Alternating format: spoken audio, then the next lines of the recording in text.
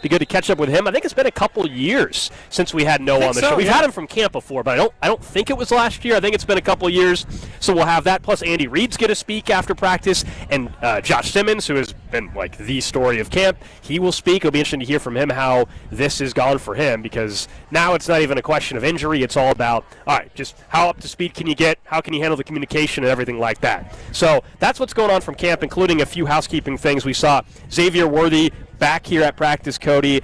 No Hollywood Brown, though. That's an ankle injury. It's one to watch now. It's definitely one to watch. I'll give him a few more days to get back to camp, but if he misses a week, Gold, well, then we're having a different conversation. We're going back to the same thing as before, which is your unavailability has been the story, and I know that we have 40 days until the season starts or whatever it is, but we're starting on this foot already? Because anytime you miss just reminds me of all the other time that you've missed. I'm not going to make a big – I told you. I didn't make a big deal about it on Wednesday. There was no, or Tuesday. There was no point in it. Yeah. I will reserve a few more days. People miss a couple of days at camp. It happens. But Juwan Taylor back on the field, Xavier Worthy back on the field, especially for concussion protocol. That means he cleared it fast. That means he might not have actually had a concussion. They were just going through the test to make sure that he was good. So, yeah, all those things, good signs, certainly. Hollywood, the only, I think, notable absence today. Sky Moore is also absent from practice, but, he's so far down the depth chart at this point. All he's doing by missing time is ensuring that Tyquan Thornton is going to make the team in front of him. Yeah. I mean, Sky Moore is definitely on the cut list. I think it's very obvious. We knew that kind of heading into camp as well. His preseason, Sky Moore, if he gets back healthy, is going to be about showcasing himself, I think, for other teams more than anything else, especially when you have Thornton, when you have Nico Remigio towards the back end of that wide receiver depth chart battle. We will talk camp, of course, throughout the show. That's why we're up here. We're the only show, the only station broadcasting live from Camp 96.5 The Fan. But the Royals, the headliner, no question. And yesterday, it was all about the trade deadline. And I'm not even kidding. 30 seconds after we shut off our microphones yesterday and handed things off to CDOT, the first move of the day happened for the Royals. That, of course, was Freddie Fermin getting sent to the San Diego Padres for a pair of pitchers. Then 2 minutes before the deadline, I think J.J. Picollo said 90 seconds or so is when they sent the trade in.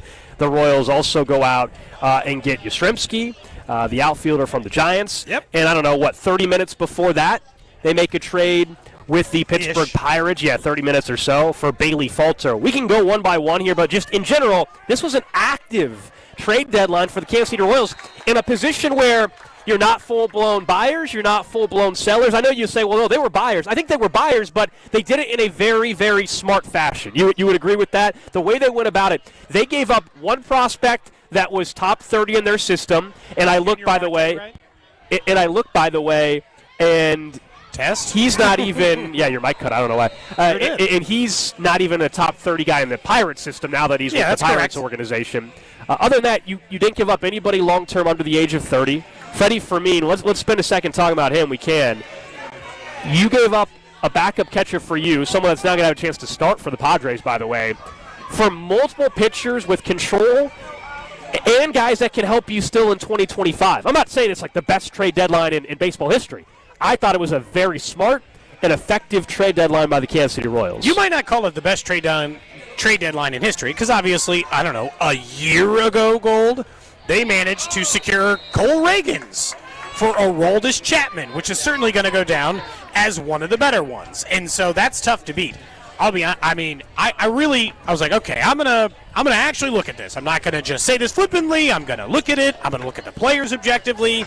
I'm going to see who they added. I'm going to look at the advanced numbers for Berger and Kolick and Falter because it's not like I've watched these guys pitch a ton. Yeah, their names none of us have said out loud probably ever in our life. Yeah, and so I'm going to go through the trouble and I'm going to make an active effort, Gold, in order to make sure that we've got those guys locked in. And you know what I came away?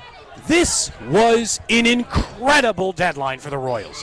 I don't know if I'd call it perfect, but I'd call it one of the most successful deadlines they've had, Gold, in a very, very, very long time. Because getting 3 starting pitchers for nothing, I think, and not nothing, I understand giving up Freddie Fermin is something. He is the most valuable asset in all of these trades that we're talking about that they gave away. More than Junior Marte, more than the other minor leaguers, because there's a couple of just toss-in minor leaguers. But he is the biggest asset they gave away. It's from their single biggest position of strength. Do you know that 3 of their top 10 prospects in their system are catchers. Not just Blake Mitchell and Carter Jensen. They got another guy. After that, they've got a respected big leaguer in Luke Maley.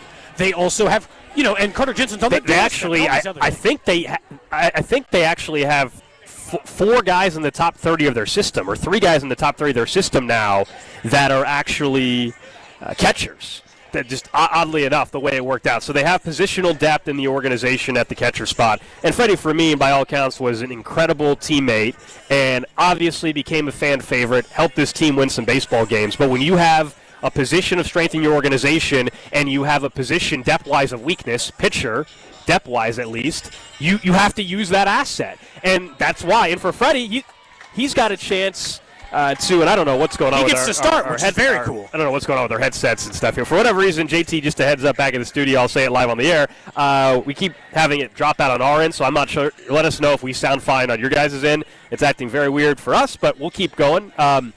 Cody, Freddie Fermin now is going to have an unbelievable opportunity in San Diego, I think, to start, because they have a top catching prospect, but their catching prospect, I think it's Ethan Salas or whatever, he's a ways off. Maybe 2 years away. He's a bridge guy there, but you didn't need to continue to hold on to an asset at a position that you have depth when you can trade said asset for multiple pitchers that can help you this year and beyond. So, if you're going through grades of trades and all that, I think it was an A-. And the only reason why it's a minus and not just a flat-out A. Say, why an A-? The reason why it's an A-, the only thing would be, okay, Yastrzemski is going to be a nice platoon player for you. You did give up a prospect for a guy that's going to be here for 2 months and not going to play every day. That's it. I'm not hating on it. That's why it's a minus instead of being a flat-out A or an A+. That's it. That's nitpicking. I love what they did.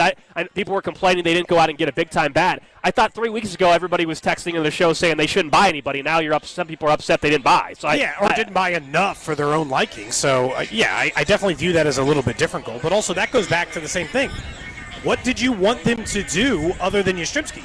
You saw, Gold, there weren't that many bats sold at the deadline anyway. I mean, I'm sure, there were guys like Correa and others. And I know that a couple of weeks ago, you and I were team sell. As in, we didn't think this team was necessarily going to make the playoffs, but we said minor sale, right? Trade Seth Lugo, maybe trade a reliever, and then just kind of hang out and see what happens going into 2026. And maybe this 2025 team can get hot. But because all 3 starting pitchers they traded for have control for at least 2 more years after this one, if they work out, Gold, this is a dream scenario. Yeah, I understand Yastrzemski is a rental for a team that is bad in the outfield. They want to make the playoffs. They got starters now who can help them make the playoffs. The team, without question, got better. And again, I don't think what they gave up is anything of significance. Just out of curiosity, which of the many players they traded for did you like the best? Yeah, so Berger is the player that I think is most intriguing because not only the control, his age, but looking at folks in San Diego and their reaction, a lot of people think he's a guy that you can plug in right away, and he's a guy that is going to give you 5 innings. He's going to give you 5 innings pretty consistently throughout his time now in Kansas City. And here's why I'm excited about it. They have a track record, while in some areas we're concerned, right, with developing hitters. In other areas, they have a track record now with Brian Sweeney in this front office as well of evaluating big league talent at the pitcher spot and making them even better when they get here. Cole Reagan's the greatest example of that, but there's been some others as well where they've been able to maximize the development, some things that they can get the pitcher to maybe tweak, and they get even more out of there. And I think there's way more upside on Berger than maybe anybody else they traded for. Like, he can be right now maybe a guy that gives you 5 innings, and you're not going to go run home and talk about it for weeks, okay, or for the next day, but he's going to give you 5. There's a chance that throughout the next couple of months and then in the offseason that we could be talking about someone next year that is exciting in terms of, like, wow, Noah Cameron's a shock. There's a chance we could say, wow, look how much better Berger got. This could be the conversation next year. So he would be my answer, the player that I think has the highest upside by far out of the group they traded for. Look, the truth is, based on anything anybody says about Bailey Falter, it appears he's the crafty lefty,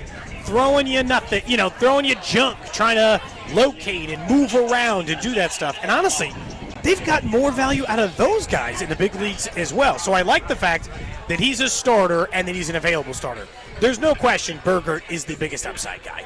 He's 25 years old. He's controlled for multiple years. He's got bigger stuff than the rest of it. But I don't want to underplay the Yastrzemski deal. They needed a right-handed bat. They needed a player, Gold, that they could feel comfortable with. They needed a player in which they could platoon as a righty outside of that circumstance and then figure it out from there, because there was a big part of them that was just probably looking at their lineup. And look, I don't know what this means when Kaggs is healthy. My guess is that Kaggs goes to right and Yastrzemski takes over left field as part of a lefty-righty platoon over there instead of right field, because I understand the outfield is bad. I'm not trying to pretend like it hasn't been bad all year. Obviously. But there is a part still, though, that if they just had a capable outfielder at one of the spots, Gold, and Kaggs gets it in a week, gets it in 10 days, then it's not as glaring as a problem as we've all been talking about. And so, like, it really does take – he doesn't fix the offense, but it really only takes Kaggs coming back and being good for the Yastrzemski deal to be, like, very good, like fit really well. With the platoon splits and all this other stuff make this offense much more reliable. Yeah, look, if we wanted to simplify it, did the Royals get better in 2025 at the deadline? I think they did. Did they have the biggest splash moves and all? No. But I think we all agree that was probably not the path that they needed to go down. I'll ask you the same question that I'll ask the text line as well, 913-586-7965. And that is, was there anybody bat-wise that got traded? For those that are upset they didn't go and get a bigger bat, is there any bat, not that you want, I'm talking about one that got traded, because Duran didn't get traded, by the way. He's still a Red Sox. So we can't say him. So a bat that got traded yesterday that you think the Royals should have traded for? That actually got traded. No, not for the asking price. And that's kind not of my, for the asking and price. that's kind of my point. Is like I don't know what other bat you want them to trade for that actually got moved. You know, someone responded and said Harrison Bader. Harrison Bader has had a much better season than Yastrzemski. He's younger than Yastrzemski. The asking price is more. I think sometimes we're not honest with ourselves in these conversations because we'll on one hand say I wanted them to do more.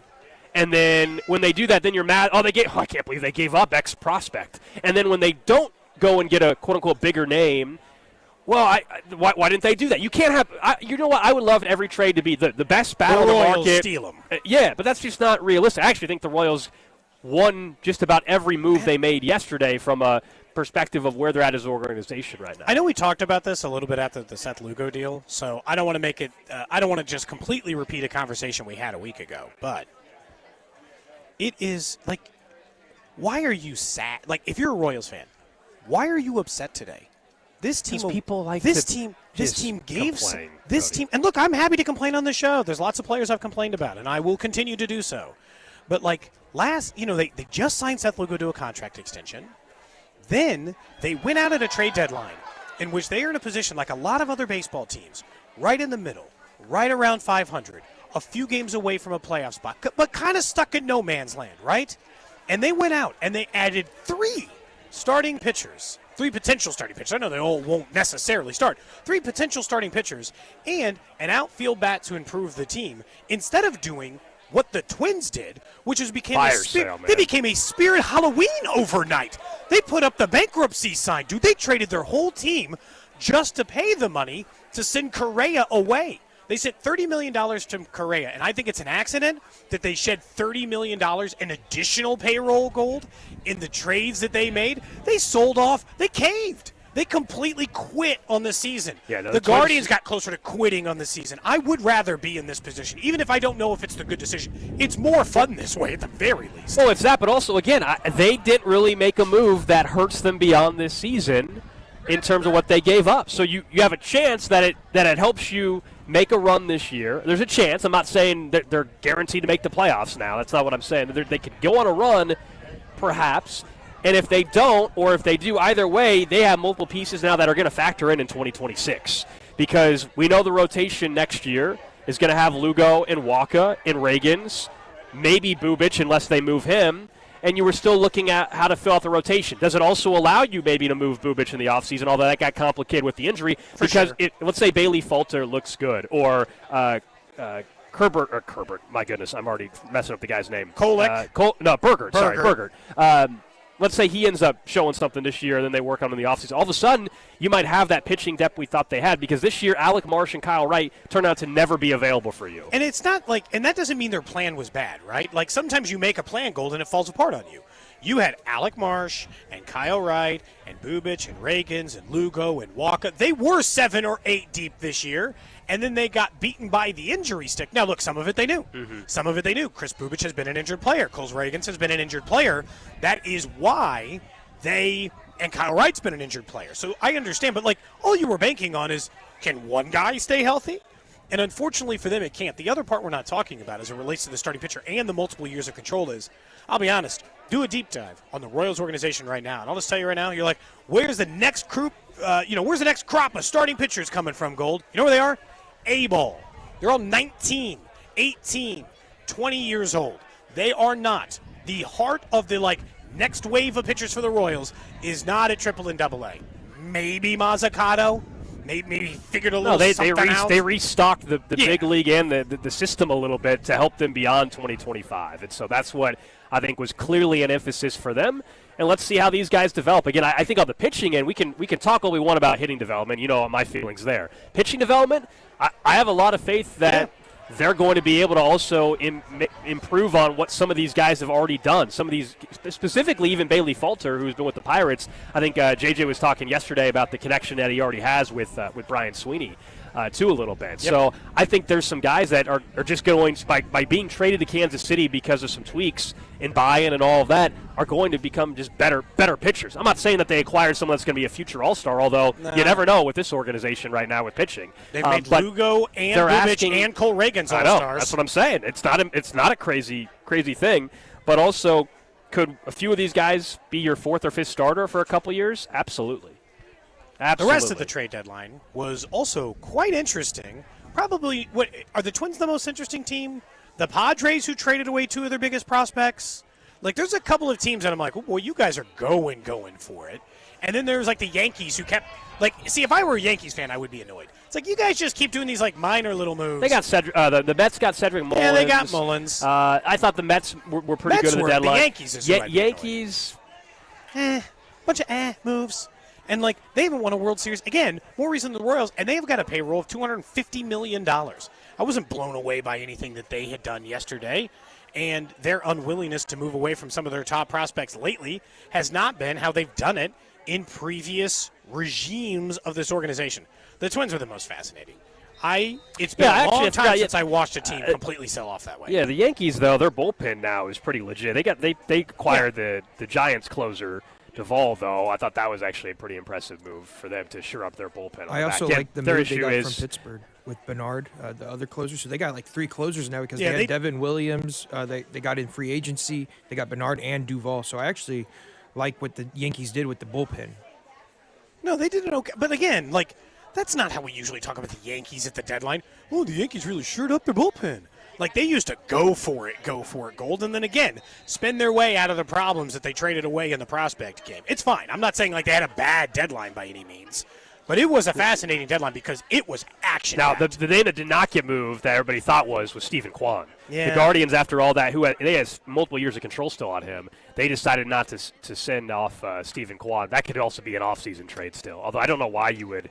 I still don't understand why you would move Stephen Kwan. Correct. Isn't he a perfect baseball player for every organization? He hits leadoff, he gets on base, he hits for just enough power to keep you interested. I don't understand the idea that Stephen Kwan wouldn't be there. We are here in St. Joe Chiefs training camp, and our coverage is brought to you by Break Time, Missouri's homegrown convenience stores. Download their mobile app and find a location near you. We mentioned it is beautiful up here in St. Joe. It's gorgeous. It's time for a little weather report from Cloudy with a Chance.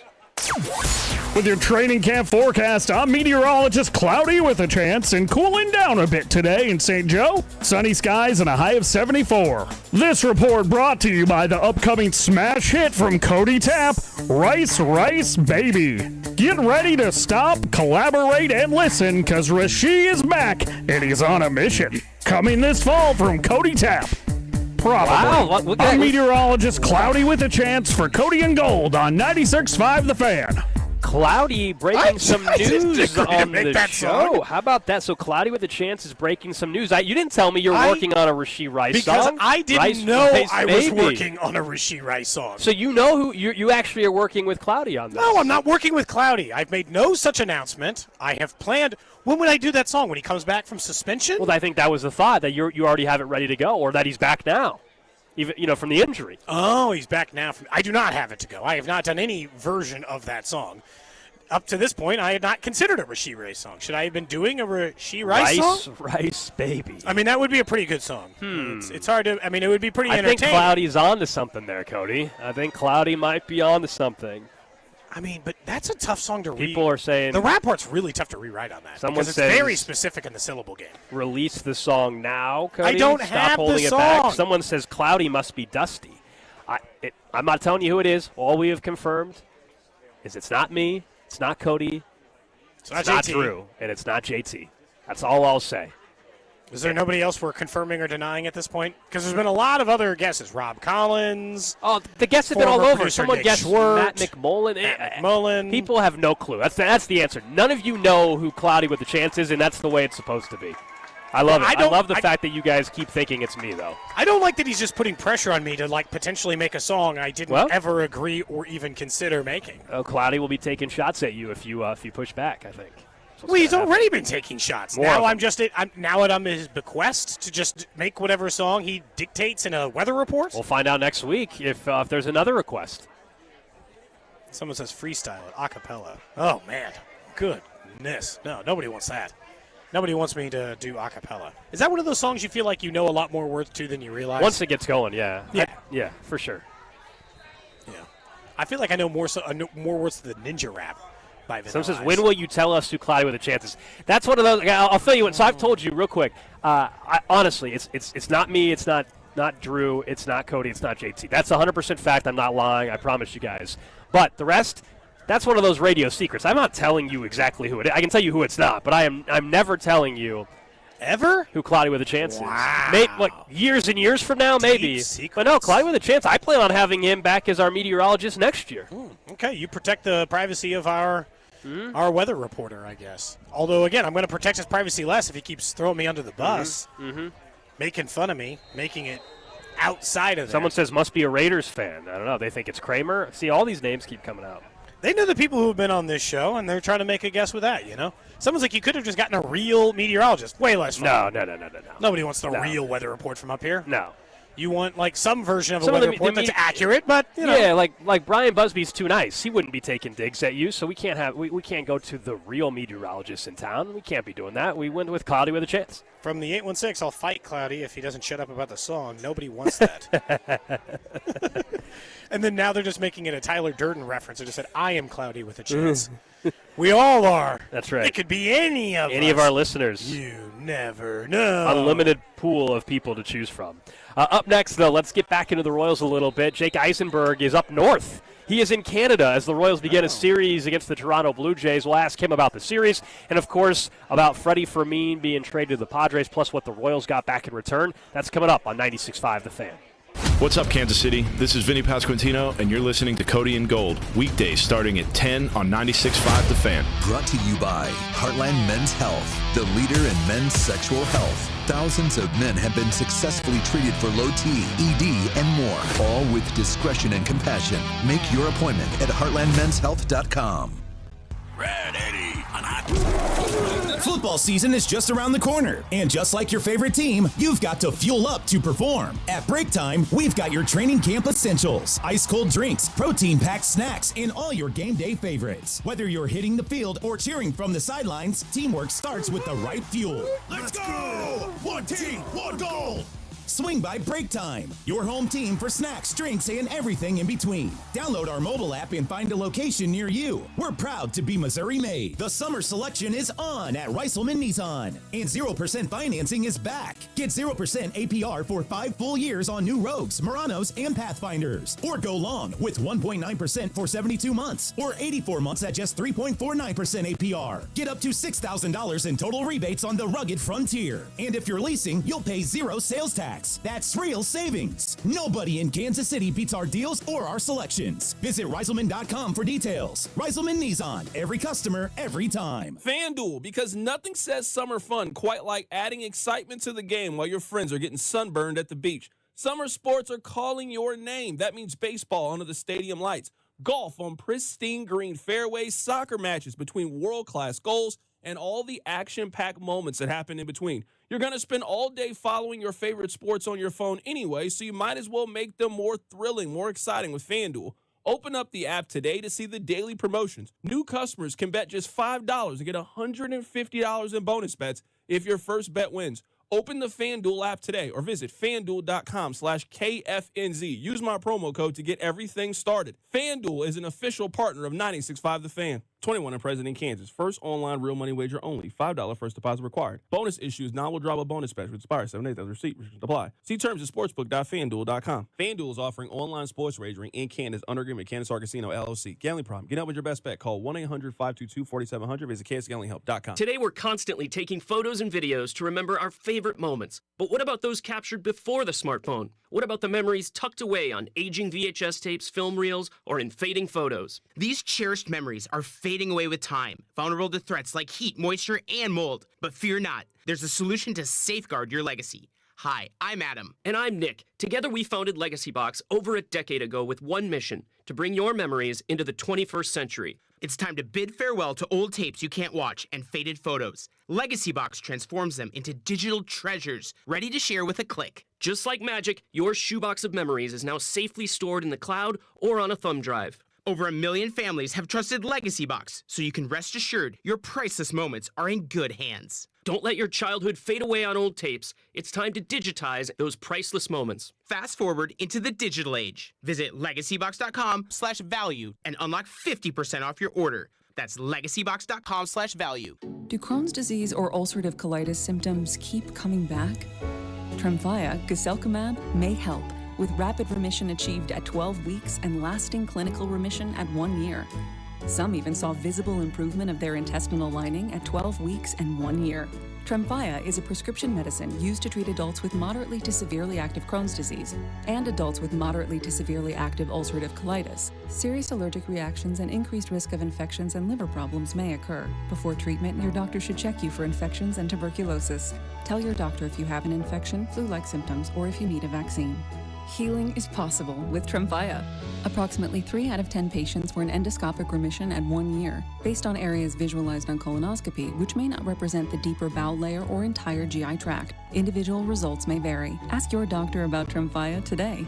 Call 1-800-526-7736 to learn more or visit tremfyaradio.com.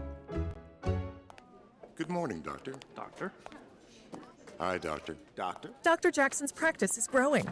What do you mean we're still short-staffed? He needs a good patient doctor. How do we not have enough doctors to doctor all these patients? And he doesn't have the patience to sift through hundreds of resumes. I need Indeed.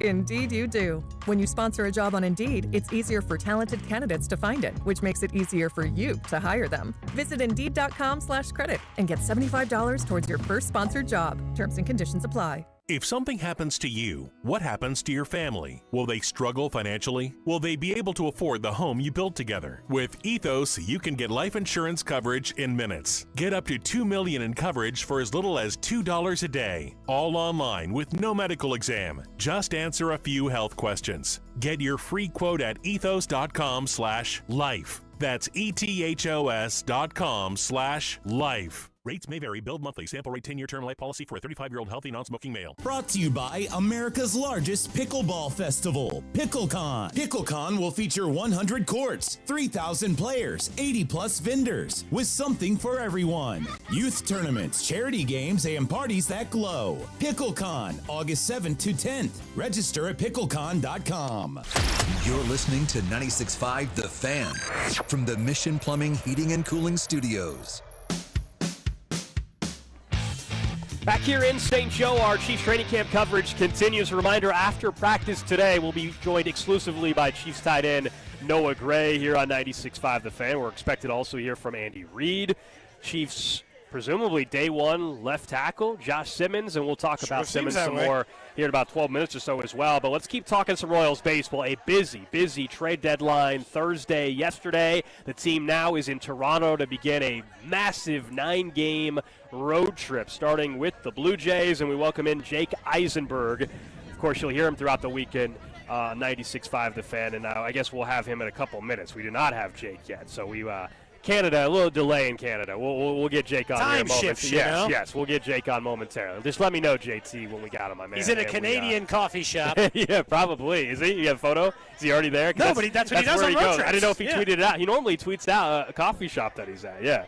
They flew to Toronto last night, I believe, as they get set to take on the Blue Jays. But we'll get into that with Jake Eisenberg momentarily.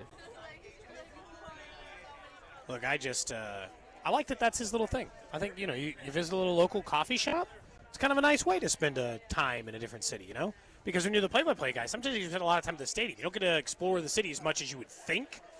I want to go to that stadium. Microdoses. I want to go to the Rogers Center. You want to stay at that hotel? Well, because it looks the bed overlooking it. Yeah, the hotel's connected, and then also, if it's super nice weather, they'll open up the roof there. Like it's obviously it's a dome, but they'll open up the roof, and sometimes there'll be a gorgeous day in Toronto and doesn't even look like it's an indoor stadium. So that's one I would like to go to. I've never been to Toronto, but someone that is in Toronto right now, Jake Eisenberg, we do have him now joining us on 96.5 The Fed. I was just saying, Jake, the Rogers Center seems like a cool venue to me with the hotel attached, and when it's beautiful weather, they open that bad boy up. Yeah, and I'm kind of hoping that that's the case tonight. I've only been here once before. I wasn't here for our series a couple of years ago, but when we were here last year, it was kind of rainy and cold the whole time. It was early May, I think, I want to say. And so I actually haven't seen the ballpark with the roof open. So I'm hoping that they have it opened up at some point this weekend. Cody was assuming that you're sitting inside of a Canadian coffee shop right now as you talk to us. I mean, honestly, he's super close. I was just at a Canadian coffee shop, and I will probably be at a different one not too long after we get off the phone. So, yeah, if you're looking for me pretty much anywhere we go, it's some coffee shop near our hotel.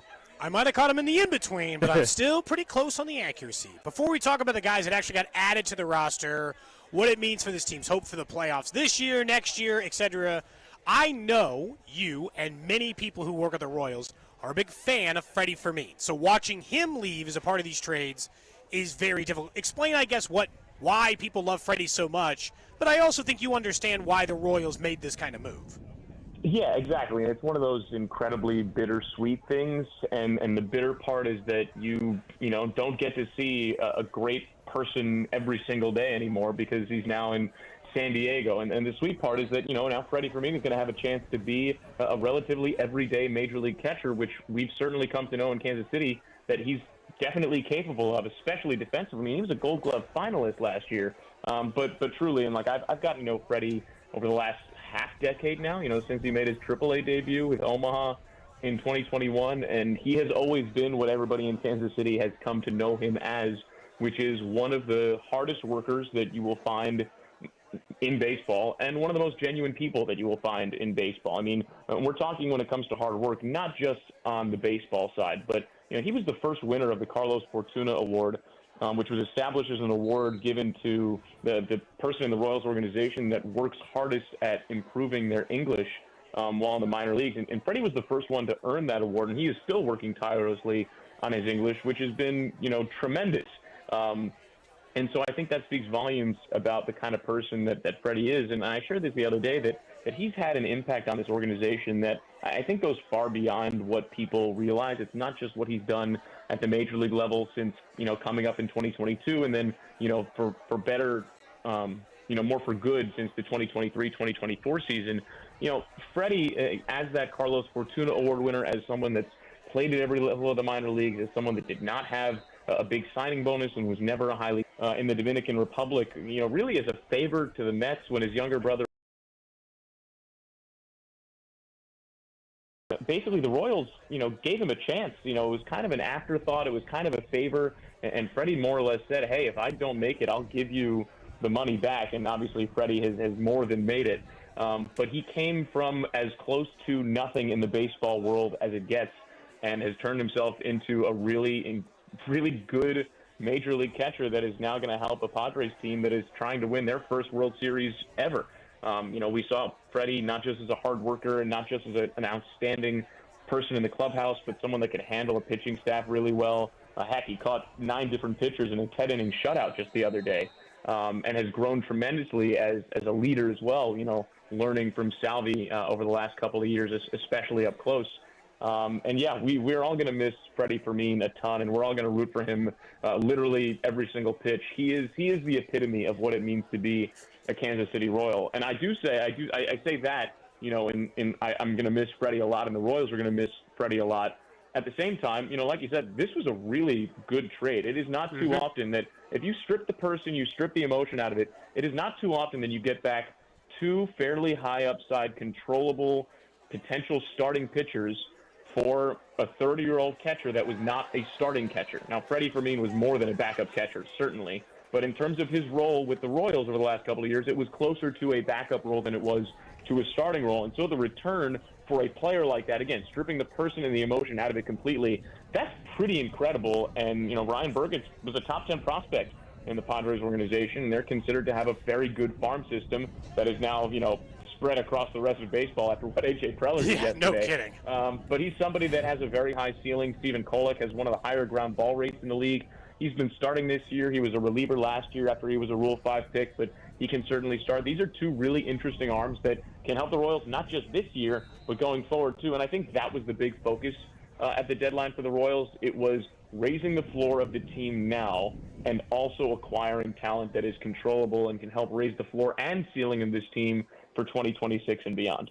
I think it was the perfect balance. I mean, you laid it out there. I mean, everybody can look at who they wanted them to trade for or not trade for, who they wanted them to sell off or whatever, but I think they did a great job as a front office of helping this team incrementally improve in 25. And then, as you said, Burgert in particular is probably the player I'm most excited about in terms of upside, and with their track record here recently of getting pitchers to tweak a few things and work with Brian Sweeney and then really increase the potential opportunity of who they can become as a big league pitcher. Ryan Burgert, where do you see him, I guess in 25 slotting in? Is the expectation that next week, part of this road trip, Burgert could be making a start? Could Kolek be making a start? How do you think that plays out? I mean, if you ask me, to be honest, I think we'll see both of them making starts at certain points, especially with the starting pitching injuries that the Royals have had lately. Right now, the Royals have two open spots in the rotation. I would imagine one of them kind of goes to Burgert or Kolek. One of them goes to Bailey Falter. We'll see when Michael Lorenzen comes back. We'll see when Cole Reagans comes back. We'll see what happens when this team is at full strength, like they hope to be soon. But I would not be surprised to see all three of those pitchers in, different roles. I think Bailey Falter is more of a lock to be one of those in the rotation, given his experience and the fact that he's already made 22 starts with the Pirates this year and put up a 3.73 ERA. Like he's having a pretty solid season. He's arguably having his best season as a big leaguer right now. And he's somebody that I find kind of intriguing, not just because he's a lefty, and we've seen what the Royals have done with lefties like Cole Reagans and Chris Bubich and Noah Cameron over the last couple of years, but also because Brian Sweeney was his pitching coach in Single A back in 2017. So there's a prior relationship there and a prior trust there. And that was arguably Bailey Falter's best season as a pro before this year. He had a 2.99 ERA that season in the minor leagues. And yes, it was Single A, but there's something to be said about when you have success with a pitching coach and vice versa. That trust is a big factor. And so I think Bailey Falter is a really interesting acquisition. And the one thing that I really love that the Royals were able to do in threading the needle is that the Royals raised the floor of the team without giving up all that much. When you look at it, kind of X's and O's. There was only one, consensus top 30 prospect that was traded. That was Junior Marte, who was in Low A Columbia.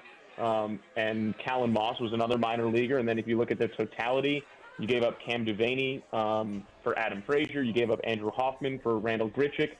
Two guys that were mostly in AAA this year and not necessarily in the big league this year. So I think all told, when you look at the totality of what J.J. Piccolo and his staff did at the trade deadline, you look at the players they acquired and the players they traded away, you can't look at this objectively and think that it's anything other than a resounding success for what the Royals were trying to do. Am I the only person who thinks it's funny that the Giants traded for Junior Marte, knowing that they had a Junior Marte 2 years ago? I don't know why I think that's funny. Like, what do you like Junior Marte so much for? It's small, Jake, but outside of that. But let's talk about the team itself. We know losing Freddie Fermin, very popular player inside the clubhouse, had to have effect. I'm sure it was really hard on Salvi, someone that they've gotten really close with. But I would assume inside the clubhouse, the idea that instead of selling something that they certainly had to think was plausible 2 weeks ago, and certainly saw all the headlines suggesting the fact that Lugo could be gone, some of them could be gone, any of the normal stuff, and instead buy, I mean, it feels like going into a big series against the best team in the American League or the second best team in the American League, depending on how you face it. You got to be feeling you got a renewed energy. They said they have belief in you. Yeah, and I think that started with Seth Lugo's extension. I don't know that was something that was confirmed or denied or changed yesterday. I think the feeling inside the clubhouse and where the Royals were was more established when they decided to extend Seth Lugo, and Seth decided to, sign that extension and, take himself off the trade market. And that erased a lot of uncertainty, if there even was any. I'm not really sure internally how much uncertainty there was or wasn't, but I think having Seth Lugo sign that extension and having ownership, support signing Seth Lugo to that extension kind of showed the Royals inside the clubhouse, and should show Royals fans where this team is and where they are capable of going. Yeah, I just really view it, and I kind of agree with that sense of it. I guess, where do you think the Royals are team-wise now? You think their offense is obviously playing better. When Kaggs is healthy, does he come back to right field? Is another effort to do it, and then they just move Yastrzemski around? Where do you think they are offensive flow-wise? Because we know the guys at the top of the order, but what do they do now with the additional names and the names that could come back? Yeah, it's actually a really great question, because you now have Randall Grichuk, who's mostly played right field. You have Mike Yastrzemski, who's played almost exclusively right field for the Giants this year, and both have been fairly solid as right fielders, and you could see that turning into sort of a soft platoon, but they also could both, get relative everyday at-bats depending upon matchups. You look at the profile, and Mike Yastrzemski is an established left-handed hitter that, has been solid getting on base and plays a solid defensive right field, and, where that leaves Jack Caglione is interesting. I do think, as of right now, he's still on the injured list, has not gone out on a rehab assignment yet. J.J. Piccolo did mention yesterday that it's only a month from now that rosters expand. So, that's something to keep an eye on as well. I think when everybody's healthy, I'm going to stop short of saying anything in either direction, because J.J. also reminded us yesterday, we were having a conversation back in late May, early June, I think it was, when Noah Cameron got off to such an incredible start. It was the six-man rotation. Where's Noah Cameron going to pitch? What's the rotation going to look like? And, think about that now, from where we are today, where Cole Reagans has been out since the beginning of June, Chris Bubich is out for the rest of the season, Michael Lorenzen is currently injured, and so, Ned Yost also used to say that these sorts of decisions have ways of taking care of themselves, maybe not how you expect or maybe not how you want. So I'm going to refrain from making any sort of prognostications. The one thing I will say is that they're good problems to have, and they're problems that good teams have more than bad teams. And I think that's the big takeaway, is that when you have a lot of good players that you're trying to find playing time for, you can put them in better positions for success. And having those good problems is a sign that the Royals are a better team than maybe their one game under 500 record right now suggests that they are. Jake Eisenberg joining us here on 96.5 The Fan. Obviously, this is a little bit looking ahead to the future as well, but the minute Freddie Fermin was traded, immediately a lot of people started thinking, okay, Carter Jensen. Now, that's not the move they're making right now. I guess there is still a chance at some point this year we see him. What have you heard? What do you know about what Carter Jensen's been doing so far in AAA, and do you think there is a chance, whether it's injury-wise or if performance needs dictates it, could Carter Jensen now be on a faster track? Yeah, I don't know that he's going to be on a faster track, but if I'm not mistaken, he's the only other catcher that is currently on the 40-man roster. Or actually, I'm sorry, he's not on the 40-man roster. So actually, I'm not sure that the Royals have another catcher on the 40-man roster. I got to double-check that off the top of my head, but that is something that I would not be surprised if the Royals did, just to make sure they had somebody. I don't know if it's going to be Carter Jensen or who else that might be, but if there is an injury, obviously they're going to need to have somebody else. I'll answer your actual question. I've only heard incredible things about what Carter Jensen's done, not just in AA this year, but certainly once he's gotten to AAA, he's definitely flashed, I think, more power than people were expecting. And we saw him handle himself extraordinarily maturely during spring training this year. It was his first big league camp. You would have not realized that, walking into that clubhouse. It was kind of as if he had been in that clubhouse for at least a couple of years. At least that's the way that I kind of felt about it. And, lest we forget, Carter Jensen is 21 years old, closer to 22 than 21, but he's 21 years old in AAA right now as a top 100 prospect in baseball. And whether it's, later this season or certainly, conversations in spring training next year, Carter Jensen is on the precipice of becoming a part of this team and certainly looks to be a big part of the future of this team. For what it's worth, I looked it up. The only two guys on the 40-man roster, a catcher are Salvador Perez and Luke Maile. So there you go. I don't know that that's going to tell you that there's going to be any sort of move that's made, but there certainly could be at some point if necessary, just to make sure that you have some coverage. Jake, we appreciate you calling in, man. Enjoy the road trip. Enjoy the broadcast tonight, and we'll check in next Friday. All right, sounds good, guys. That's Jake Eisenberg. Hear him throughout the weekend on 96.5 The Fan as the Royals kickstart a 9-game road trip tonight in Toronto.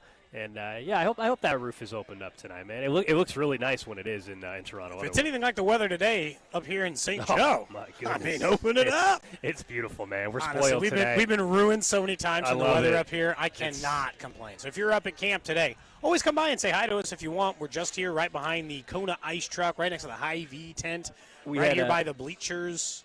We had a listener come up right before the show.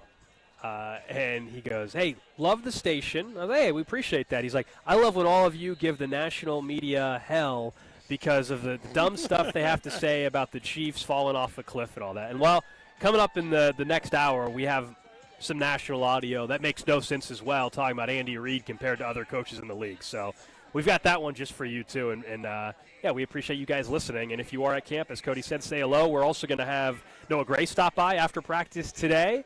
We're going to hear from Andy Reid and Josh Simmons. And Josh Simmons continues to be the number one topic of conversation. And yesterday, CDOT was talking to Jeff Allen, obviously former Chiefs offensive lineman, about where his trajectory could be. Listen to the high praise already that Jeff Allen is saying for Josh Simmons. Trent Williams, without a doubt. And the biggest thing that makes him comparable to Trent is the efficiency of his movement. Trent is a really freak athlete, so is Josh, but they make it look so easy.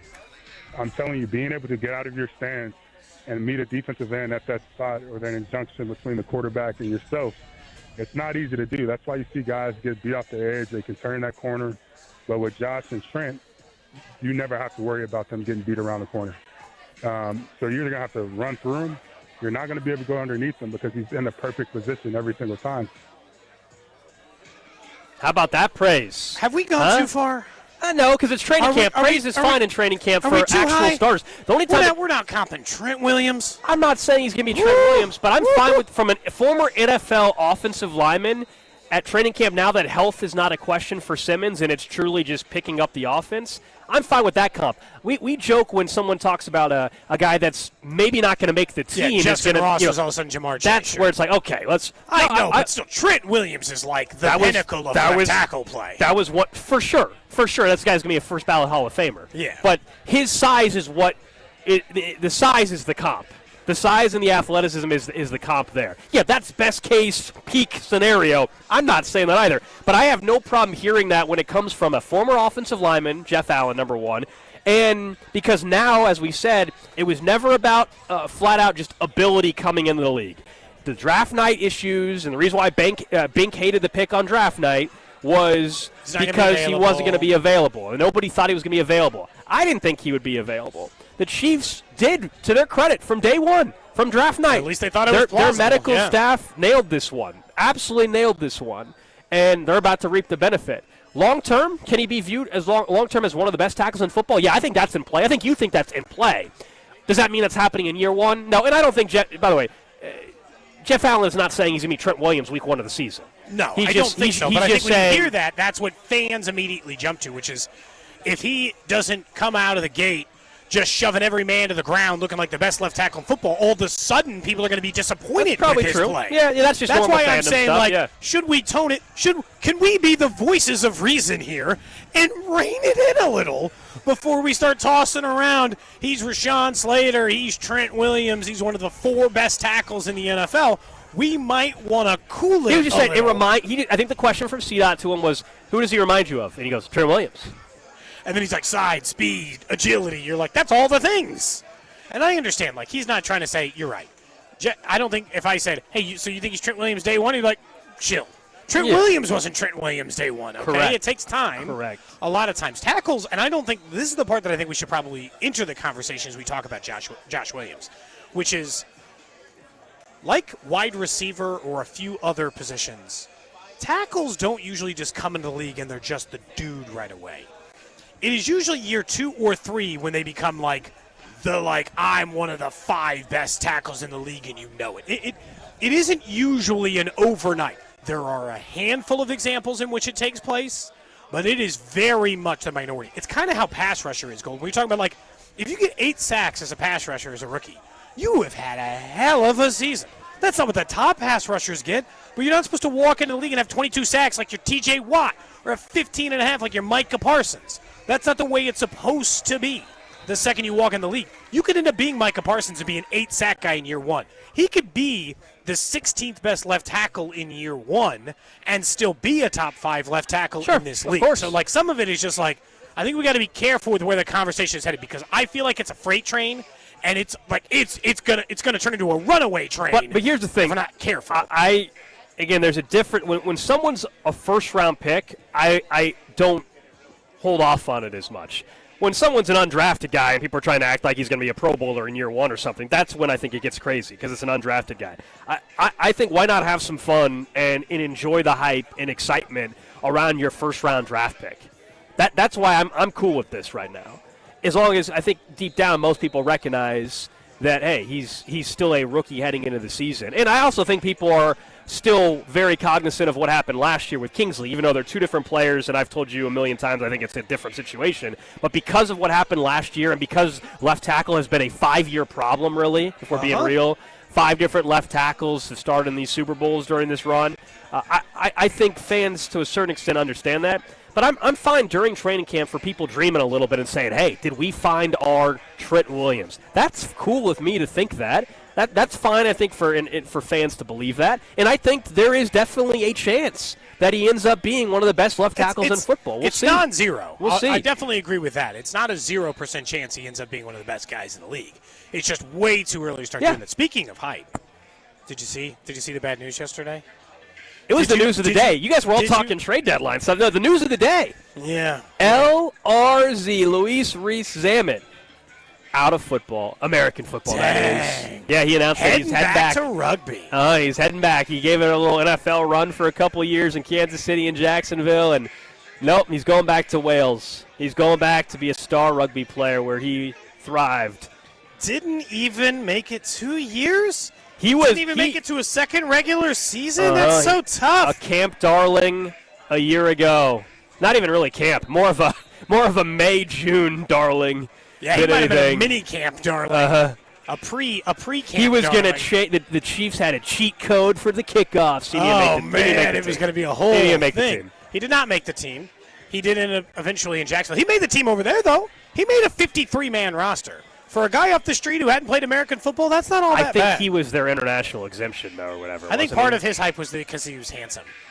He's a good-looking guy, for sure. I think that helped him. Everybody loved the story. His dad, I think, his dad played a little NFL Europe. He's obviously very athletic, playing rugby. He was a star over there. You get excited about, did we find something? Did we find a hidden talent? So it was a cool story, is what it was. But he's back overseas. Hey, he came to Kansas City. He had a date at Worlds of Fun with a supermodel. Hey, you know what? Good for you for giving it a try. He had a great little run here in Kansas City. Date with a supermodel, Worlds of Fun, like you said, plus all that. OTA superstar, as the text line what's says. the value of our full – and I'm not kidding.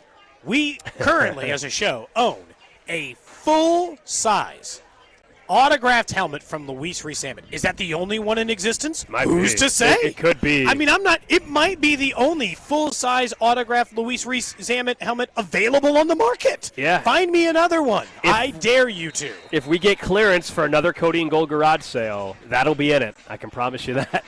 I can promise you we'll have it there. Our guy Joshua Briscoe wants it bad.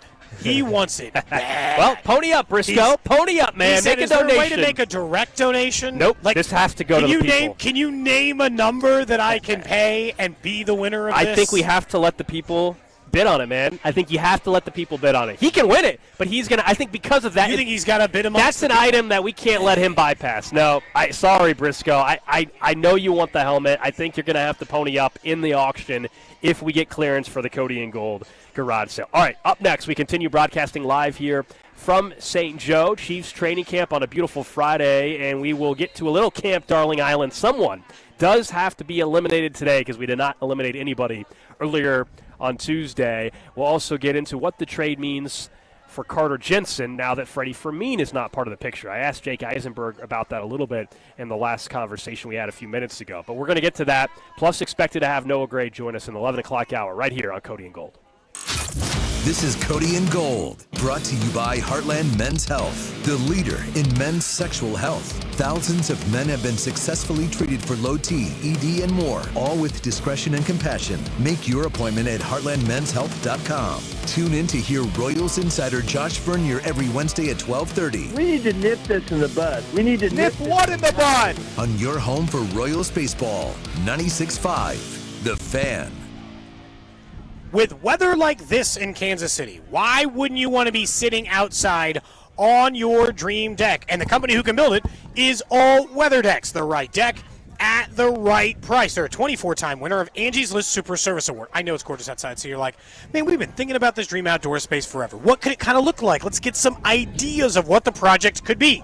Well, they have project photos all over their website. They got a map of every single project they've done, over 2,000 in the Kansas City area. They're locally owned and operated, so you're working with people in the Kansas City area, and you can see all the different versions of the dream backyards that people have built. Outdoor lighting, outdoor kitchens, the wood decks, composite decks. It doesn't matter the style or design you want. They'll work with you to build that dream outdoor space. If you've been thinking about getting a new deck, if you've been thinking about that outside area, get to All Weather Decks. Give them a call. 913-206-1974, or go to allweatherdecks.net to schedule your free estimate today.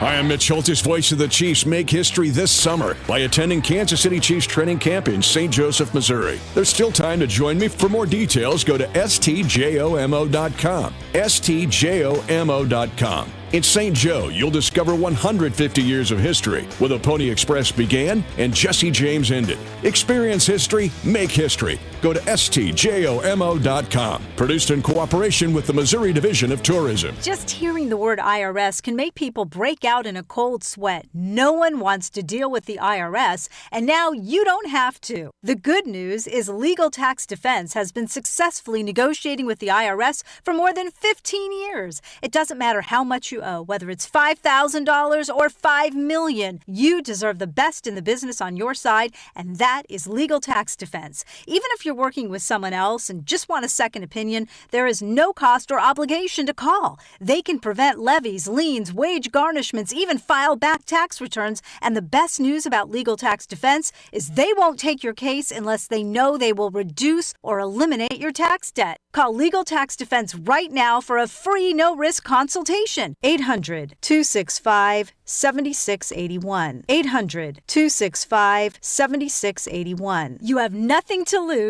but everything to gain. 800-265-7681. Missouri sports fans, I got great news for you. Underdog is now available to play in your state, and you can go yard all baseball season long with Underdog's Champions Game. As we get ready to roll into the 4th of July holiday, the baseball action is heating up, and Underdog is a leading place to make all of your sports selections. To play, all you have to do is download the app and choose whether a player will go higher or lower on one of their stats. You can choose from things like home runs, total bases, and so much more. And once that entry feels good, you can play with as little as $1, and if you get everything right, you could win up to 1,000 times your money. Maybe it's time for Vinny Pasquantino to start heating up, and you love the over on his total bases this weekend. Download the Underdog app and sign up with promo code BOB to unlock a special offer of up to $1,000 in bonus cash when you make your first deposit with promo code BOB. Must be 18 and present in Missouri. Terms apply. See UnderdogFantasy.com/web/deposit-match-terms. Concerned with your play? Call 1-800-GAMBLER or visit www.ncpgambling.org. GimmeTheVin.com's big cash giveaway. I hate games and scams. So when we had the idea to give away $25,000, I was very careful about the way it was orchestrated. Get the top of the market money and enter to be the lucky person to get $25,000. This is no joke. This is no game. This is very real. Just like GimmeTheVin.com. No purchase necessary. For official rules, go to GimmeTheVin.com. Sell us your car.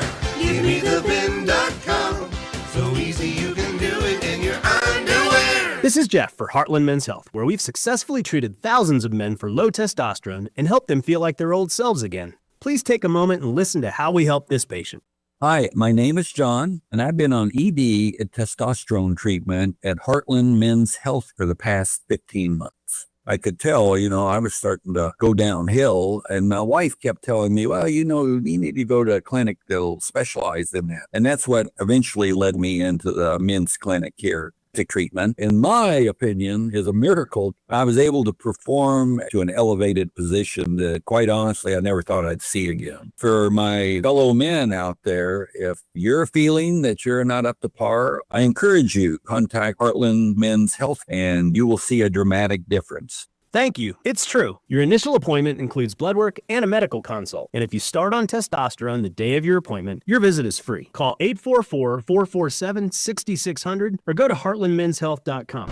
In a world parched for excitement, one drink will emerge. Twisted Tea, the refreshing thrill ride of flavor. Recreating its classic role as the hard iced tea that goes down smooth. Twisted Tea doesn't just taste like real iced tea, it's made with real brewed tea and a 5% kick of alcohol. Taste the adventure with Twisted Tea Hard Iced Tea. Keep it twisted. Twisted Tea Brewing Company, Cincinnati, Ohio. Please drink responsibly. What's that sound? That's the sound of Downy Unstoppable scent beads going into your washing machine and giving your clothes freshness that lasts all day long. There it is again. It's like music to your ears, or more like music to your nose. That freshness is irresistible. Let's get a Downy Unstoppables bottle shake. And now a sniff solo. Nice. With Downy Unstoppables, you just toss, wash, wow, for all-day freshness. Do Crohn's disease or ulcerative colitis symptoms keep coming back? Tremfya, guselkumab, may help, with rapid remission achieved at 12 weeks and lasting clinical remission at 1 year. Some even saw visible improvement of their intestinal lining at 12 weeks and 1 year. Tremfya is a prescription medicine used to treat adults with moderately to severely active Crohn's disease and adults with moderately to severely active ulcerative colitis. Serious allergic reactions and increased risk of infections and liver problems may occur. Before treatment, your doctor should check you for infections and tuberculosis. Tell your doctor if you have an infection, flu-like symptoms, or if you need a vaccine. Healing is possible with Tremfya. Approximately 3 out of 10 patients were in endoscopic remission at 1 year, based on areas visualized on colonoscopy, which may not represent the deeper bowel layer or entire GI tract. Individual results may vary. Ask your doctor about Tremfya today. Call 1-800-526-7736 to learn more or visit tremfyaradio.com. You're listening to the all-new 96.5 The Fan, your home for Kansas City sports. KFNZ FM and AM, HD1 and HD2 Kansas City, an Odyssey sports station.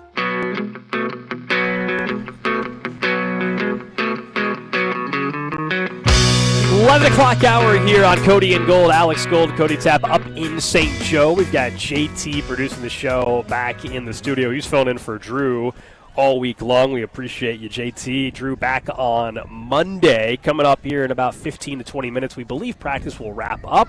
That means we'll have Noah Gray join us exclusively here on 96.5 The Fan. We'll also hear from Andy Reid along with Josh Simmons. So that's coming up here as we continue broadcasting live. Thanks to Break Time, Missouri's homegrown convenience stores. Download their mobile app and find a location near you. Is it time? Do we have to eliminate someone? We didn't do it on Tuesday. Let's go to the island. 9 players arrive in St. Joe for Camp Island. Only one can take home the final prize. Who will be the 2025 Chiefs Camp Darling? We drafted back on day 1 of camp candidates for Camp Darling Island after years of fans falling in love with someone at camp, right? It's a camp tradition. Maybe it was Justin Ross. Maybe it was LRZ. You pick it. There have been names for years that people have said just were never given enough of a chance once they made the roster. It's so true. We selected 3 each. We've eliminated 3 players from Camp Island. There's a chance you get voted back on the island. You can return if you have a big preseason game. But here's who's left. Brashard Smith, Elijah Mitchell, Tyquan Thornton, Omar Norman Lott, Jalen Royals, Noah Williams. That means Jared Wiley, Jake Brenningstool, and Jaquarius Spivey have been eliminated. We decided not to eliminate on Tuesday because we want to also give a chance for these guys to show something next Saturday. Get back on the island. But today, someone has to go. Someone has to go. It's another day of padded practice. We've had 3 tight ends eliminated. There's no other tight ends left to eliminate at this point in time. I was hoping the fate would change, but I think you'd agree with me if I told you that the 2 people in the running to be eliminated on Camp Island, which we can get your opinions over at 913-586-7965, are Elijah Mitchell and Noah Williams. Elijah Mitchell is firmly running back 2. He looks good in pass protection, but he's not making the flashy play, which means he's not showing up on the Darling radar, You think he's firmly number 2? I think so far he's taken more number 2 running back snaps than anyone else, and because people have, I heard one coach say that he looks good in pass protection. I know that that is favored in there. But also, that's like the good guys finish last problem for me. You can't just be some run-of-the-mill, I do my job running back and be a camp darling.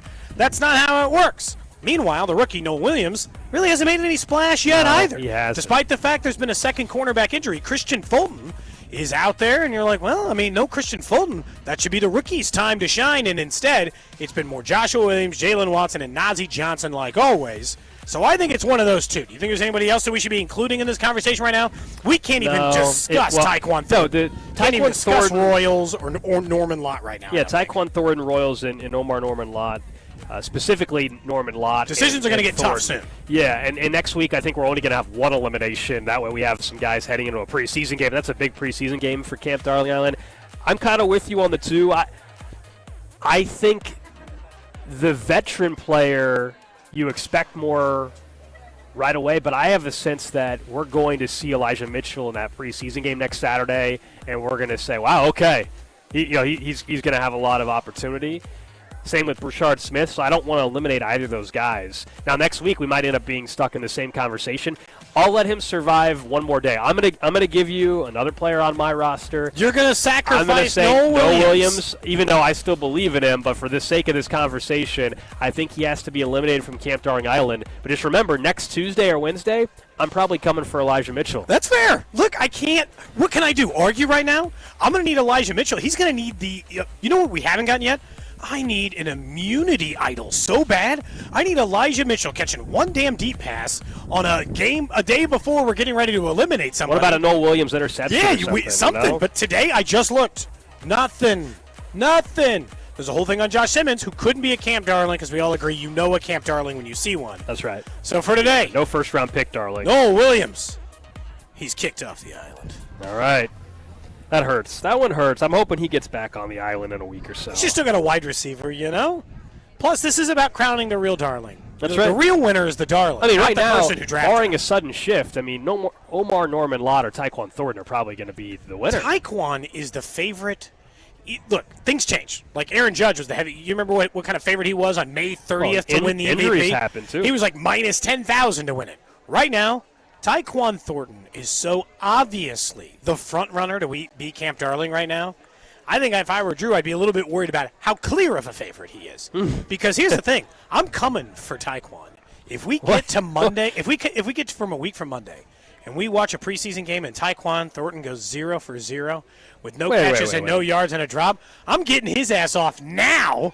And I'm trying to protect my guys. Okay. He no-shows in a preseason game? Man's got to show up in a preseason game. I thought we were determining the overall Camp Darling Island. You're trying to make sure your team wins? Well, I'm just saying. I thought we were trying to truly determine Camp Darling Island. I don't think you'd be a Camp Darling and go over in a preseason game, Yeah, but somebody else has to step up. That's true. That's true. I mean, if Omar Norman Lott gets a sack in the preseason game, then I don't know how he gets beat.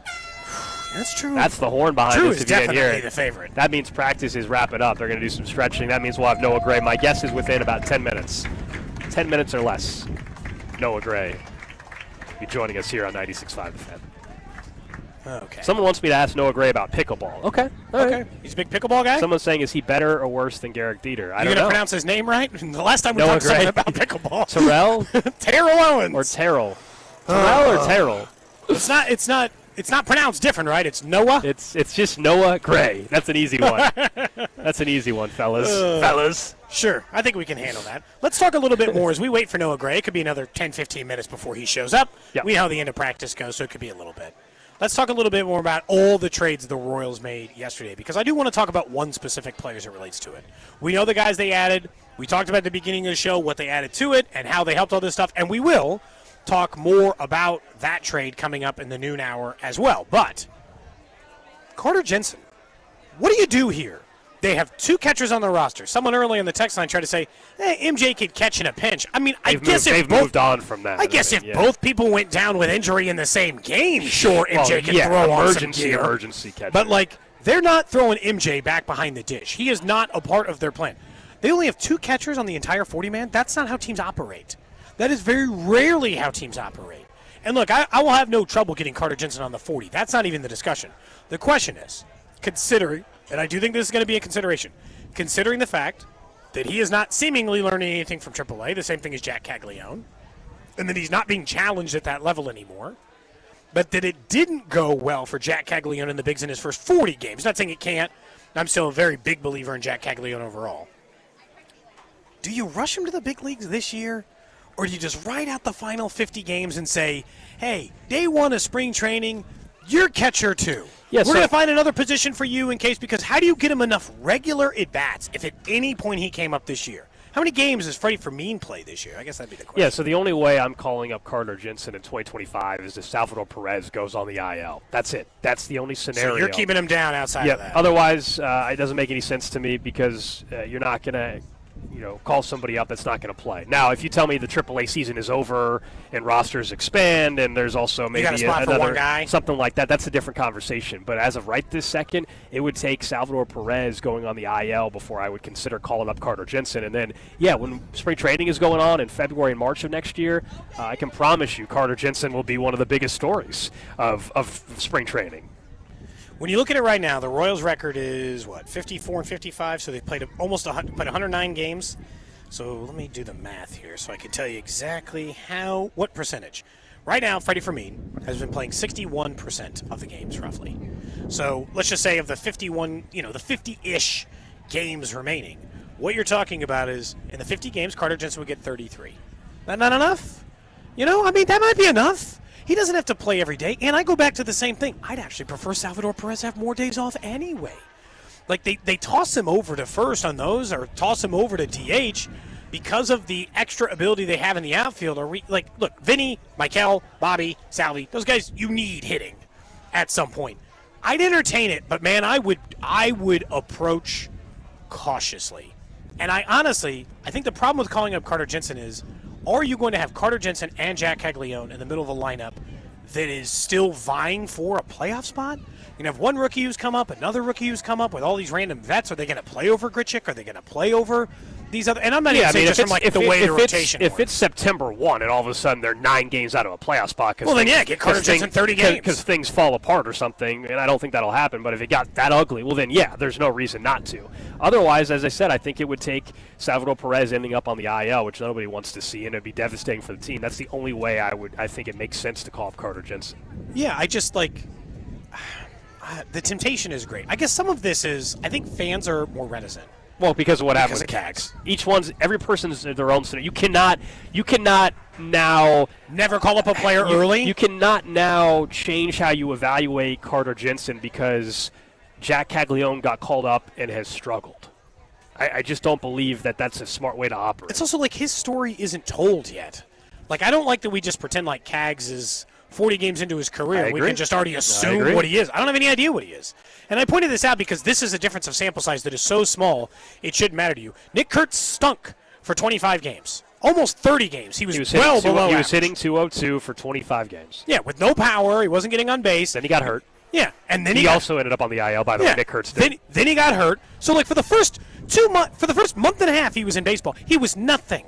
Nothing. Now, he's going to win Rookie of the Year. So, pretending like Jack Caglione, let's just say he came up in 10 days. Pretending like Jack Caglione can't come up in 10 days and rake is wrong. I'm not saying he will, but he definitely can, Gold. And so pretending like that's not something that can occur it's just crazy. And so here's the truth. You have this is where I was with Cags, and this is why I'm with, you can call up Carter Jensen. If you're going to re-sign Seth Lugo, trade for 3 pitchers, trade away Freddie Fermin, bring in another veteran out, you're trying to win. And if you're trying to win, and you're telling me Carter Jensen makes you better, call him up. Because he is a better hitter than Luke Maley. I can't tell you what kind of defensive catcher he is. The scouts say he's very good. I would warn that they said that a lot about MJ Melendez, a player that they do not let catch now. So, does that mean it's everything? Maybe not. But by all accounts, he's a good defensive catcher. He can handle the pitching staff, and he can rake. So if he makes you better and you're trying to make the playoffs this year, I don't know why he's not part of the team. But you would also agree that, barring a sudden shift, Carter Jensen's not getting called up, though. As in the next week or so. I think it would take Luke Maley looking bad. And even then, people don't care when it comes to backup catchers. But he's only going to play once a week or twice a week, though. Anyway. Are they really going to? Is it going to be right? that? Don't you think so? That's not how infrequently Freddie Fermin was playing. They're going to wear Salvi out worse? See, then I want Carter Jensen even more. But you think Luke Maley's going to play just as much as Freddie Fermin? I kind of think he will play 60% of the games. Okay. I think he'll be back there behind the dish more than you 3 times a week. I know we had a nice game. That's pretty much the number, 3 times a week. He had a nice game last Sunday, but okay. Look, I could be wrong, but in talking to I was talking to somebody in the organization the other day about him, and I mean, Luke Maley is the exact type of catcher that pretty much exists on everybody's Most roster. teams have that as their backup. The Royals most teams started Luke Maley 3 out of 4 games a week. I don't know. I mean, just kind of is what it is. We have been spoiled by Salvador Perez, I'll say. The Freddie Fermin trade was a stark reminder for me. I'm like, man, that's the value for Freddie Fermin? Well, then what would someone give up for Blake Mitchell or Carter Jensen in an offseason? I mean, my goodness. If they'll give that up for Freddie Fermin, teams are desperate for catching. I looked up the Padres catching. I'm like, is it that bad? Yeah, pretty bad. They were Martin Maldonado. Yeah, and Freddie's going to start for them maybe for a year or two because they do have one of the top catching prospects in baseball, Ethan Salas, but he's a couple years away. That's why they're basically going to have Freddie Fermin be their bridge catcher there in San Diego in a playoff push this year. Yeah, honestly, I am really happy for Freddie. He deserves a chance to start. He would start for most teams in baseball. He doesn't start here because the Royals have potentially a future Hall of Famer at catcher. And he's 30 years old, and he's worked his ass off. I am happy for Freddie. I'm sad he has to leave the team. Happy that he gets an opportunity to, showcase himself on a day-to-day basis where he's going to play more games. But if, Freddie Fermin was playing 65%, I kind of assume Luke Maley will play 55, 60%. I figure he'll start three games a week. See. Yeah, we'll see how they play it out. 3 games a week. I'd rather that be Carter Jensen, that's all. All right, so practice is just wrapped up. We should be joined by Noah Gray in just a couple of minutes. We also are going to hear from Andy Reid. While we're waiting for that to take place, you said earlier in the show you did not watch any of the Hall of Fame game last night. I'm disappointed you didn't do that. Why? Yesterday you were very concerned and upset that Brent Musburger was going to be part of the broadcast and interview. Maria Taylor interviewed him before. How'd it go? Fine. They had him tossed to break, too. Wow. It was an honorary toss to break. He didn't miss a beat. He didn't miss a beat.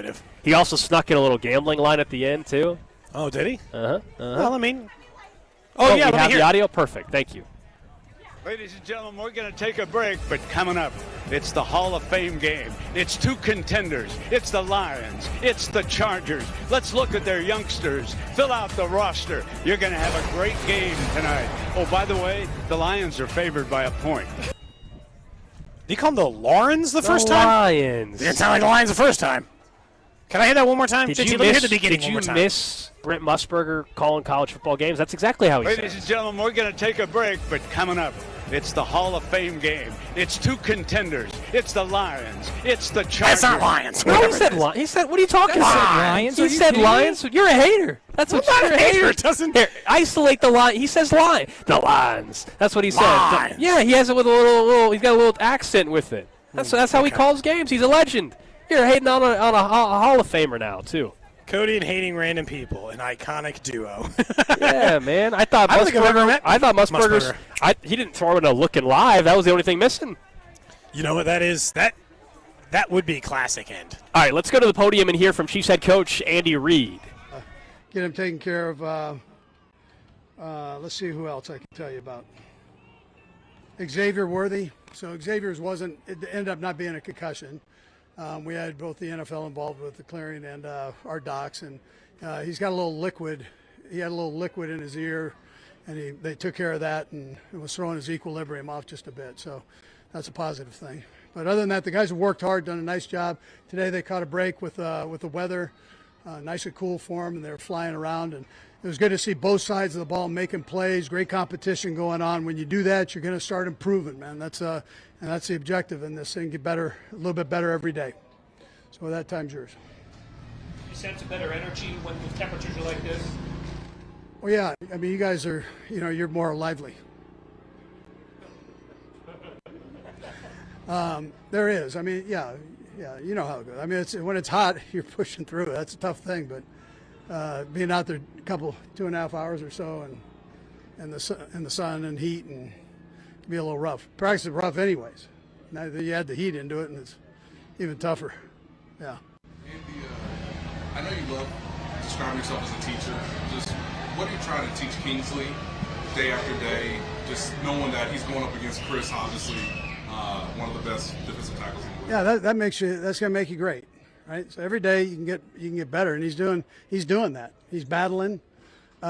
They talk. He and Chris talk. Chris got a ton of respect for him. He knows how good he is, and so they work it. And then they were going back and forth today. He had some good ones. Chris had some good. Well, they're getting better. That makes each other better. Competition. Coach, you got guys rotating on the offensive line. What does that do for you when you can see guys playing different positions? Yeah, it gives you flexibility. So if somebody gets hurt, you plug a guy in. You only can adjust so many on game day. So you want to make sure you got some guys that can kind of move around a little bit. Whether it's a guard playing center, center playing guard, tackle playing guard. If you're lucky enough, you might get one that plays all three. So all three spots. Going back to Kingsley, when he has the rookie year he did, when he has to pull off the field, I just wonder how much it's just trying to rebuild his confidence, or do you feel like he was already there? Yeah, he's been on a mission since he got back. I mean, he's been pretty focused in on that. I think he likes that spot, and he's sure taken to it well. And he's willing to work. That's never been his issue, man. He comes out and he works his tail off. So we've been happy with what we see. We've got to keep going, but powerful kid. What have you learned so far about Josh Simmons now that we've gotten to this portion of the offseason? Yeah, first of all, he's getting a lot of reps, which I think is important for a rookie. So he's been in there and consistently showing up every day and working, and not taking plays off or any of that. But he's a worker. I mean, he's willing to do it. It's just a matter of you got to keep on going. But he's done a nice job with what we've asked him. He's working on all the fundamentals and techniques.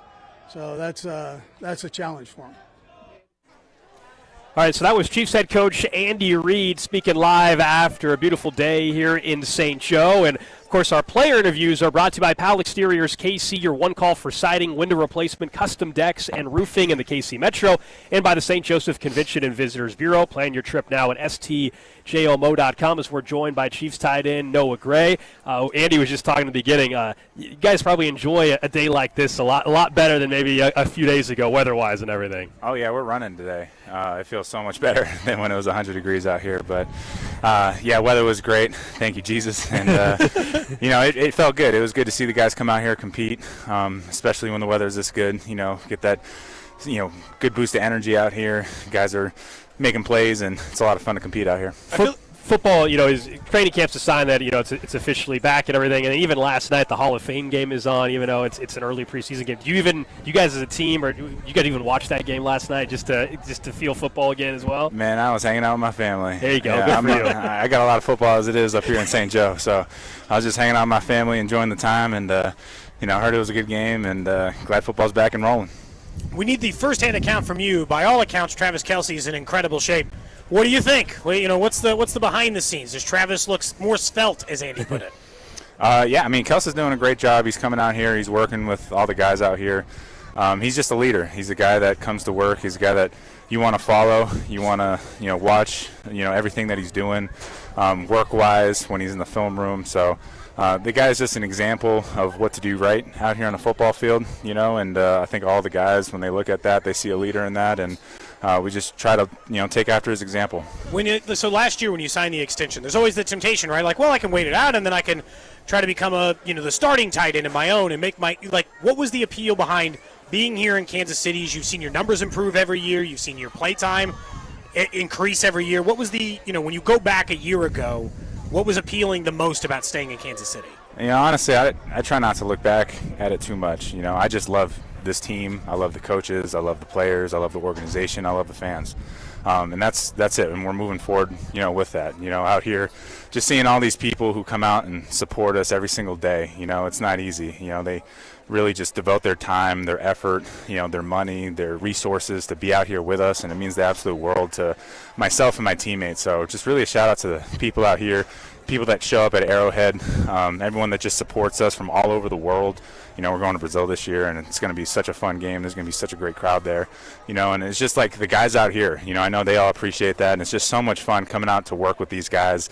I just love working here in Kansas City. I love everything about it, and it's just been an absolute pleasure. And the guys are having a great camp, and we're looking forward to continue pushing on. Have you been anywhere? Have you been to Brazil before? I have not. No, Okay. I've only been to Mexico and Germany outside of the country. Oh, really? I was going to ask you your favorite place you've traveled to, but it sounds like just the Chiefs is when you're traveling internationally. Yeah, I was in Mexico for school in college. I was there for a week. I was in Cholula, Puebla. It was so much fun. I got to spend a week down at a school down there called UDLAP. And got to spend some good time. Had some teammates in college that went down there, and we got immersed in the culture, did some community service, hung out with some people at the school. I played basketball with the basketball team there, so that was a lot of fun. I got my butt kicked. The elevation there is crazy. You're just catching your breath. It's so much different, obviously, than here. I think it's even higher than Denver is. So when I was out playing soccer with the guys, or like I was playing basketball, it was just like the whole week I was just dying. It was just hard to.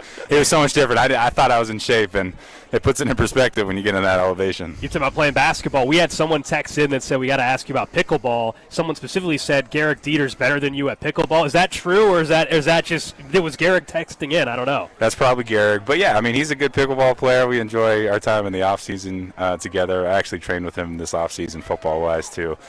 He's a great dude and appreciate him. But pickleball is a good little sport. If you guys are ever interested, anyone's ever interested, get out there, get some exercise. It's good camaraderie. You guys have some fun with that. Yeah, we had T.O. on the show a couple days ago. He's coming in town for PickleCon, I guess. It's a big pickleball convention in Kansas City. And now he's taking it seriously. Like, we were trying to talk football, and he kept going right back to pickleball. So it seems like a lot of former NFL players and athletes are wanting to get into pickleball more, too. Yeah, it's a great sport. And the court's a lot smaller than tennis. And, there's a lot of little intricate details about pickleball that I never thought of. I thought I could just out-athlete people, and it's just not the case. So it's a great sport. It's a great time to meet so many different people. I play a lot when I'm in Florida. It's a big pickleball, capital down there in Naples, Florida. So it's been phenomenal. I got pickleball people in Georgia, Kansas City. It's growing a lot, so it's a lot of fun, and I enjoy my time when I get out to do that. Is that your main off-season hobby? What else do you do in your free time? You said you got kids. Are your kids young? Yeah, hanging out with family, fishing, hanging out with friends. It's kind of fun. We're kind of in that stage where all of our friends are having weddings and stuff like that, so that's been a lot of fun to see all my friends get married and married to the love of their lives and, start the rest of their lives with them. So there's a lot going on, man. I got a little girl. My wife is just phenomenal as, taking care of her, helping me out. Shout out to them. It's just I wouldn't be able to do what I do out here on the football field if it weren't for my wife, really managing everything and taking care of me, taking care of my daughter, and just a huge blessing. So shout out to you, Mary. We're talking to Noah Gray here. How much does it help you? You mentioned yesterday you guys were an off day and you got to spend time with the family. Camp's a grind, I don't have to tell you that, and Andy Reid's camp's maybe the toughest camp of anybody in football these days, but then you have the ability to then hang out with your family. How much does that help you kind of get through these days as well? Yeah, I mean, it's a grind, and the guys, when it comes this time of year, we're focused on football, and it's a huge shout out to our wives and everyone back home who's holding it down, who's supporting us, who's doing everything they can to support us. It's not easy on them either, but it's great being around these guys, our coaches motivating us, and guys are locked in. We know what the stake is. This is our job. This is our livelihood. We come out here and we work hard. Our coaches do a great job motivating us. They're great scheme-wise. I mean, just from top to bottom. I mean, everything about this experience is phenomenal, and it's just really a credit to the organization for making this go as awesome as it does, and it gets us better for the season. So it's really a collective group effort between our coaches, the organization, our teammates coming out here and working, and our wives back home who are really holding it down. We know that they did the screening for Happy Gilmore, too, and a lot of the players were there. Who else do you think could act on the team? Do you think anyone else is capable of it besides Travis? Do you want to get in the game? I'm a terrible actor. I would be a very bad actor, but I think there's a lot of guys on the team that could. I think Trey did a little cameo for that. Hallmark movie. And that, he did a good job in that. I think Creed does a good one. I saw him on SNL one time, I'm pretty sure.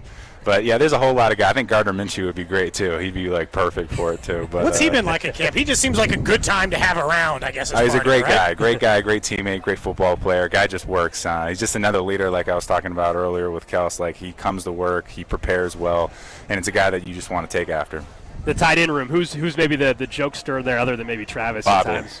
Robert Tonyan. Really? Yeah. Really? He's a good dude, man. He's a great personality. He's a great addition in the room. We got a lot of great personalities in the road. Trey is another great dude, and all of those guys, Jake and Spivey and all those guys. It's just phenomenal. Wiley, we have a great tight end room. It's so much fun coming to work with those guys. They keep it lively, especially when we're away from our families here. Talking a little bit about the offensive line, obviously Simmons has been one of the big stories of camp. You got to line up right next to him sometimes. How's he look from your perspective? He's phenomenal. Yeah, the guy, he's another dude that, he puts his head down, he works, I know it's his first year in the league, but physically he's doing a great job. Mentally he's learning the playbook. He's doing everything that he can to be the best possible football player that he can.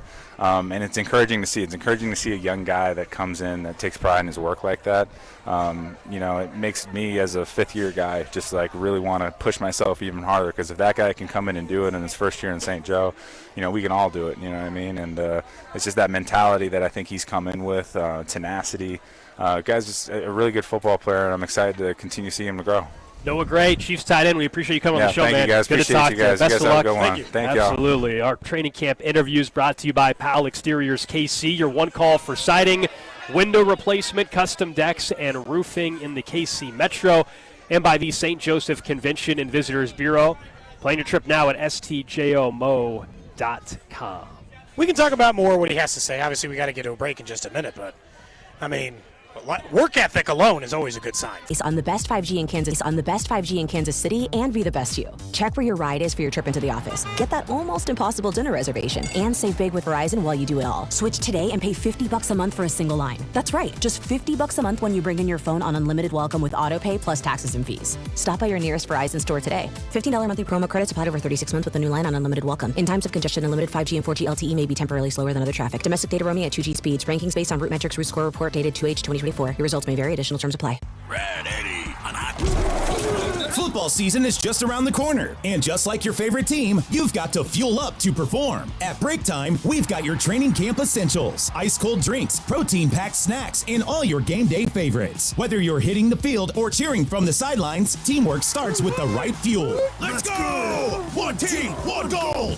Swing by Break Time, your home team for snacks, drinks, and everything in between. Download our mobile app and find a location near you. We're proud to be Missouri made. It's the summer sales event at Robside Ford. Your chance to upgrade without the stress. Robside joins me now. Rob, what's the offer? 0% financing, $0 down, and 0 payments for 90 days on nearly the entire Ford lineup. That's a serious summer deal. Sure is. And unlike your brisket last weekend, these deals aren't dry. Okay, that's fair. These savings are definitely juicy. And we're backing it up with 2 years of complimentary maintenance, a non-commissioned sales team, and top trade-in values. No pressure, no gimmicks at Robside Ford. The way car buying should be. We're Kansas City's top-rated Ford dealer. 4.8 stars, nearly 3,000 Google reviews, and a better experience from start to finish. So skip the smoke and the dry meat. This summer, start at Robside Ford. 135th and State Line or robsighc.com. 0% financing, $0 down, 0 payments for 90 days, and 2 years of complimentary maintenance. Robside Ford, buy right, drive happy.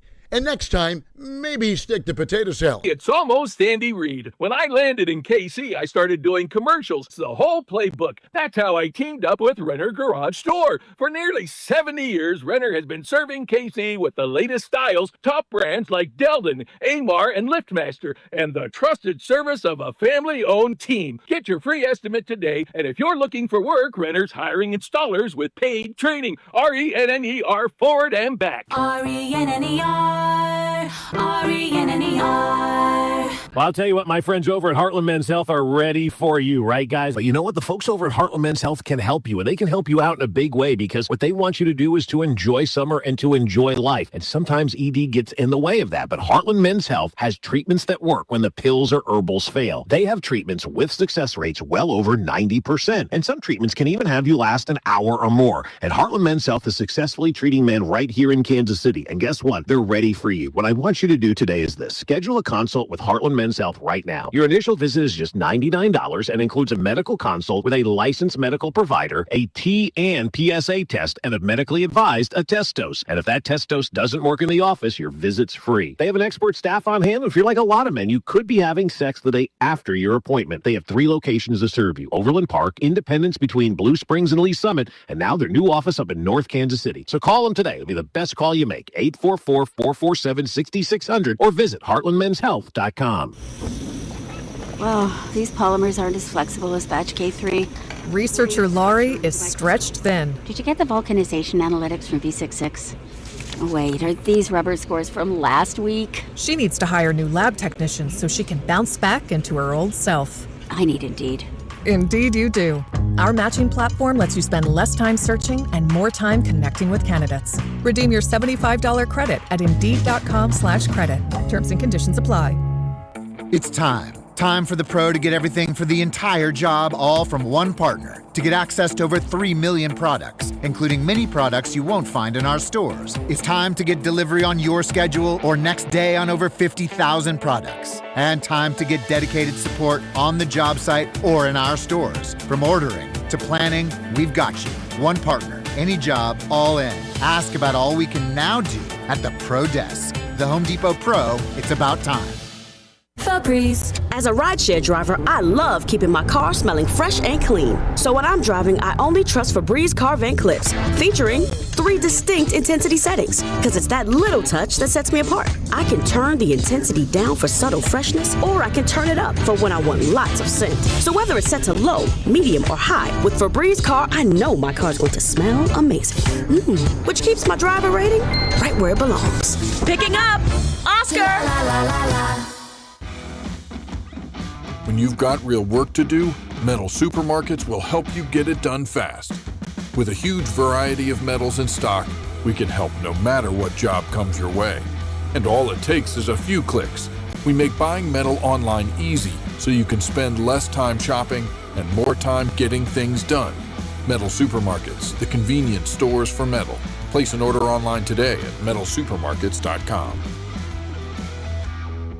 Wesley Financial Group is not a law firm, and Chuck McDowell definitely not an attorney. This is Chuck. If someone talked you into buying something really silly and you want to get out of that silly little thing, my advice, get the facts. Call me and I'll send you our timeshare exit kit absolutely free. Inside, you'll learn how timeshare works and all your options for cancellation. Call Wesley now for your free timeshare exit information kit. 800-761-0000. That's 800-761-0000. Paid for by Wesley Financial Group. Brought to you by America's largest pickleball festival, PickleCon. PickleCon presents pickleball like you've never seen it. PickleCon takes over Kansas City August 7th through 10th. Tournaments, clinics, puppy yoga, glow-in-the-dark play, and more. Register now at picklecon.com.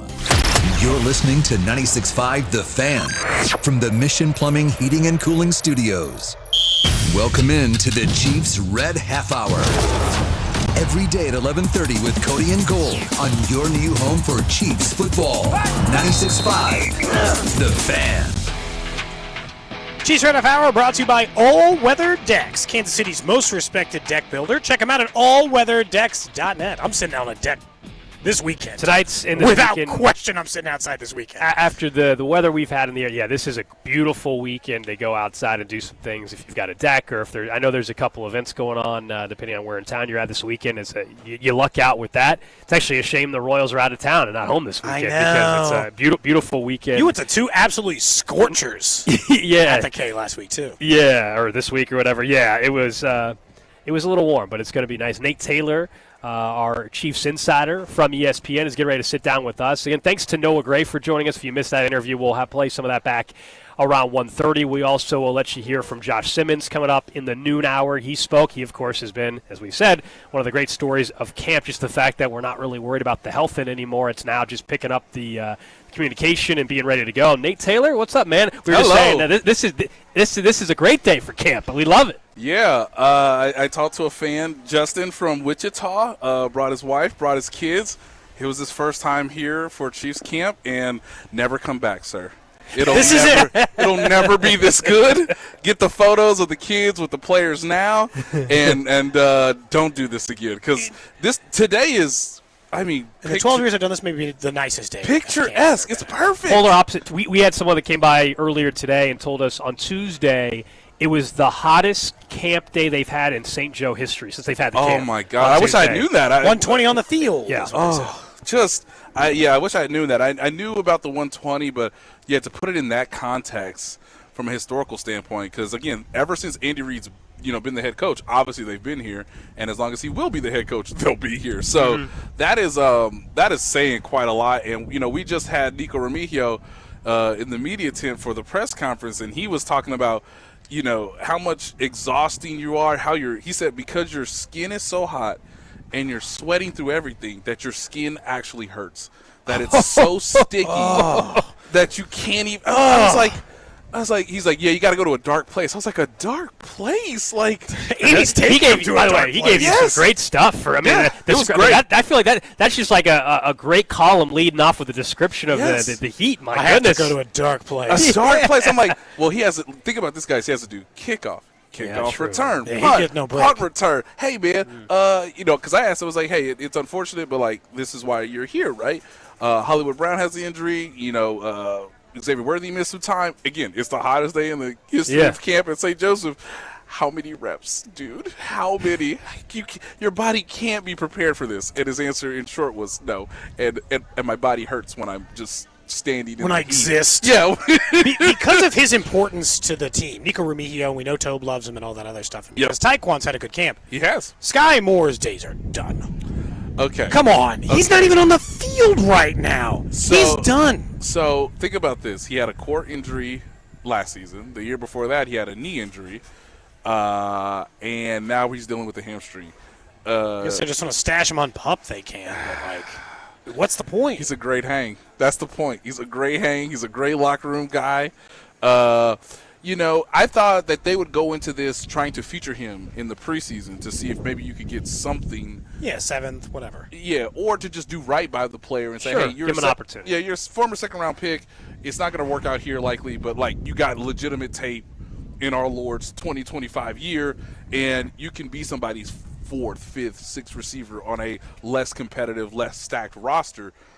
But you got to be on the field, man. So Nico Remigio can do the things Sky Moore can do, and he can do the things that Sky Moore has not proven to do better. Yeah. And you have Tyquan Thornton, and you have Jalen Royals. It's just, I think the receivers are set at 7, and it's just a matter of what young player do you want to see on the practice squad that you can continue to develop over the course of the year, whether that's Badger, whether that's somebody else, Brownlee. But yeah, I think for Sky Moore, as much as I hate saying it, I don't see a path right now.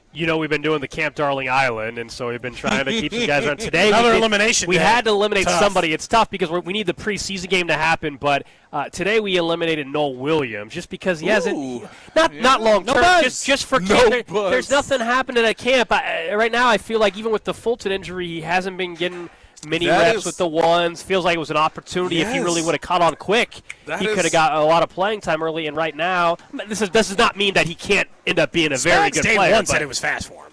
True. So he got eliminated today. Yeah, and that's understandable. Not many highlights. They've put a lot on Nazeeh Johnson. Nazeeh Johnson is basically I guess the next man up if Christian Fulton isn't available or if he has an injury. Spags loves Nazeeh Johnson. And hates Josh Williams. Yes. Weird. That's been established for years now. He does anything to get Nazeeh Johnson in the game and anything to get Josh Williams out of the game. Josh Williams is running with the 3s today, guys. Ooh. Why? You're wasting his time. Why?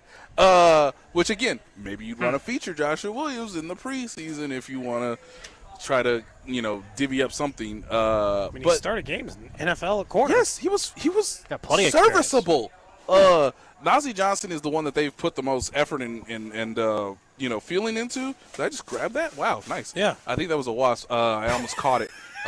He was tickling my That'd ankle. have been bad. Maybe for the wasp.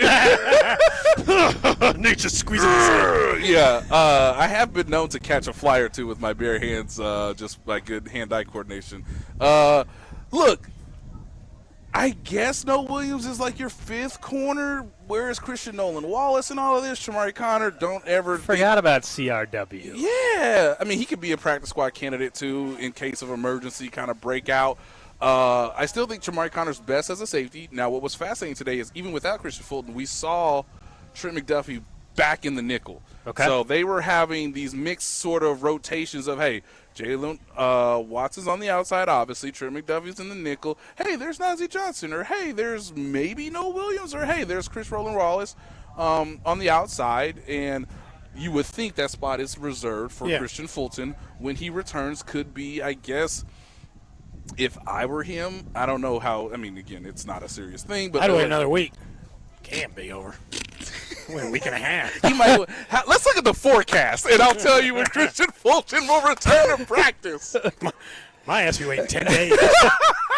You're like, get to that first preseason game, and then call me. Yeah, I'll be available right when you guys get back to Kansas City. I'm available. Coach is like, hey, we would really love to see you with the rest of the guys. Hey, Coach, I know, but this knee is just, you never know what it's going to do from the next day. What's the forecast, boys? Let's see. Daily. We got next. Are we in the 70s anymore? 70s through the whole weekend. I don't think so, Nate. Mid-80, 81 on Monday, 87 Tuesday, 86 Wednesday. That's okay to come back. That's okay. That's livable. You can do it. I thought it was going to be Nate bad. Taylor from ESPN. We'll ease you in. Ease me in, Coach. So, what else, though, in terms, we were joking about the Camp Darling thing. Who else, I should say, has stood out to you? We've all talked about, I think, the key storylines at this point in time of camp, but has there been anybody you feel like is not being talked about, whether it's by us or anybody, like, hey, this is somebody to watch, or this is something that is either concerning or just or has it been pretty, you know what, this is a team that was in the Super Bowl last year. There's, other than what we already saw with Simmons, there's not a ton of questions to be answered.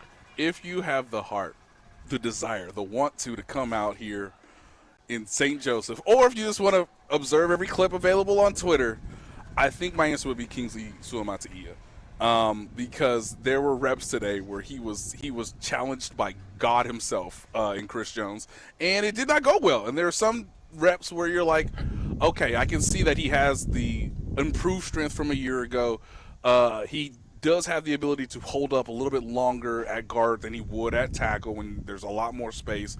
We've already predetermined that Joshua Simmons is a Hall of Famer. Just put it in ink, guys. Yeah, it's measure this man now. Too late on that. I said today, hey, can we should probably put the brakes on a little bit. It's too late. Too late. No, that train been gone. So I would say of players who are actually important that are actually going to play significant snaps, again, I think the team is given every opportunity for Kingsley to get comfortable, to get the full transition from tackle to guard. We know that Jalen Moore is sort of like, I guess, glorified, overqualified sixth offensive lineman who's mostly just there in case Jawan Taylor. He's like the most qualified sixth lineman, probably. Yeah. I mean, if Jawan Taylor keeps having, the niggles with the knee, okay, fine. He could obviously play tackle. But I think of guys of importance right now, I would say that we don't really know that you should watch, that you should sort of have updates on. It would be Kingsley. Because he's getting really tested by Chris Jones now that we're getting into like the long drive periods and the, hey, I've seen your moves now. Like, you want to see what you got. You want to see mine? There was one rep today where the rep was over and they just said, don't hit him, don't touch Patrick, don't touch Patrick. He wouldn't have gotten the ball off. It was so fast. I know so fast. It was over quick. Yep. They still let him throw the ball, even though that seems kind of useless at that point because he definitely wasn't going to get a chance to do it. No. I guess that's the thing with Kingsley. It's like, I still got hopes that he can be a serviceable guard, but, I know Caliendo can be a serviceable guard. So, if things go south in a hurry, right? I guess I'm not, overly panicked. I watch Caliendo mostly go unnoticed for a handful of weeks. In the most important stretch of the season last year, yeah. Is Jalen Moore real? Would they really try him at guard if it went bad with Kingsley rather than Jawan, or they just want to have him there? I always think the thing about like putting a tackle at guard, your backup tackle is then if you have a problem, you've reshuffled the entire offensive line in two different ways, and it kind of sucks to like take your guard now back to tackle. Now you need a different guy to play guard, and then you just start like the continuity stuff throws off. But. And the issue too is how much can you really practice that once we leave St. Joseph? You know, we're in the season now, man. We got to go through the game plan stuff. We got to get things really, detailed oriented and polished for whoever the opponent is that particular week. So again. It's nice to experiment now. It's nice to at least see what Jalen Moore looks like in the preseason or training camp at, a guard position that he really hasn't played ever in the NFL. But, yeah, Caliendo is going unnoticed, and that's fine because he is a very capable backup player. But you've invested so much money in Jalen Moore that it makes sense why you would say, hey, due to the investment, due to the fact that, we thought he was going to be our starting left tackle, we should probably – see him in our offense sooner rather than later, even if it isn't at the optimal position that he is, known to have played before. In the NFL. We could talk about it because I know people always get upset. Like, why'd you spend the money? Like, when they signed him, they had no left tackle. There was no guarantee that they were getting. They had no options. What? They had to pay him as just like a net. Yeah, in case. And they also targeted him because he was younger than Dan Moore, and the Tennessee Titans gave Dan Moore how much money? 4 for $80, I think. Oh, and he not even good. They paid him a lot. I'll just be honest. Dan Moore, not good. Serviceable, not good. This also just speaks to how hard it is to find left tackles. Thank you. We heard from Andy say, worthy out of concussion protocol. We saw him back at practice today. Drew Tranquil tweaked his back or strained his back on the final team period. No Hollywood Brown, though, out there today. What are you hearing? Is an ankle injury? We said on Tuesday, don't worry about it if he doesn't practice on Wednesday. On Friday, let's check back in. Yep. What are you hearing, and when would you be concerned? I would be concerned if he doesn't make it to Monday. Okay. Because Monday's the next off day. So, like, if we go through a whole practice window, technically, today, Saturday, Sunday, off Monday, and then you got to get ready for a preseason game. Yeah. Hey, bud, it would be nice. We said once Rasheed Rice, we knew he was about to get suspended. I would not play Hollywood Brown in a single preseason game. But especially I don't want him now. to take a snap in a preseason game. But Andy's so traditional. I understand that, like, he got one preseason snap last year in a new offense. Yeah, and I won 0 this time. None. Well, when we know for sure, most likely, I mean, today's Friday, right? I got to be on my phone this afternoon because, hey, what if Roger Goodell decides today's the day? Ian Rappaport was telling us they don't do the Friday. Yeah, we asked him about that. He said no Friday 5 o'clock dumps anymore. Ian Rappaport work for? That's true. The Come National on. Football League. Get out of here. He was offended by our view as well. He sat down and he said, "You guys can't see." He said, "You can't see practice."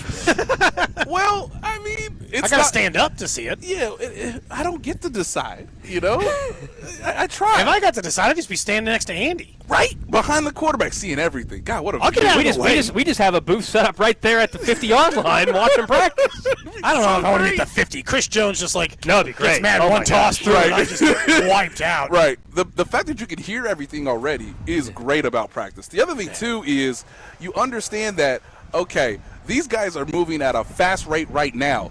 It's August 1st. Can you imagine what they move in October? Don't ask me about January where it's going light speed. Guys are banged up. Guys are colliding at such a rapid pace. I try to tell people all the time, man, you better get here if you're really about it. If you love football, come to St. Joe, because look how gigantic these human beings are, and they not even moving fast right now because this is a practice, and we talked to one of the refereeing crew was here last week. And they're like, hey, we just called this man up from the ACC, right? He got the promotion. He's learning the ropes. He's in the NFL. We came to a training camp practice in late July, and he said, holy bleep, this is not the ACC no more. And they're like, in my head, I was like, so he's going to be a bad ref for half the season. He's going to be trying to catch up. Hey, bro, if it's fast now, whew. I did like last night Hall of Fame game. They had the digital line marker. Yes. Let's go. I want the golf clap. Yes. I want the tennis sound. Yeah. I want that. Give me a little. Yeah. Give me a little. Yeah, first down.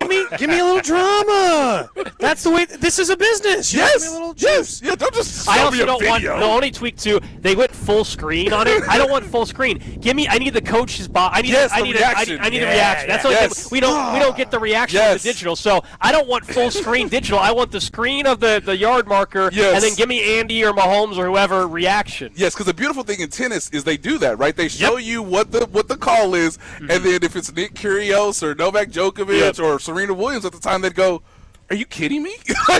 Like they couldn't hide it, and it's just like, yeah, because you're competing. That's what you want, and you want it to be in or you want it to be out in your favor, even though like the technology is pretty accurate. You're just like, whoa.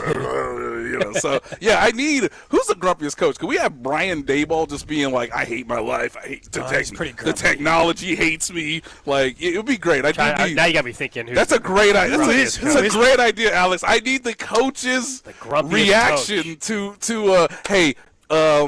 You got a fourth down call ready? Because it's short. It's short of the goal. I also think that they could move the ball, like have it move like it's moving to the line, and then either it stops or it doesn't. Yeah, like come on! Or it goes just over the line. Yeah, a little more animation in it. Because I told people were like, it takes away the anticipation of this. I said, no, it's just a different anticipation. Right, just as long as you do the product right. Look, I'm not of that certain age yet. I loved it in the 90s. Like Pat Summerall's like, we got to take a break. They're bringing out the chain gang, and it would be this 30 seconds of like. Did he spot it right? Okay, he's gonna. Okay. Are we ready? Okay, I'm waiting for the conspiracy. Back away from the camera. Back away from the camera. Let's extend the. Ooh. Nate, you know what's gonna happen. Fourth down. You know what's gonna happen. Oh, they're gonna when the Chiefs start winning, and all of a sudden when everybody goes from they're done to it's rigged for them. Which will be about week 3. Will be about week 3 of the season. When we get there, then people will try to claim that the digital down marker somehow is hacked into by the Kansas City Chiefs or some crap. Pushing a button in New York. Hey, just move it a little bit. Just move it a couple inches. Also, Grumpy's has got to be Sirianni, doesn't it? Ooh, especially if they He's just an a-hole. Well, true. Not Grumpy. Grumpy, you think like Belichick, it would be great if Belichick, maybe like the new. I'm not saying the new Belichick, but like Mike Vrabel. Vrabel, he's already be in a combative mode early in training camp. I said, Coach, we ain't even played a game yet. Chill out. It's like, come on, bro. Like I'm barely paying attention in my own pressers, my own questions. What are we doing? So we can all just take this as practice. Exactly. That's the beautiful thing about last night. It's like, it doinks off the upright, perfect. There's no better example. Hey, you fumbled on the opening kickoff. It did have everything. It did have everything. It was just perfect. Like this man hasn't been tackled in God knows how long. Coach, don't cut him. Don't cut him. It's the first kickoff of the first preseason game. He forgot what it was like. He didn't know, man. It looked like Dan Campbell had a linebacker returning kicks for him. It was incredible last night. He just said, you know what? Have fun, son. And then he was like, that's right. These guys, it's the NFL. That's right. That's right. Even the 2s and 3s, you're just like, all right, let's not do that again. Secure the ball. Nate Taylor, our Chiefs insider from ESPN. Appreciate you stopping by as always after practice, man. Yeah, this was fun. We should do this every 72-degree day. Yeah, I'd be happy to come down today. God, I got so many thoughts I could actually think. Well, tomorrow if you stop. So tomorrow we're not. Dusty and Mac are broadcasting tomorrow. Okay. So they will be. I don't know how late, but if you want to stop by, I'm sure they'll gladly have you on the show. Yeah. Up next, we'll get to what's trending. We'll also talk a little bit more about what one person said nationally around coaching. We were talking about grumpiest coaches. One national commentator's not ready to say Andy Reid is better than this coach. We'll tell you who it is next. Watch Cody and Gold on YouTube by subscribing to the 96.5 YouTube channel. Cody and Gold is brought to you by Heartland Men's Health, the leader in men's sexual health. Thousands of men have been successfully treated for low T, ED, and more, all with discretion and compassion. Make your appointment at heartlandmenshealth.com. Hey, it's Rex here with RexBuysKC.com, your local KC home buyer. If you own a property in the Kansas City or surrounding area and want to sell it fast and at a fair price, write this number down, 816-330-6000. I'm a private real estate investor, not some hedge fund or large national chain. My family and I live right here in KC. I can pay cash and close on your timeline, even in as little as 3 days. Here at RexBuysKC.com, we're improving Kansas City one house at a time. I buy inherited houses, vacant houses, foreclosure houses, behind in payment houses. My tenant won't pay the rent houses and properties that need complete rehabs. Do you own a house that's trashed and needs thousands of dollars in repairs? Great. If you own a house and want to sell it fast, call me at this number, 816-330-6000. That's 816-330-6000, or go to rexbuyskc.com. That's rexbuyskc.com, and I look forward to working with you. Why are you still paying interest? Reiselman Nissan just dropped 0% APR for 60 months on new Rogues, Muranos, and Pathfinders. Or stretch it, 1.9% for 72 months. Or 84 months at just 3.49%. Need torque? Grab a new Frontier and get up to $6,000 in total rebates. And if you're leasing, you pay no sales tax at Reiselman Nissan. 0. These are real deals, but they won't last. Tap over to ReiselmanNissan.com. Reiselman Nissan. Every customer, every time. Life's better with American Family Insurance. Because we know in making the most of your home, DIY doesn't just stand for do it yourself. It also means dream it yourself. And we're here to help protect the dreams you're building. Save up to 23% when you bundle home and auto. American Family Insurance. Get a quote and find an agent at amfam.com. Products not available in every state. Visit amfam.com to learn how discounts may apply to you. American Family Mutual Insurance Company, SI, and its operating company, 6000 American Parkway, Madison, Wisconsin. If you're 55 or older and into that whole saving money thing, T-Mobile has an exclusive phone and internet bundle just for you. Right now, get 2 unlimited phone lines plus 5G home internet for just $30 each per month with autopay, plus taxes and fees. And with 5G home internet, setup is easy with just 1 cord and no technician needed, which is great if you're also into that whole keeping it simple thing. Switch now and experience the best mobile network in the U.S. Visit your local store to start saving. T-Mobile, it's better over here. Based on analysis by Ookla of Speed Test Intelligence data Q4 2024 to Q1 2025, Ookla trademarks used under license. Unlimited on our network. Customers on voice plan may notice speeds lower than other customers and further reduction if using more than 50 gigs a month due to data prioritization. Video streams and SD on this plan. Home internet pricing after $20 a monthly bill credit plus $5 per line without autopay. Debit or bank account required. See 5G device coverage and access details at T-Mobile.com. When you've got real work to do, Metal Supermarkets will help you get it done fast. With a huge variety of metals in stock, we can help no matter what job comes your way. And all it takes is a few clicks. We make buying metal online easy so you can spend less time shopping and more time getting things done. Metal Supermarkets, the convenience stores for metal. Place an order online today at metalsupermarkets.com. Wesley Financial Group is not a law firm, and Chuck McDowell definitely not an attorney. This is Chuck. If someone talked you into buying something really silly and you want to get out of that silly little thing, my advice, get the facts. Call me and I'll send you our timeshare exit kit absolutely free. Inside, you'll learn how timeshare works and all your options for cancellation. Call Wesley now for your free timeshare exit information kit. 800-761-0000. That's 800-761-0000. Paid for by Wesley Financial Group. Travis Kelce Appreciation Day on Fesco and Dusty is on Thursday, August 7th, right here on your home for Chiefs football. 96.5 The Fan, KFNC FM and AM HD1 and HD2, Kansas City in Odyssey Sports Station. What's trending? Number one on What's Trending is that we're continuing to broadcast here in St. Joe. Another day of Chiefs camp wrapping up, and our coverage is brought to you by Break Time, Missouri's homegrown convenience stores. Download their mobile app and find a location near you. Just a couple notes from practice today. Xavier Worthy was back out there. It turned out he did not have a concussion, according to Andy Reid. The Chiefs worked with the league as well to get him cleared. It was kind of interesting. He described really what had happened. They said that he had some liquid in his neck and head area that threw off his balance, his equilibrium, and that's what maybe gave him some of the symptoms that he was experiencing. So he's fine. He's good to go. He returned to practice. We did not see Hollywood Brown out here today, still dealing with an ankle injury. And then towards the end of practice, Drew Tranquil strained his back, according to Andy. We don't know how serious it is. Given the fact that he's a vet, strained his back late in practice today, he can take some time he off. may not practice tomorrow.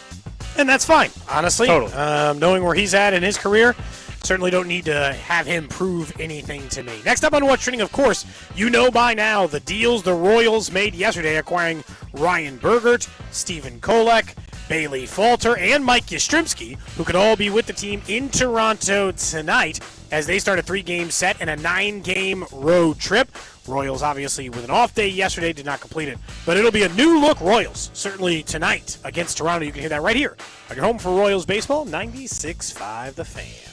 Some stadium news. You may have seen it originally from KCTV5. 2 Missouri lawmakers and a third private citizen have filed a lawsuit in Cole County, Missouri, challenging the constitutionality of the Senate bill that gave incentives or would give incentives to the Royals and Chiefs to keep them in the Show Me State. This is something that just got filed, I believe, today, according to KCTV5. It is mentioning that described in the bill are a direct gift or bribe to the owners of the Chiefs and Royals to stay in Missouri. The lawsuit takes issue with the more than $1 billion in state subsidies that would be available to the teams over the next 3 decades. This obviously is something to follow. We've seen lawsuits like this happen. I mean, honestly, I remember back with the sports betting stuff too, Cody. Yep. There was some lawsuits including from a private citizen as well that kind of went nowhere. But you do wonder, the more you see this, along with all the other issues, if you're the Chiefs or the Royals, you get to a point where you say, we're just not dealing with this. We'll just take the Kansas money because we don't deal with the headache. Yeah, I still think someone's coming to that point. I'd still guess 1 in each state, but I mean, hell, I should be done guessing because I'd have for sure thought it was long done from now. Next up on What's Trending, a couple of unhappy NFL players. Yesterday, Terry McLaurin officially requested a trade out of the Commanders. I would point out that the last 4 players to request a trade at about this time of training camp were not traded before the start of the NFL season, so it does not guarantee that those players would go anywhere, including Deebo Samuel and others who eventually got out of town. Deebo, obviously, in Washington now, but were not traded before the season started. And Diana Rossini reporting earlier, Micah Parsons claims his relationship has deteriorated with the Cowboys' star pass rusher so much that he could include a trade request or even, as she put it, a declaration that he is severing his relationship with the team, according to multiple league sources. Wow. He's threatening a pre-breakup. You either go to therapy or it's over. He's saying like, this relationship's so bad that I'm just going to stop talking Cowboys. to you. It's the Cowboys circus that happens every offseason. I still think Micah Parsons gets a deal done. Or Michael Parson. Or Michael, as Jerry calls him. This is the typical Cowboys contract negotiation. It becomes a circus, and then 24 hours before the season starts or the day of, remember, don't they play Sunday night? Or Saturday? I guess they don't play Sunday night football. They play that Thursday, don't they? They're the opening game of the season against the Eagles. Wednesday or the day of the game, you watch, they'll get a deal done. Next up on What's Trending, All-Star Game for 2027 was announced. The game will be at Wrigley Field in Chicago. Sick. That's going to be awesome. Yeah, man, that's cool. That's a great spot. Are you kidding? Very interested in that. I think it's in Philly next year, so... Yeah, it's in Philly to celebrate the birth of America. The 250 years, yeah, right? Yep. Yep, so at least that's which also makes sense. But Wrigley, All-Star Game, that seems very cool. Lastly on What's Trending, don't forget, you can join us, Cody and Gold and The Drive, broadcasting live from the Sportsbook inside Hollywood Casino on Friday, August 8th. That's right, we'll be live at Hollywood Casino. Will we be registering fans to win a signed Charles and Minihue football, a pair of Chiefs-Colts tickets, and you make sure to follow Hollywood Casino on Facebook, Instagram, and X. Enter their giveaway the day before on August 7th, and you'll have a chance to win $100 in pin cash on August 8th every hour from 10 a.m. to 6 p.m. as we'll be live out there at Hollywood Casino. Talking to football. Baseball probably too, hopefully. That is What's Trending here on Cody and Gold. Alex Gold, Cody Tapp, broadcasting live in St. Joe. We'll get to JT's camp questions here in just a couple minutes, but another national show. We got to do this again. It was technically July when it happened, so that's why, because these are the kind of conversations that happen in July. This was First Things First, I believe, over on FS1, and they were having a conversation about coaches in the NFL. And one conversation led to another, and it got to a point where this statement was said.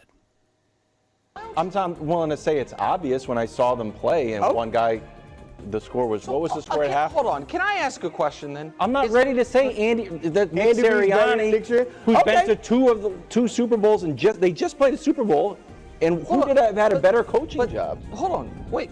I would probably go with him. I mean, hold on. Yeah, I mean, I would go with Andy Reid. I'm just saying not obvious. No, Is there an right. argument to make? No, Andy Reid's obvious. Yeah, I mean, It's maybe. not. First of all, it's not obvious. You can't say it's obvious when they have coached against each other. But so hold on. And This is the question that I'm asking. Okay. All right, so we cut it off there, JT. That's that right there. Kevin Wildes says it's not clear yet. He's not ready yet to say definitively Andy Reid is better than Nick Sirianni. That is ludicrous. I understand they've coached against each other in 2 Super Bowls and they're even. They're 1-1, okay? That is just absolutely insane. Not to mention, most people also look at Nick Sirianni and his situation, and look, he gets credit for winning the Super Bowl. That's the way it works. But also, he doesn't call the plays. He doesn't call the offense or defensive plays. He's what does he actually do? Kevin O'Connell in Minnesota hadn't been to a Super Bowl yet. I would a million times rather have Kevin O'Connell as my head coach. He calls the plays. Andy Reid calls the plays. We can go down the list of head coaches in the league that either call the plays on offense or defense or have somewhat of a heavy role in that. I don't know what Nick Sirianni does. He's way down the list of coaches I would choose to hire. The idea that there's even a debate between Andy Reid and Nick Sirianni is ludicrous. This might be one of those takes that I don't think Kevin Wildes actually believes. There is no universe. I don't think we could find a person outside of the city of Philadelphia. Even there, man. And even there, because they had Andy Reid before, and even there, I'm not totally sure you could talk him into it. I'm not sure anywhere, and I'll give Philly out of the conversation. Big Dom might do more than Nick Sirianni there, honestly. Like your guy. Oh my God! There's just no way that Kevin Wildes believes this. You can't say with definitive case that the man who has been to like 40,000 conference title games and won 3 Super Bowls and been to 6 now between the 2 teams he's been at, has been coaching for 20, 30 years. Like, you can't be sure he's better than Nick Sirianni, a guy who legitimately Philly fans wanted fired 12 months ago. Which one's worse? They wanted his ass canned before the start of last season. Now, he said he thinks he would still answer that it's Andy Reid. He just says it's not definitively clear. I think it is definitively clear. Which comment is worse? I think this is worse than earlier in the week when we had Ryan Clark saying Joe Burrow's the best quarterback in football and it's not close. I think this comment about Andy Reid is actually worse. I think it's worse. Yeah, probably. Except for Ryan Clark. And that one was really bad from Ryan and that was Ryan Clark saying, ignore the bad seasons from Joe Burrow. Let's just talk about the good ones. If we do that, then he's the best quarterback, which didn't make any sense the way he described it. I mean, but that's essentially the same argument that he's making about Nick Sirianni. Hey, can we just forget about the bad season that Nick Sirianni has had? And then you can know that he's the best coach in there. And it's just like, there's so many other things, including the fact that I think for 3 years in a row, including the year that the Chiefs beat him in the Super Bowl, the Philadelphia Eagles have had the best roster in football this whole time. And so I do think that is of note in the time in which he's done it. Has he maintained a pretty good team? Yeah. His team's won 9, 14, 11, and 14 games. They also, the entire time he's been the head coach, I don't think he's as bad as I originally thought, if that makes sense. I was pretty down on Nick Sirianni. I thought maybe he's holding that team back. They've been to 2 Super Bowls. They won 1. Hard for me to make that argument anymore. He's got to be probably somewhere in the top 10 coach category even, if we're doing it. But you're right. If you let me choose the coach, there are a lot of dudes I'm getting to before Sirianni. And not just because he's a jerk, but just because he doesn't do enough for me to be sure that he's the sole responsibility for why the situation he's in is unbelievable. It's the most ideal situation in the league. I honestly now thinking how many. Off the top of my head, I'm trying to go through. So obviously, no, I'm trying to think off the top of my head as far. Mahomes is probably still a better situation. No, but I'm trying to think off the top of my head. Coaches that I would choose before I would get to Nick Sirianni still. Andy Reid, Kevin O'Connell, Sean McVay. I would choose Mike Tomlin over him. Shanahan for me. Kyle Shanahan is 5 already. That's just quick off the top of my head. Dan Campbell, I would choose Dan Campbell, absolutely. JT, that's 6 just real quick at this point in time. Vrabel. Would you take Vrabel? No, I wouldn't take Vrabel over. That's tough. That's probably further down the list though. I wouldn't put Vrabel as 7th on that. Who am I missing? Jim Harbaugh, Tomlin. Did you mention any of those guys? Yeah, I mentioned Tomlin. I'd take both Harbaughs. Both Harbaughs? Yeah, I'd take both Harbaughs. I need to see more on John before I guess I mean, I'd probably have to take Sirianni over John, I guess. I don't know. What about Sean Payton? Yep, I would take Sean Payton. I would take Sean Payton, yeah. Again, Pete Carroll, I'd take Pete Carroll. See, that's where like, I get to Nick Sirianni. This is where essentially like I'm in this Sirianni. That's what I'm saying. Like he's a top 10 coach, but it's like he's like the 12th best coach. But he's like 10. He's like he's 10 not, to 12. Fine. It's like the opposite of the old thing. Yeah, I take him over Raheem Morris or Jonathan Gannon, but like and Dave Canales. There's like 15 coaches I can pretty quickly eliminate. But then once you start tossing around, would you rather have him or Pete Carroll but today? that's the point, not Cody. Pete Carroll's entire career. Well then, okay, maybe I'll have an argument. But that's the point. That's how crazy what Kevin Wilde says. When it's not clear that Andy Reid's better than Nick Sirianni. What are we talking about? We just went through and like even if you want to give him the 8, there's at minimum 7 or 8 coaches that are better than Sirianni, and that's being nice. And obviously one of them is Andy Reid. Andy Reid has a chance to go down as the single greatest coach of all time. I'm not saying he will, but there will be people who make that argument for Andy Reid. We don't have to get in fake arguments about him and Nick Sirianni. Could you at least, and this is always my argument, could you at least make it a coach that I can have an argument about? Can you at least, when you choose the coach that you're like, say Sean McVay. I can't even be sure that he's better. Yeah, give me someone that we can have a little debate on. Sean McVay's got a Super Bowl championship. He's largely considered one of the best offensive minds in the NFL. Like, can we at least get somebody that I can kick somebody around on? Sean McVay is my absolute dream of. I hope he retires. I hope Andy Reid retires 5 years from now, and then Sean McVay comes out of retirement to be the Kansas City Chiefs head coach. That's my dream scenario, truthfully. This text that just came in as either someone just trolling or as an Eagles fan. It says if the Eagles didn't get robbed of a Super Bowl, Andy and Sirianni would have the same amount of rings. Go Birds. Okay. Andy isn't that good. My what favorite part were they robbed in? Okay. My favorite thing about the whole clip that we didn't even get to, at the very end, Kevin Wildes made Nick Wright almost fall out of his chair because Wildes goes, Sirianni has a better record than Andy Reid does since Sirianni became the head coach. And I thought Nick was going to lose it because it's not true. It was like, that can't be true. The Chiefs just also won 15 games this past year. And he was like, well, you have to dethrone something. They just lost the Super Bowl by a blowout to the Eagles, so they can't have the best coach, the best quarterback, best defense. I'm like, dude. They can't lose the third Super Bowl in a row after winning the previous 2 and no longer have the best coach and quarterback? Yeah, that makes sense. The Chiefs continue on a national scale to get penalized more for getting their butts kicked in the Super Bowl than if they would have lost in the divisional round. It's the dumbest thing. It's the dumbest thing. Yeah, when 2 years ago when Andy was winning the Super Bowl, Nick Sirianni's team was getting knocked out in the divisional round. Are we just ignoring that portion of it, even though they were an 11-win team? And I'd like to point out that was a 9 or 10-0 team, as you remember, Gold, that fell apart on Nick Sirianni. That's why people were up against it. Not fell apart and lost in the Super Bowl like the Chiefs did. Fell apart and lost in the divisional round, which is a slightly different round. Also, the Chiefs have won 15, 11, 14, and 12 games, and I already gave you Nick Sirianni's last 4 years. There's just no way that's an accurate statement. Let's get to JT's camp questions. He's filled in for Drew this week, who is out of the Outer Banks. We'll get to Drew in a second because I don't know if you saw it. Maybe we can wait till he's back in town. He tweeted something yesterday that has to be discussed when he comes back. But JT, I'm not up to date on Drew's social let's media. get to our 3 camp questions. Camp questions. All right, guys. Well, it's my last time doing this with you, so I had to bring out some. Then Drew's back? Drew's back. So I had to bring out some big questions for you. All right. What veteran player or player from last year's Chiefs squad will get cut before the season starts? So it has to be a veteran on the team last year? Honestly, I said this, Gold, you might remember this now. Say that again, JT. Did I understand that correctly? Either a veteran that we signed this offseason or a Chiefs player that was on the team last year. Okay, so this was probably a month, 2 months ago. I had this conversation with you, Gold, and I, at that time, told you I didn't think Joshua Williams was making the team. Nate didn't convince me that he is making the team, so my answer is still Joshua Williams. Yeah, but they keep like they don't just keep 3 corners though. Like, I mean, he could be 5th and he still makes the team. Yeah, but that will still be my answer for now. I mean, he either gets traded or something, or he's just not a Sky Moore. He's not a Chief. Sky Moore is the easy answer here, right? I mean, Sky Moore is the obvious guy that's going to get cut. That's been on the team. What if he's for on a the couple pup years. list? Have you considered that? Fine. He's still technically on the team. I don't think he's missing a month due to the hamstring though. I think he'll just get cut. One of those, what do they call injury settlement things? Yeah, one of those. Okay, so Sky Moore and Joshua Williams. Okay, What's next? Well, mine would have been Carson Steele, but Carson Steele. I think he'll be on the practice squad, so he'll not on the 53-man roster, but I do believe he will technically be a member of the Chiefs organization. Okay.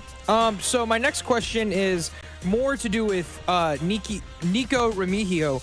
Are we maybe That's a fun name to say. Right? Are we maybe not paying enough attention to him or the battle with Sky Moore for the kickoff with the updated rules this year with the touchback being to the 35? Oh, look, I like Nico Remigio. I think he flashed last year a little bit. But as we were discussing with Nate, I mean, again, we're talking about like the sixth receiver on the team. So I think he gets discussed properly. I'm talking more about some of the other guys we've discussed improperly. Look, the truth is the kick return could look different this year. We don't know. Last year they told us it was going to look different, and by the time the dust settled, there were more kick returns, but not that many more, which means it didn't really fundamentally change. Nico Remigio is obviously, and I think fairly obviously, their best kick returner. He's one of their better punt returners as well, and certainly better than Sky Moore at those jobs. But yeah, I don't need to spend a lot of time talking about what contribution he'll make outside of kick return. I'm more just waiting and seeing on how much different it is, because there is still part of me, Gold, that thinks even though that 5 yards should make a difference, makes a huge difference in the statistical chance of a team scoring, because it made a statistical difference between somebody at the 25 and the 30. Yeah, I want it at the 40. There is still, agreed, there is still part of me that thinks a couple of nice kick returns will happen, and a bunch of teams just decide to boom this thing out of the back of the end zone again. There is part of me that thinks that they just go right back to I don't know if they made it enough of a deterrent. And for those saying the 40 would be too much, yeah, that's the point. the ball in play. The whole point is you're trying to get kickoffs. We'll see, JT. But yeah, I think Nico Remigio, his value to the team, I think it gets discussed properly. Yeah, I was talking more about should we pay Kick more return? attention about kick returning it? Yeah. Yeah, maybe. I mean, I'm waiting and seeing on it. Now, my last question for you, since it's my last camp question, is this: who would you want to bunk with up there if you were staying up in St. Joe? From the station? No. Okay, Or we player? can go with the station, but I was thinking player. Oh, that's a little weird.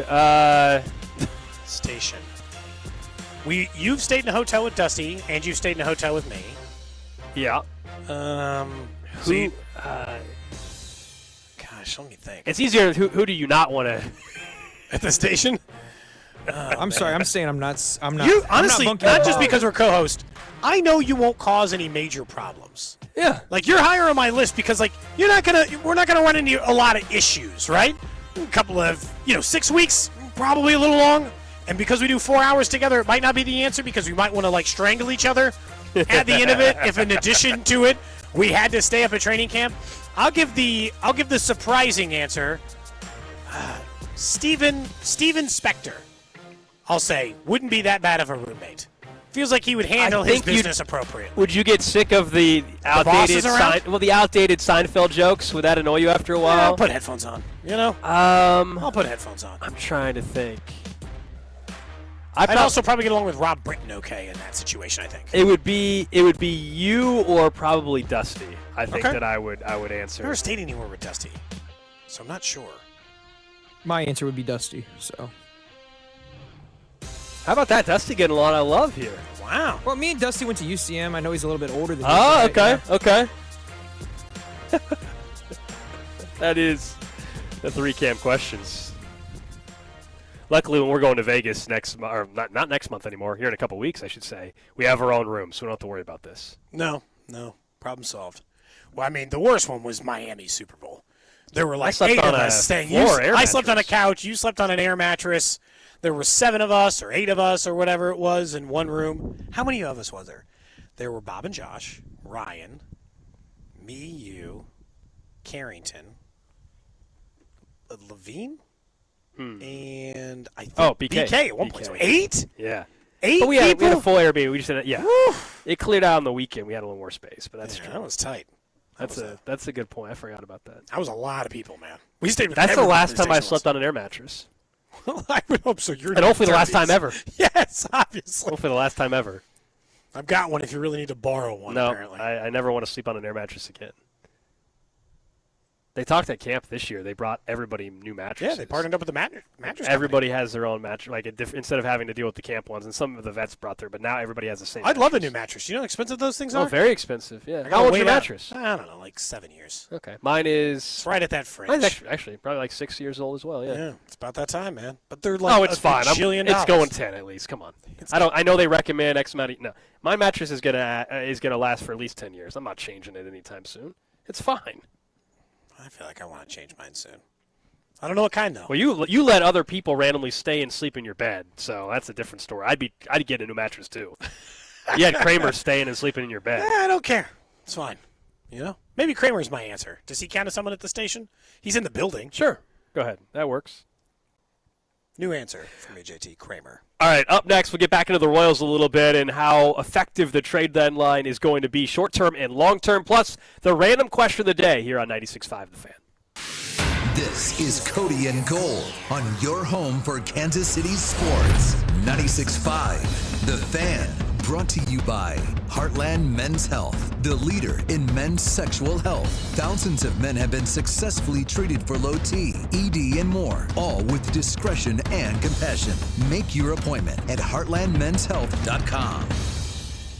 So we do a giveaway at GiveMeTheVin.com. Every month we're giving away $25,000 to one lucky person that sells us their car. Karen, you there? I'm here. Karen Gardner of Oceanside, California is the latest winner in GiveMeTheVin.com's big cash giveaway. What did you sell us? I sold you a 95 Impala. And what did we pay you for it? You guys gave me 18. 18 plus 25,000 because you're the winner, Karen. Oh my God, you're kidding. You could be next to get a little more, maybe a lot more. You guys are awesome. Keep it up. No purchase necessary. For official rules, go to GiveMeTheVin.com. Sell us your car. Red Eddie on Football season is just around the corner, and just like your favorite team, you've got to fuel up to perform. At Break Time, we've got your training camp essentials, ice-cold drinks, protein-packed snacks, and all your game day favorites. Whether you're hitting the field or cheering from the sidelines, teamwork starts with the right fuel. Let's go! One team, one goal! Swing by Break Time, your home team for snacks, drinks, and everything in between. Download our mobile app and find a location near you. We're proud to be Missouri made. At Verizon, lock in a low price on the best 5G in Kansas City and be the best you. Check where your ride is for your trip into the office. Get that almost impossible dinner reservation and save big with Verizon while you do it all. Switch today and pay $50 a month for a single line. That's right, just $50 a month when you bring in your phone on unlimited welcome with auto pay plus taxes and fees. Stop by your nearest Verizon store today. $15 monthly promo credits applied over 36 months with a new line on unlimited welcome. In times of congestion, unlimited 5G and 4G LTE may be temporarily slower than other traffic. Domestic data roaming at 2G speeds. Rankings based on Root Metrics Root Score Report dated 2H 2024. Your results may vary. Additional terms apply. Do Crohn's disease or ulcerative colitis symptoms keep coming back? Tremfya, guselkumab, may help, with rapid remission achieved at 12 weeks and lasting clinical remission at 1 year. Some even saw visible improvement of their intestinal lining at 12 weeks and 1 year.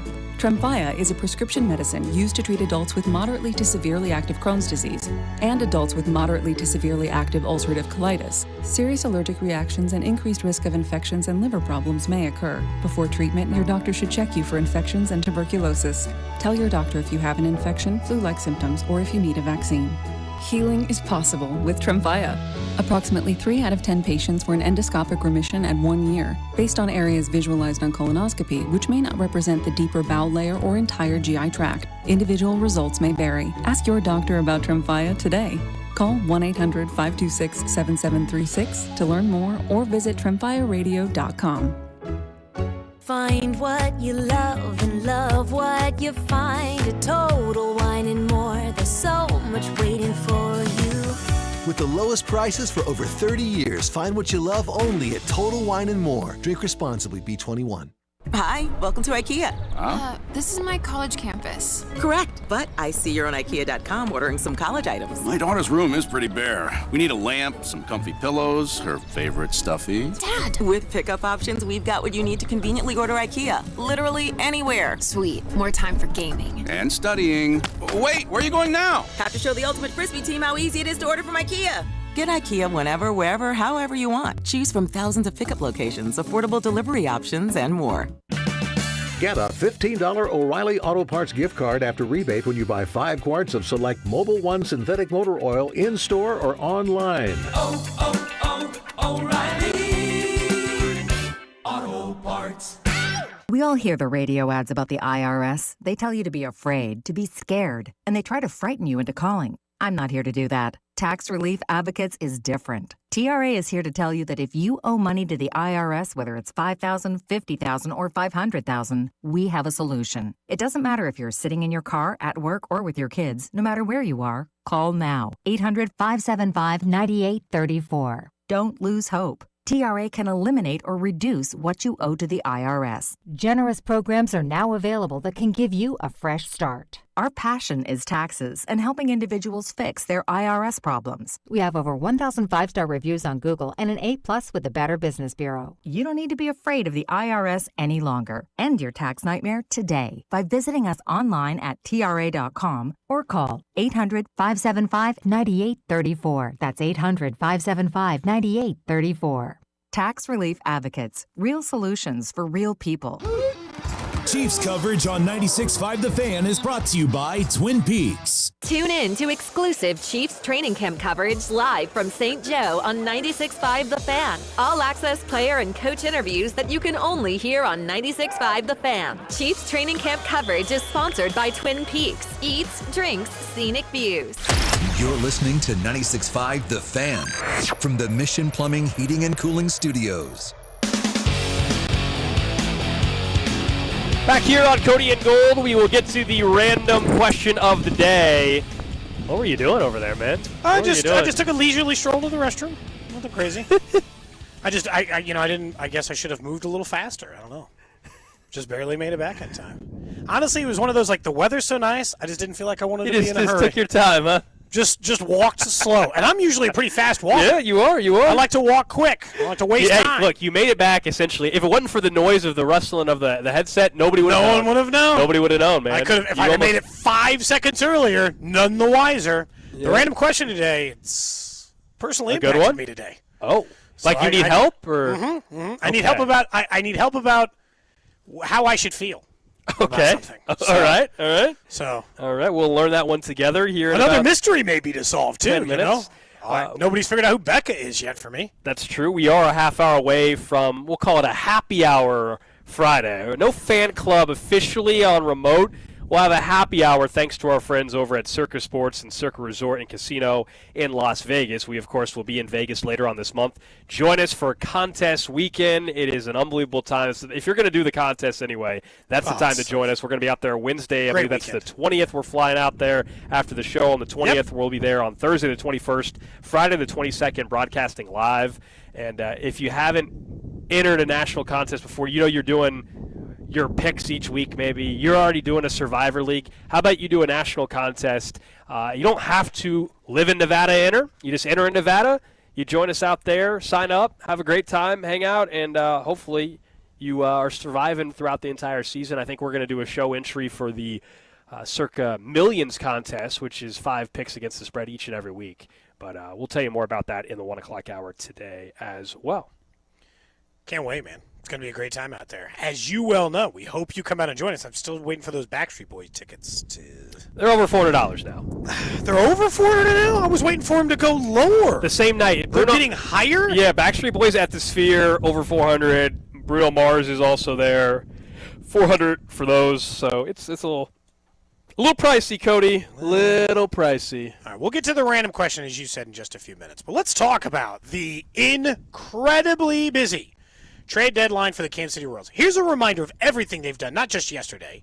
They have added Adam Frazier, Randall Grichuk, Ryan Bergert, Stephen Kolek, Bailey Falter, and Mike Yastrzemski. They have traded away what I can only deem is a bunch of players you had never heard of until yesterday in Freddie Fermin. Cam Devaney, who I know you guys heard of him because I had to go through the whole thing. Andrew Hoffman, Evan Sisk, Callan Moss, Junior Marte, and eventually Freddie Fermin. I know, like, I usually try to, and you two the same. I don't try to make everything's the greatest thing in the world, everything's the worst thing in the world. There is reason for nuance. This was a fantastic trade deadline by J.J. Piccolo and the Royals, in my opinion. They not just addressed the fifth starter need, they hammered it. And they hammered it for what I think was way, way better value on their end. I am not saying Freddie Fermin meant nothing to this team or has no value. What it reminded me, though, is the Royals had so much catching depth, and the rest of the league had so little, that the Padres were willing to, I think, way overpay with the 2 pitchers they sent to the Royals. 2 guys, both with at least 2 years of control, 125, 128, both who have major league starter experience and relief experience, and both guys who could start for you for multiple years and have been good so far this year, or at least average in one case so far this year. I thought that got tremendous value for Freddie Fermin, which is why they had to make that decision. maybe I like the give back on Mike Yastrzemski a little bit less, but they needed one more bat, and they got that in Yastrzemski. The moves that they made are the reason why you like them, and the reason why it makes a ton of sense is you were able to not jeopardize your future while also, I think, making your 2025 roster a little bit better.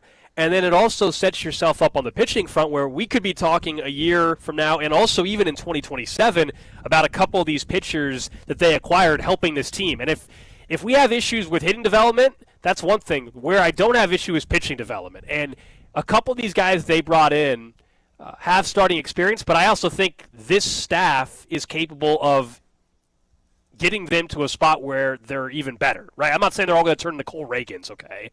That's obviously the prime example of it working out. But I do think Brian Sweeney and this staff, this organization has shown at big league talent evaluation at the pitcher spot, they're pretty damn good at that. There's plenty of other things you can be critical of, and obviously the development of hitting is the biggest thing for me. But when it comes to making a trade with a big league team for their big league talent that is at the pitching level, I'm talking about pitching, I should say, they've had great success there. And so I think they're one of these guys pitching-wise they traded for, I think we're going to be sitting here a year from now even and saying, wow, what a deal. I really believe that. My pick for that in particular is going to be him. Yeah, it's going to be Ryan Bergert a little bit over Bailey Falter. Falter, to me, will have the success quicker. Like this year, Bailey Falter might have a little more success than Bergert, although I think you're going to get 5 innings from him. They needed pitching depth for this year and beyond. And yeah, Freddie Fermin is a hell of a baseball player, and everybody loves him. But when you have depth at a position, you have to use that depth to your advantage. And I think they did that by executing the trade that they made with the Padres. And the reason why grade-wise I give it an A- and not an A is only because of what you highlighted a little bit, which is Yastrzemski is going to be a straight platoon, it looks like, with Randall Grichuk. And you get a 2-month rental and you gave up a top 20 prospect. That's the only reason why it's A-, but he's not even a top 30 prospect. We looked it up for the Pirates. So that's why I think they executed the trade deadline very smartly with how they approached it. If you think of it at just like 30 times 30 and he's like middle of the road, he's like this 500th best prospect. I know, but there's no such thing as a perfect trade deadline. So I know. That's my point. That's why I like it. That's why it's borderline. I think it almost, yes, you're right.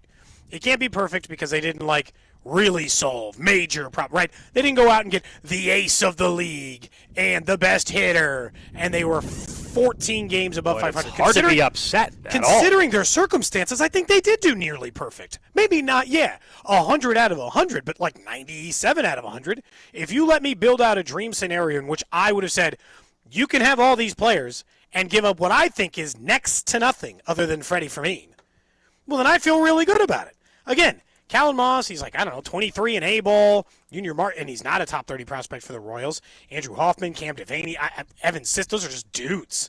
Those aren't even what you call prospects. The teams don't even talk like them like they're prospects.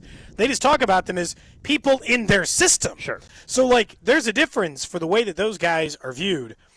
And, so I thought yesterday they weren't going to make the playoffs. I still think today I wouldn't predict them to make the playoffs.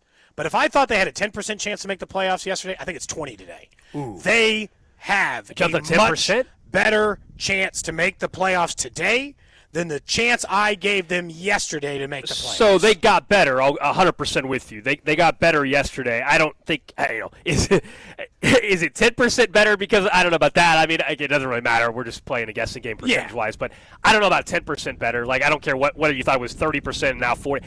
I don't know. To me, they got a couple percentage points more. If they have an 11% chance, it's probably 13 to 15%. So they got better. Mission accomplished in that regard. I don't know if it's enough to say they got 10% better by getting Yastrzemski, basically, in a pitcher or two. I think long-term, for 2026, I think that actually is where they improve the most, because now you go into an off-season pitching-wise where you feel better, plus a little bit of security given the fact Bubic will be coming off of an injury. You don't know 100% how that's going to turn out. It provides you some more flexibility for a future trade in the offseason. So I think it's a lot better for 2026 even. It helps them in 25, but I actually think what they did yesterday is what sets up 26 even better. 26, they are, once again, they got plenty of depth at starting pitching, but that's the problem.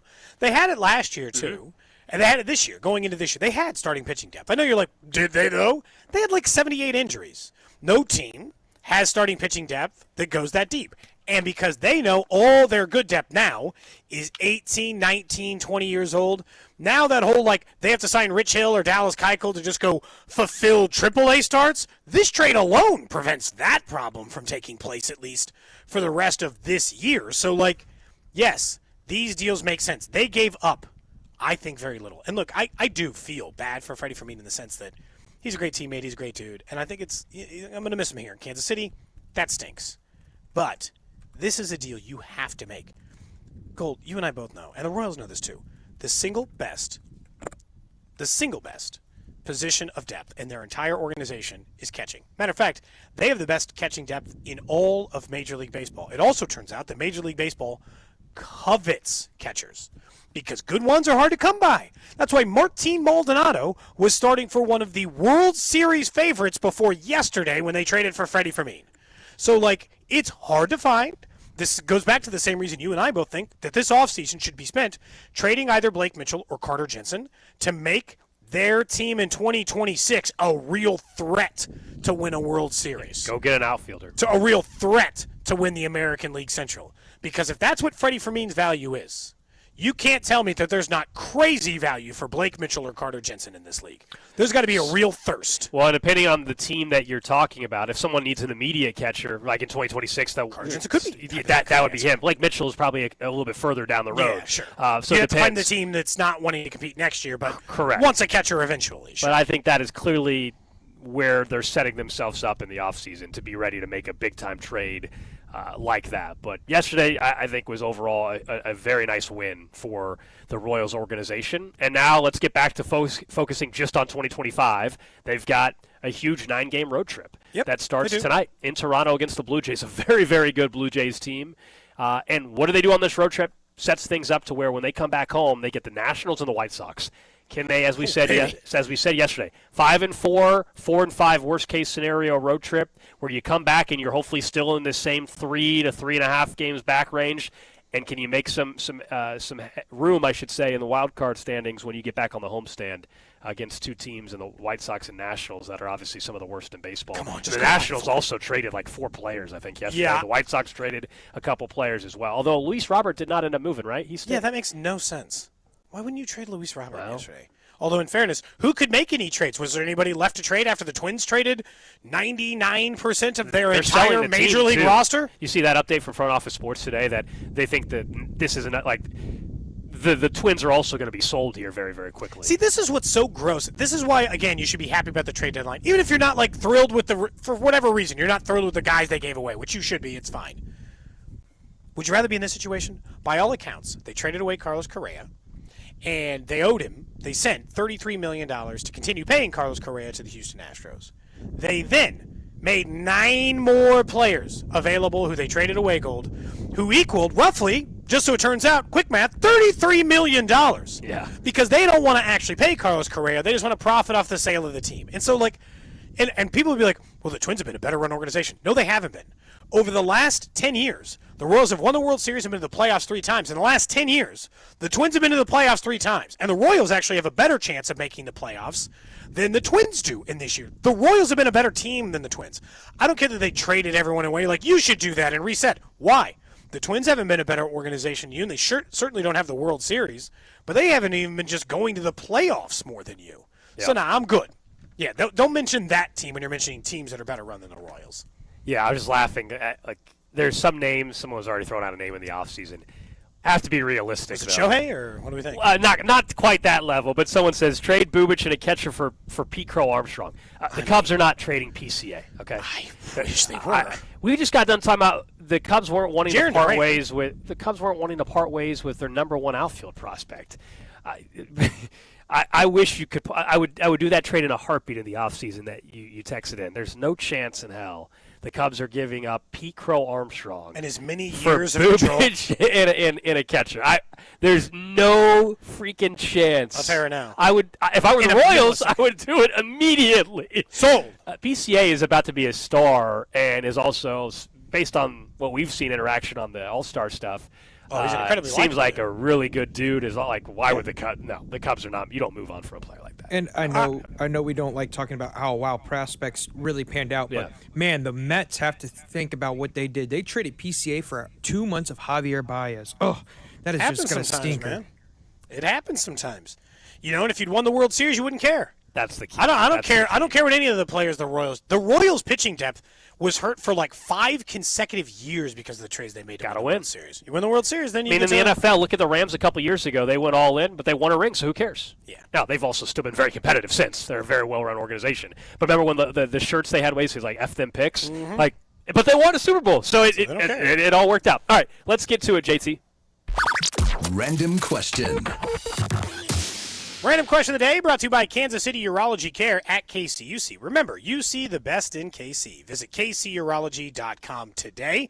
For you, Gold, for you, JT, text line 913-586-7965.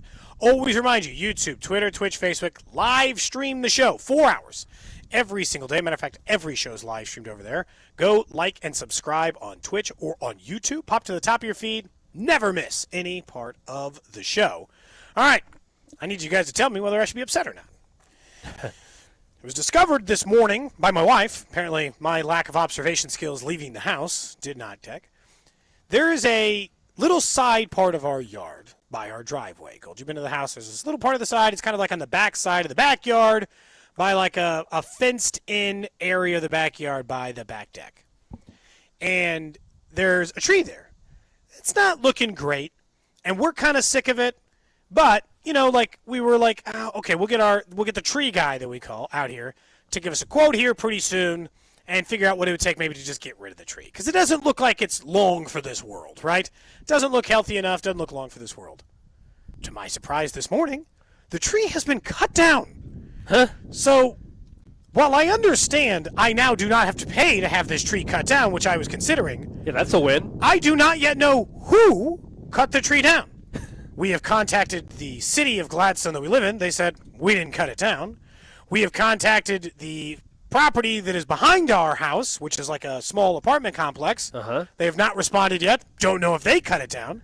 My concern, should I be upset that somebody entered my property, cut down my entire tree, or happy that they just cut down a tree that I was probably going to cut down anyway? Short term, very happy. You saved a lot of money not having to pay to have the tree that you wanted to get cut down.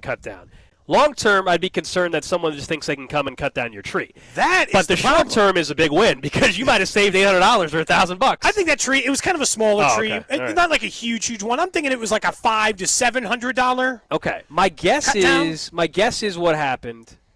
If the apartment complex is behind you, they maybe already were getting stuff trimmed, and for some reason the landscape company or whatever just did it without the apartment. From the 816, thank your lucky stars and go on with your day. But what if it's just a neighbor who didn't like the sight of it, and they think they can enter my property and cut down the tree? Yeah. Then no good. True. Screw you. You don't get to just cut down my tree. I decide when the tree's no good anymore. Yeah. And no note. Check the mailbox. Check the front of the house. Trying to see if somebody was like, whoops-a-daisy, cut your tree down or looked like it was going to fall. Was it Somebody tall claims enough? maybe it was Evergy. Was it tall enough to impact power lines or anything? It's not far from a light post, but it wasn't touching the light post either. Shouldn't they tell me they're cutting it down? I would Interesting. think Could be so. Evergy. Oh. You can't just go in someone's yard and cut a tree down. Again, like I said, long term I'd be concerned. Short term, take the fact that you didn't have to spend a bunch of money on the tree that you wanted trimmed anyway. I'll be honest, Cody. You think this is just a win? I would not care. I'd be like, yeah, it's gone. I would not care, but I'm also a 24-year-old who would want to save his money. So here's the problem. Here's the problem, JT, with just being like, sweet, I didn't want the tree. Problem solved. But I would just like... The stump removed too? No, the stump was still there. Okay. They didn't grind it I was down. like, wow, that would be. I mean, wow. Honestly, that might soften it a little bit more. They went that far down the list. But, like, the way, I got to say, it's my concern, JT, and I understand your general thing, like, somebody took care of a problem. Sweet. But let's just say, what if it was one step further? Let's say, house looks like it used a little paint, and you came home and your house was painted. No good, man.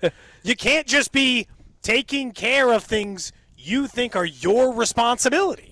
So I'm a little bit worried maybe that's not the case. Somebody said, do any of the neighbors have any cameras? Yeah, she doesn't know what it is either. Okay, We're both working to try to figure it out. I have this image in my head, and it's weird, but I'm having the image, Cody, that maybe one of your kids like told someone, and they just like, oh, we'll come over and do it, and your kid just goes, yeah, I'll do it, and then they just came over and cut the tree without you. We just got buzzed by a plane. My goodness, can you guys hear that? Personal flyover from Cody and Gold. Goodness, that thing was flying low right over. Text line suggesting I go into the neighbor's yard and cut their trees down as revenge. But how do we know it was the neighbors? Like, we don't know that. Somebody says I would just encourage anyone who thinks they can pay to cut Yeah, my trees or have. that's but what's like, weird. But I don't want all my trees cut down. Some I just want trimmed. I like the shade. I want the trees in my yard. Yeah, the Not that utility. tree, though. The utility part is the question. That'd be the one question. Is if somehow you were impacting utilities? That'd be the only thing, I guess. So yeah, multiple people said Evergy cut down my tree with no notice. Definitely could be the energy company. Somebody said maybe it was just an overzealous tree company doing work, like you said, for the apartment, who maybe just didn't realize that one was across the line. Man, maybe it is. You know what? Maybe I'll contact Evergy. And now I want to know. Now I do want to know. Do you not have a Ring camera in the backyard or anything I don't. like that? I do want to know who cut it down, though, because if it is an overzealous neighbor, we got to have a talk. You can't just be cutting trees down with no notice. So I thought you had chainsaw sound effects for the segment. No, as Cody was talking, I kept pointing to the sky. This plane, what is this? I think it's I don't know which base is nearby. Okay, someone will tell me on the text line.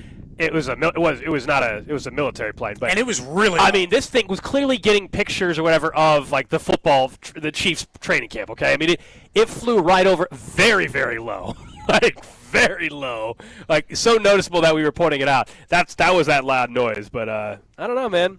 I think you got to find out what happened, but also I think you kind of lucked out right. You think now. I just take the win? Mm-hmm. Should I just go put it on black when we're in Vegas? Sure. Free money, you know. I mean, I was expecting to pay to have this tree removed, and then all of a sudden, not so fast. Got to be free and easy. I do like that the tree's gone. I wanted the tree gone, but I want to know who cut it down.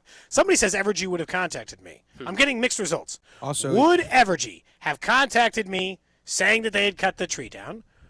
Because the city didn't and said they didn't cut it down. I'm waiting to hear back from the apartments, and I didn't realize to contact Evergy to see if they had cut it down. What were you saying, JT? I was going to say, do you have like a fence line around it? Because maybe they thought it was their property line and they cut it like they're saying about the apartment complex? Based on where this tree is, I do not believe there is any mistaking that it is my tree. Was my tree. It's gone now. I don't think there's any mistaking. The other part is, how did I not notice? I'm gone in the middle of the day. It could be gone. My wife works from home every day but one day of the week. So, did they cut it down and I didn't notice for 3 days? Am I that not observant? That I didn't notice a tree gone from my house for 3 days? It's in a fairly obvious spot. I drive by it every time I park in the... Someone says, find out who it is. Tree law is huge. Minimum $10,000 lawsuit. There's no way. That's got to be a made-up sentence. There's no way tree law is huge. $10K, Cody. Oh, wait. We just covered one on Trash of the Day. That's That right. guy sued. Yeah. Because he cut all those trees down to get the if to get the view of the ocean. If Cody ends up getting $10K out of this, You're going to be so mad, aren't you? Not mad. I'm just kidding. You got to be kidding me. Oh, man. Someone says Evergy would have marked it months ago before cutting it. I would have, I was trimming around it 2 weeks ago. Yeah, that was the story we had was the 32 trees in New Jersey. We had that story a couple. Somebody says this feels like a huge humble brag. There's so many people who just want a tree cut off their property, and taking care of a tree is like a gajillion dollars. Yeah. It's so very expensive. Very expensive. That is the random question of the day. Thank you, text line. We were trying to remember what it was, a C-130 out of Rosecrans or whatever. That's exactly the plane that it was. And we've seen them before at camp. This one, though, was extremely low. As low as I feel like I can remember seeing one. To the point where you're like, what's going not just, it was very, very low. And that was definitely the plane. Thank you. Text line is asking for a Caitlin Clark card Bunch update. of text all of a sudden. All right. It is Friday. We said we'll do it every Friday. That way we don't bombard. All right. So the auction ends next Saturday. All right. A week from tomorrow, the auction ends. Things usually heat up on the final day. I think it's going to be the final hour before anything. If it goes up, that's when it would go up. It has gone up since the last update, though. Okay. That was the pleasant last update surprise. It was at $2,000. Yeah, the pleasant surprise last Saturday. I got a couple bids, so it's at $2,750. Okay. With 8 days and 8 hours to go. How many different people have bid? Can you see that? It does not tell me that. Okay. It says the total number of bids. Correct. But it does not say the total Correct. number of people. It's not eBay. It doesn't tell me who's bidding or anything. Just amount of bids, what time the bid was, and the bid dollar amount. It went from $2,000 to $2,100 and then jumped to $2,750.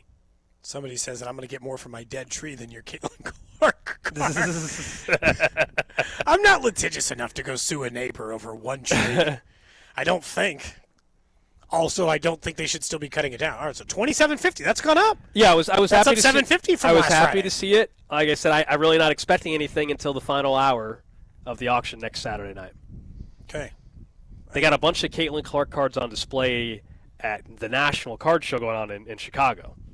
I kind of wish, like, in retrospect, you just carrying that thing around, PSA, that'd have been fun. Oh, just at the National, I tried to sell it there. Oh, I would have already sold it there, yeah. You think so? If I was there, I would have already sold it.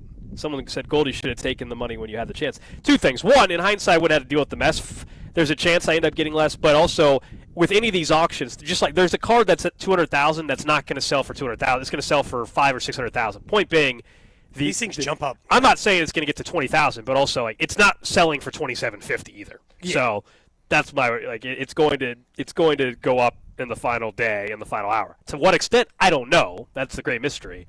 But it's not going to sell for $2,750. I promise you. That's the pressure. Yeah, the hey, pressure Cody. of finding out. Yes? The text line thinks it's Dusty. First it was the briefcase, and now it was your tree. Dusty's not driving from Lee Summit all the way just to up there. cut down my tree. He didn't even know anything about the tree. That'd be the weirdest prank anyone's ever pulled on. It says Becca's in the tree trimming business now. She heard me talk Everybody's about looking for Becca because she's cutting down trees. That's what it is. Yeah, that could be it. Up Mysteries next, to be solved. We will get to the 1 o'clock hour here live in St. Joe from Chiefs training camp practice. We'll hear what Josh Simmons had to say. You'll also hear our conversation we had earlier today with Noah Gray right here on 96.5 The Fan. This is Cody and Gold on your new home for Chiefs football. 96.5 The Fan. Brought to you by Heartland Men's Health, the leader in men's sexual health. Thousands of men have been successfully treated for low T, ED, and more, all with discretion and compassion. Make your appointment at heartlandmenshealth.com. Hey, it's Gold, and Circa Millions and Circa Survivor are back with a massive $21 million in guaranteed prizes. Circa Million, pick 5 games against the spread each week, 126 ways to win with $6 million guaranteed. Circa Survivor, 1 pick a week, no point spread, last the longest to win it all. $15 million guaranteed. Enter in Nevada, play from anywhere, $21 million guaranteed.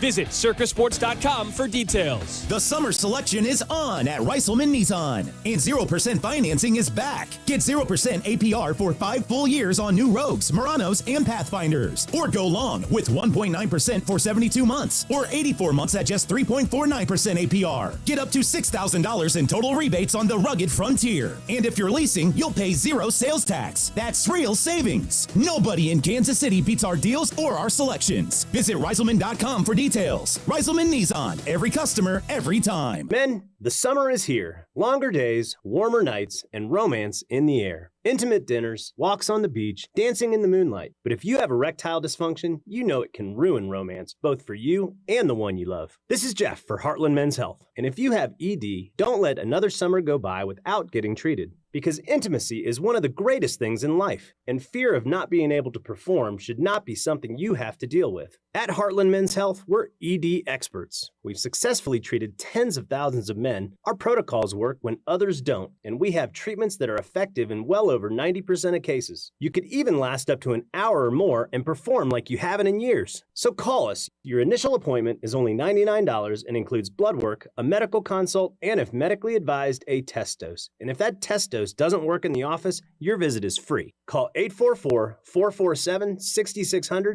That's 844-447-6600. Or go to heartlandmenshealth.com. Hi there, I'm Charlie. And I'm Carter. Our dad is Rex with Rex Buys KC. If you're thinking about selling a home in Kansas City and don't know where to start, our dad can help. Sometimes life throws curveballs, like moving for a new job, dealing with a divorce, or inheriting a house you weren't expecting. Dad doesn't just make offers, he talks with people to help them understand all of their options. No pressure, and it doesn't cost anything to talk with his team. He's a local home buyer who really knows Kansas City. If selling to him is the right choice, he'll give you a fair cash offer, and you can close on your timeline even in as little as 7 days. He buys homes in any condition.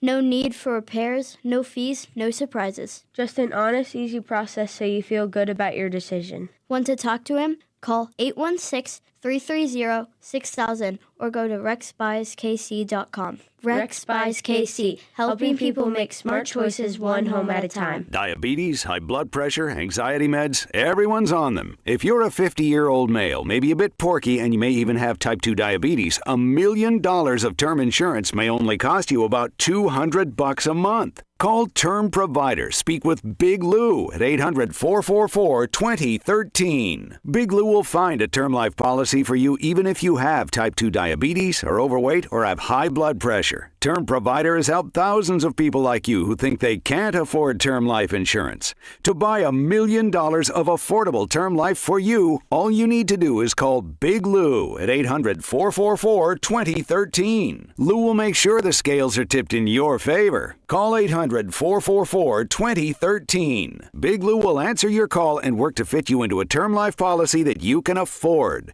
Remember, Big Lou's like you. He's on meds too. Call 800-444-2013 or biglou.com.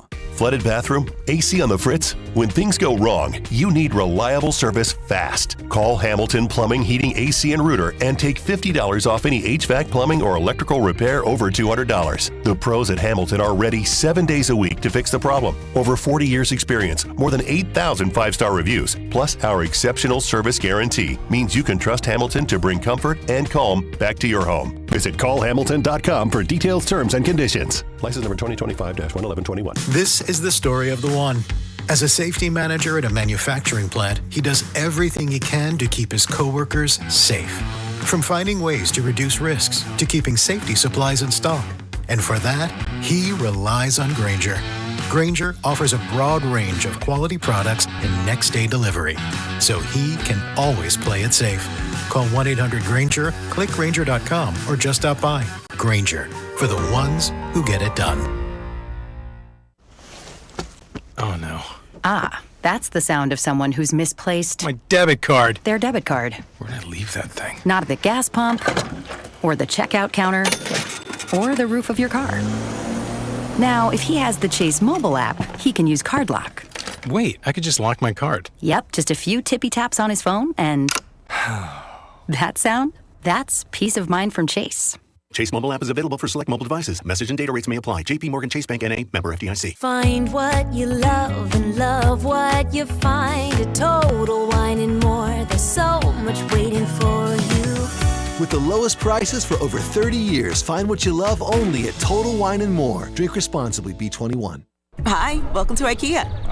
This is my college campus. Correct, but I see you're on IKEA.com ordering some college items. My daughter's room is pretty bare. We need a lamp, some comfy pillows, her favorite stuffy. Dad! With pickup options, we've got what you need to conveniently order IKEA. Literally anywhere. Sweet. More time for gaming. And studying. Wait, where are you going now? Have to show the Ultimate Frisbee team how easy it is to order from IKEA. Get IKEA whenever, wherever, however you want. Choose from thousands of pickup locations, affordable delivery options, and more. Get a $15 O'Reilly Auto Parts gift card after rebate when you buy 5 quarts of select Mobil 1 synthetic motor oil in-store or online. O'Reilly Auto Parts. Cody and Gold, live from St. Joe at Chiefs training camp all summer long with exclusive access and interviews with the reigning AFC champions. Right here on your home for Chiefs football, 96.5 The Fan, KFNZ FM and AM HD1 and HD2, Kansas City, an Odyssey sports station. Friday. We're calling it a little bit of a happy hour, not full-blown fan club today since we're on remote up in St. Joe. But fan club happy hour is presented by Circa Resort and Casino. Circa Resort in Las Vegas. Their Circa Millions and Circa Survivor are back with a massive $21 million in guaranteed prizes. Circa Million, you pick 5 games against the spread each week.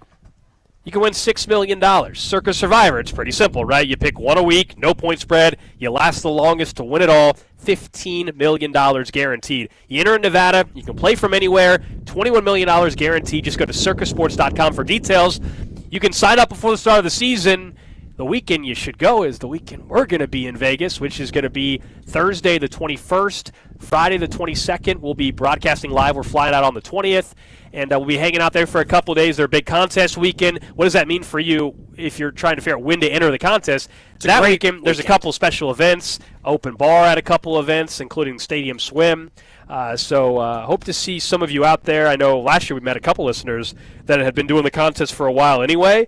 So if you're thinking about it, if you're someone that you know you're just going to bet every week of the NFL season, you do the contest, you're set for the whole year. You pick 5 games, and even if you have a bad week, they have quarterly prizes. They got booby prizes for the person who finishes last. Correct, that's very difficult to do. People think, I'll just be terrible at this. No, you'll end up being better than you think. So you can win. I think it's $25,000 for the booby prize. I know. Call it. Yeah. So we'll tell you more about it when we get out there and everything. But we had a ton of fun there. It's a great spot. If you just also want to check out a great place to stay in Vegas, Circa Resort is unbelievable. The world's largest sports book. Their pool area is top notch. Year round, the pools are heated too. So even if you're thinking about going in to the Chiefs game in January when they take on the Raiders, that's another great time to show up. I've seen people out in the pool in the colder weather times where it's all like toasty and warm. We've been out there for a couple of colder weather times as well. Yeah, we are currently in a wind tunnel now. Unfortunately, it's a beautiful day. We just we've got a little wind tunnel going on us now. Yeah, it happens every once in a while. A little happy hour. Thinking of happy hour, my mom just texted me and said, "Hey, I got something for your dog." I was like, "Okay." What? She's like, "I got your dog a dog beer." And I go, "Okay." Show me a photo. It's something called. It's bone broth, but it's called Tail Wagger. It's a beer. It's a beer for your dog? It's a beer for my dog. Why did your mom get a beer for your dog? She's just being nice, getting something for my dog. Oh, I'm like, nice. Okay. She should just save it for the next time she watches your dog. Well, that's that too. It but could be a also, special treat. I'm a little like the dog's gonna love it. I'm a little concerned. Like, am I gonna stomach? Yeah, that's what I'm concerned about. Dude, I just like. It's a bunch of hearty chicken bone broth, basically. It's a risk. Anytime you give a dog a new food, it's a challenge. And your dog's older, man. I know. It's very nice. I know the dog's gonna love it in the moment. I don't know if I'm gonna have to do it on a day where I got nothing else to do. I'm gonna be just in case you're on dog upset stomach watch. Yeah, I'm sure she's fine, but like I don't know. As dogs get older, man, it's kind of tough. Dog beer. I guess dog beer is a thing. Okay. They'll market it to I've never seen market it. anything. I guess.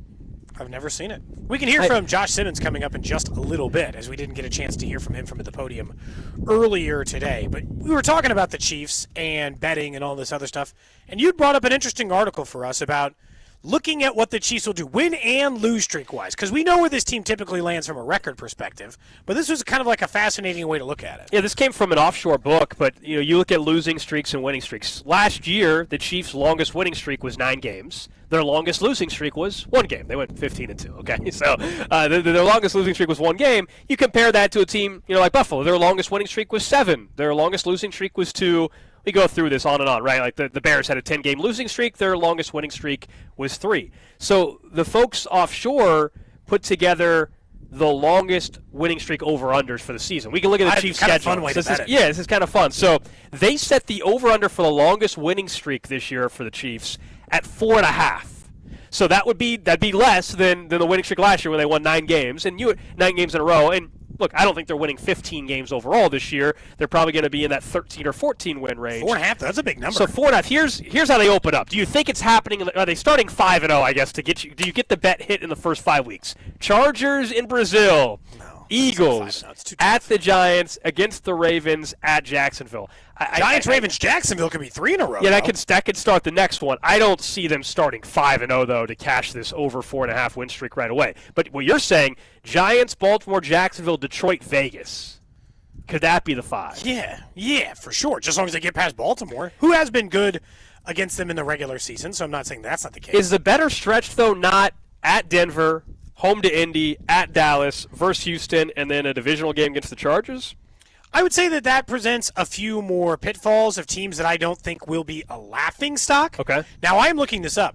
The Chiefs 2 years ago in 2023 had a 6-game winning streak. The Chiefs in 2022 had 2 separate 5-game winning streaks. Gold, I don't know how far back I'm going to have to go before I tell you that this might be one of those bets that the Chiefs hit every single year. 4.5 might be the bare minimum in the sense that they continuously have gotten to 5. But so far for the last 3 years in a row, going back to 2021, they had a 1, 2, 3, 4, 5, 6, 7, 8 game winning streak in 2021. Let me go back to 2020. I'm going to keep going back until we find a season in which Patrick Mahomes was the starter of this team, and they did not win 5 in a row. My guess is that it's the year he got hurt. The year he missed time with the injury would be my best guess at when they didn't win 5 games in a row. 2020, they won 9 games in a row. Gold, in most of these years, they're not just covering it. They're covering it fairly easy. Like, I don't know if, like, this is an offshore? Yeah, this is an offshore book. This is not something you can bet on here stateside legally. But I just conversation-wise, it's fun. Okay? No, definitely, for sure. I mean, 5 to 6 games is probably what I expect in most given years. Over 4.5 is minus 115. The under 4.5 win streak is the long. So basically, do you think they're going to win 5 in a row or 4 in a row? Only 4 in a row or less is also minus 115. They won 6 in a row in 2019. I have not gone back and found a year in which they did not win that number. Interesting. Okay, so you think I'm in 2018. I'm getting ready to tell you whether or not they are good. I think that they win at least 5 games in a row every year. Is the schedule too difficult this year, though? No. I think their they're schedule better. was equally as difficult last year and the year before. They played a first-place schedule against super teams a bunch of times. Right. I think this year, because they don't deal with the Christmas, they play Christmas night, but they're not doing the same stretch, right? They don't have the 3-game and 11-day or whatever it was, which they ended up coming out very well during that. That was the conversation all last year. I think team-wise, especially if they fix left tackle, they could be a better team this year and win fewer games. Like, they can be a better team and only win 13 games. Yeah, and I don't think that that's all that uncommon. I would take the over in this heartbeat. Look back at 18, by the way. There's not been a single year that Patrick Mahomes have been the starter that did not win 5 games in a row. Well, shoot. They won the first 5 games. Right. He started in 2018. So they have won at least 5 games in a row, which is a stat I had not realized. Every single year Patrick Mahomes has been in the NFL, this team has won at least 5 games in a row. And so if I'm betting it, I'm absolutely doing it. But it also tells you this is how they get to 12 wins every year. This is how they get to their number. Because doesn't matter the opponent, doesn't matter the schedule, doesn't matter when it will happen. At some point in a year, the Chiefs will win between 5 and 9 games in a row. Here's a lock. The Chiefs do not even have the highest number for winning streaks. So like they're saying over under 4.5 longest winning streak. Well, they win 5 games in a row at all this year. Baltimore's over-under is set at 5.5, and so is Buffalo. And then Green Bay's set at 5. Now, I haven't looked at Green Bay's schedule, admittedly. Buffalo's we know just a little bit more because of the common opponents. But the Bills' longest winning streak, they're saying, will they have a 6-game winning streak this year? Will the Ravens have a 6-game winning streak? Ravens? The Ravens last year had a 5-game winning streak, and the Bills had a 7-game winning streak a year ago. So only 1 game better than the Chiefs' winning streak? No, the Chiefs had it better than that. The Chiefs had a 9-gamer. Yeah. So, okay, so here's the Bills' stretch in which you think they could win 6 in a row. Jets, Dolphins, Saints, Patriots, Falcons, Panthers. Right out the gate. We've said this. They might Those be are weeks 2 through 7. They might be 6-1 or whatever before they play the Chiefs. Yeah. Then they have the Chiefs and the Bucs and the Texans and the Steelers and the Bengals. Teams they can certainly lose to, and you wouldn't do it. But I'll say, if they don't get the 6-game winning streak there, I don't think they're necessarily just going to get it. Fair. At any other point of the season, unless it's maybe the final 6 games of the year. But that would still require them beating the Steelers on the road, beating the Bengals at home, and beating the Eagles at home. So, like, their 6-game winning streak has to happen early. The Ravens is easily the most surprising one to me. Are they going 6 consecutive games? That division. I was about to say, are they going 6 straight games without playing a divisional opponent? The division is what makes that seem very, very unlikely. Like, we all think Baltimore's going to be good, but can they six in a row? Bills. So just immediately eliminate that one. I'm going to go after the Lions game. I'm going to go after the Chiefs game for the Ravens. All right, so Texans, Rams, Bears, Dolphins? No, that's a no. So let's say starting with Bears. Again, Texans, Rams, Bears? Yeah, they're not winning 4. They're not getting on a 6-game winning streak against Chiefs, Texans, I was Ravens. saying, could they start it from the Texans? Can they start it from the Texans, Bears? Texans, Rams? It's Texans, Rams. Yeah, but I mean, that's a coin flip game. Fine. Texans, Rams, Bears, Dolphins, Vikings on the road. Depends on J.J. McCarthy. I think that's a stretch to watch for them if they were to. If you told me they were going to win at any point 5 or 6 in a row, yeah, that's got to be. If you start with the Browns, it's at the Browns, at home against the Jets, at home against the Bengals, at home against the Steelers, on the road against the Bengals. It's like their stretch is probably the one we mentioned. I would take the under on them. That's the other reason why. Like, we'll get into these conversations. I know we get closer to the season, the teams who we think might The only team who's going to take the number 1 seed from the Chiefs this year is the Bills. The Bills can do it. This is the year it has to happen. The Bills can do it. Yeah, this is the year because of the schedule. It has to happen. And they've lost to the Chiefs in Buffalo before. But, based on Buffalo's schedule alone, you got no excuse but to get the 1 seed. You're in the easiest division of the opponents that they have to do in this thing. You've got an easy stretch that you could be 7-8-0 before you take on the Chiefs. You got a real chance to be 7-1, 8-0 before you take on Kansas City. You absolutely should be the team of note in that situation. You look focused. Well, I was trying to look up the odds to be the number 1 seed in the AFC this year. It's a market that's out there, and I don't see it on my app right now. But I agree with you. I think we've talked about it a few times that this year is the year for Buffalo. If it doesn't happen this year from a seed, I'm talking about for the number 1 seed. If it doesn't happen this year, then come on. They legitimately could be undefeated even heading into their game against the Chiefs. Now, the other way to look at it, if we're taking the over, we're talking about the over on the win streaks. What about some of these teams where you're like, hey, they're not winning that many in a row? If you think the Commanders are coming back down to earth, their over under is 4. You take the under on a 4. Are they going to have over 4, not 4.5? They have to. It's a push at 4. Are they winning 5 games in a row? The Commanders this year? I don't think they're going to win enough games. I don't know if Terry McLaurin's going to play for him this year. Yeah, he straight up requested a trade. He probably won't get traded. I guess here's the fun one. Drew's not here. Cincinnati longest win streak over under is set at 3.5. No, they're not won 4 games in a row. They ever won 4 games in a row? Oh, I'm sure they have. Under Joe Burrow? I'm sure. Not in their history. Cincinnati, by the way, last year, even in a bad year, they won 5 in a row, Cody. They won 5 games in a row to get themselves year. back into the playoff hunt? Uh-huh. And then immediately lost 3 in a row? Or what happened? Their longest losing streak was 3. Their longest winning streak was 5.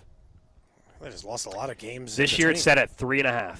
Their losing streak is set at, their longest losing streak is set at 2.5. I mean, if they can't win 4 games in a row against Cleveland, Jacksonville, Minnesota, and Denver to start the season, well, then it ain't happening. Yeah. That's the easiest stretch they got on the entire calendar. One thing that could help the Chiefs build a winning streak is if they figured out left tackle. Josh Simmons spoke to the media right after practice. Here's some of what he had to say.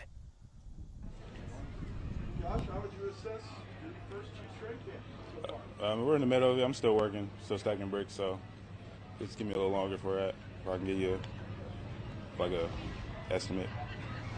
You got to fly through your first kind of long drives and that heat the other day. What was kind of your mindset? Was there a survival mode that just kind of kicks in at some point? Yeah, definitely. But you also get it's health. It's the funnest thing you can do, competing against George Karlaftis, Mike Dana. So that competitive stamina, it just kind of wipes all that kind of tiredness away. So, yeah. Josh, I'm sure there's a lot you want to improve on all the time, particularly out here at camp. But what's drawing the bulk of your time in this team? Say that again? So I'm sure there's a lot throughout your technique, everything that you want to improve. But what draws the bulk of your attention and time right now? Right now is really understanding defenses. That way I can play a lot faster. If I can see a front and anticipate that they may do a stunt or a blitz or a DN might drop, then I can easily kind of help Kingsley and communicate stuff like that. So. What stands out about the stuff with Spags as a film? You'll never expect it, is what I can say. You'll never expect what he'll do out of the front. So keeps me technically always on point. So. Josh, what has it been for you to have Andy Heck and Juan Castillo to really work on, I don't know if it's fundamentals or certain moves you want to do, but what have you sort of learned from those 2 guys right now? Yeah, they put a plethora of just different pass sets, different hand movements into my toolbox. So it's the best resource any rookie can have. Just having that in your back pocket, asking after a pass rush, what did I do wrong here? How can I fix it? And then going to the next rep and then making those corrections. It's amazing.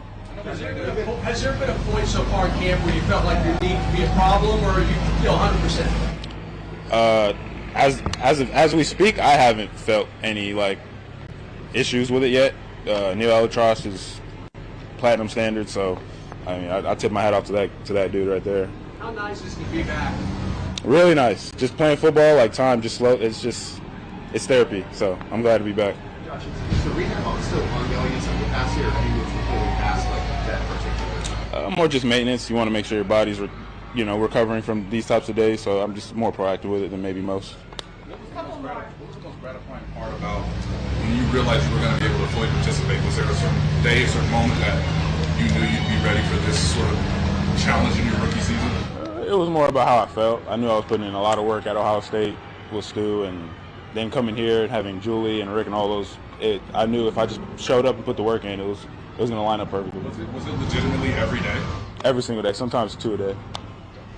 What made you want to stay? I assume that's it, but what made you want to stay in the area as opposed to rehabbing somewhere else? I'm talking about during the month break before the They know my body. I didn't want to go somewhere else, and then they have to kind of figure out my body, figure out, how does this work? Is he quick with stuff like that? They know everything. Ohio State passed it down to them, so I just put my trust in them. So. Last one in the back. Josh, how have Trey Smith, even Jalen Moore kind of helped you adjust to the pace of the NFL? They played Ohio State, but how have they kind of helped you adjust to the NFL and how fast it moves? They've seen it all. They've made the rookie mistakes, so they're trying to help me so I don't make them, or I'm at least ready for those welcome to the NFL moments. But it's just about the work you put in, asking them questions, even if it's something that I already know, just to confirm, hey, on this I should set like this or something like that. And they'll, yes, that's what you want to do. Just getting that kind of imprinted in my brain. That way I can play as fast as I can when I get out there. Thanks, Josh. Thank you. All right, so that was Josh Simmons speaking to the media a little bit earlier after practice today. I want to pivot, though. As we were listening to Josh Simmons, some big news in the NFL. Add Micah Parsons to the list of players requesting a trade. He put out a novel on social media. I can't even read it on the star pass rusher for the Dallas Cowboys officially requesting out of Dallas, wants to be traded. Now, this doesn't guarantee he's going to get traded. We see all the time players request to be traded. This one seems a little more personal based off of how the negotiations have gone. We played the audio, earlier this week, I think it was, from both Micah Parsons and Jerry Jones. If you want to read a snippet of it, you can. That's very long. Some of it is, he said, I no longer want to be here. I no longer want to be held to a closed-door negotiation without my agent present.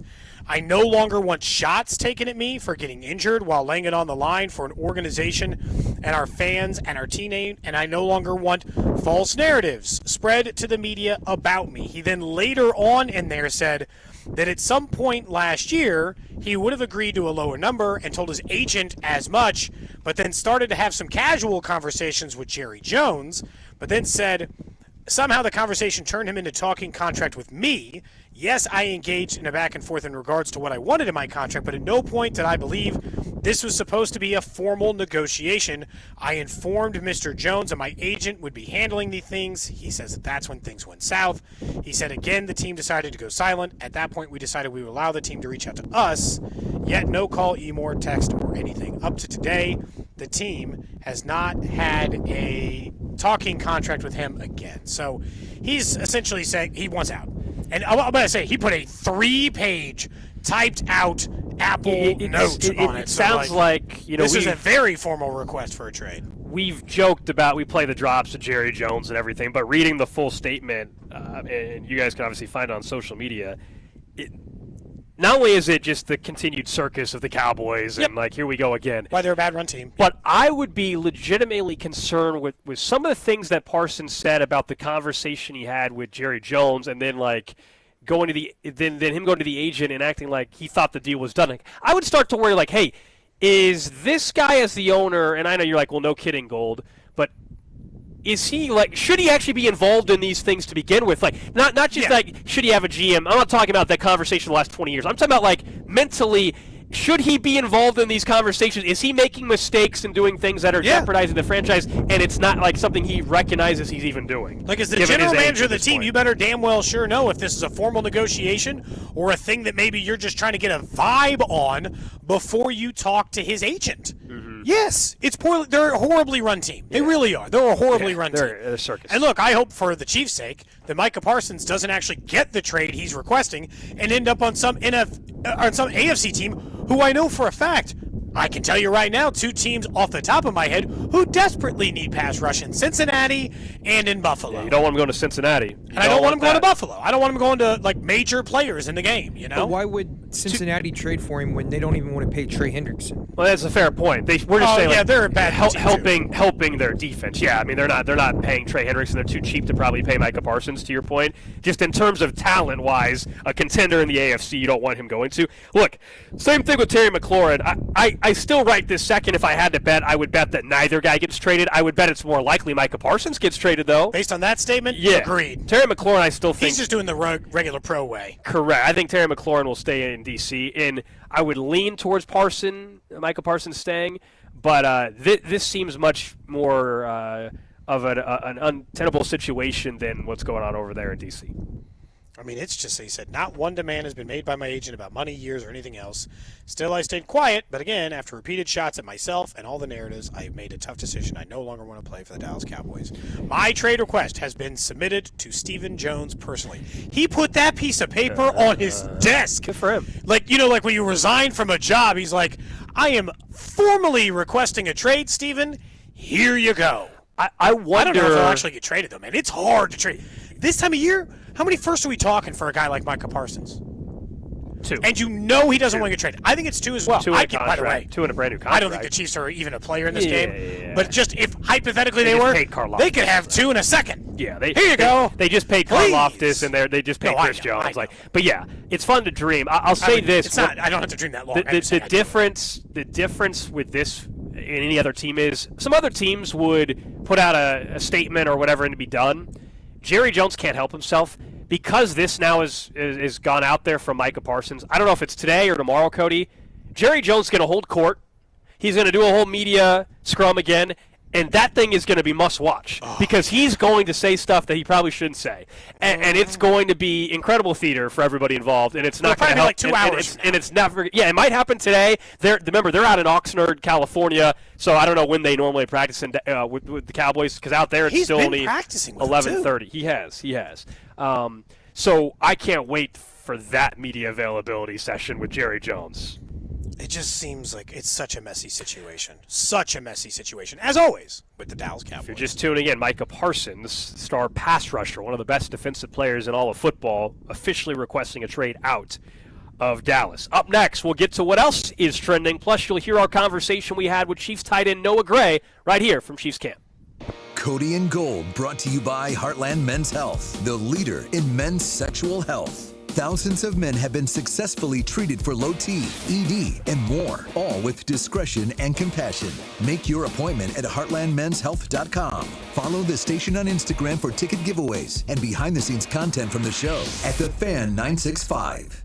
Missouri sports fans, I got great news for you. Underdog is now available to play in your state, and you can go yard all baseball season long with Underdog's Champions Game. As we get ready to roll into the 4th of July holiday, the baseball action is heating up, and Underdog is a leading place to make all of your sports selections. To play, all you have to do is download the app and choose whether a player will go higher or lower on one of their stats. You can choose from things like home runs, total bases, and so much more. And once that entry feels good, you can play with as little as $1, and if you get everything right, you could win up to 1,000 times your money. Maybe it's time for Vinny Pasquantino to start heating up, and you love the over on his total bases this weekend. Download the Underdog app and sign up with promo code Bob to unlock a special offer of up to $1,000 in bonus cash when you make your first deposit with promo code Bob. Must be 18 and present in Missouri. Terms apply. See UnderdogFantasy.com/web/deposit-match-terms. Concerned with your play? Call 1-800-GAMBLER or visit www.ncpgambling.org.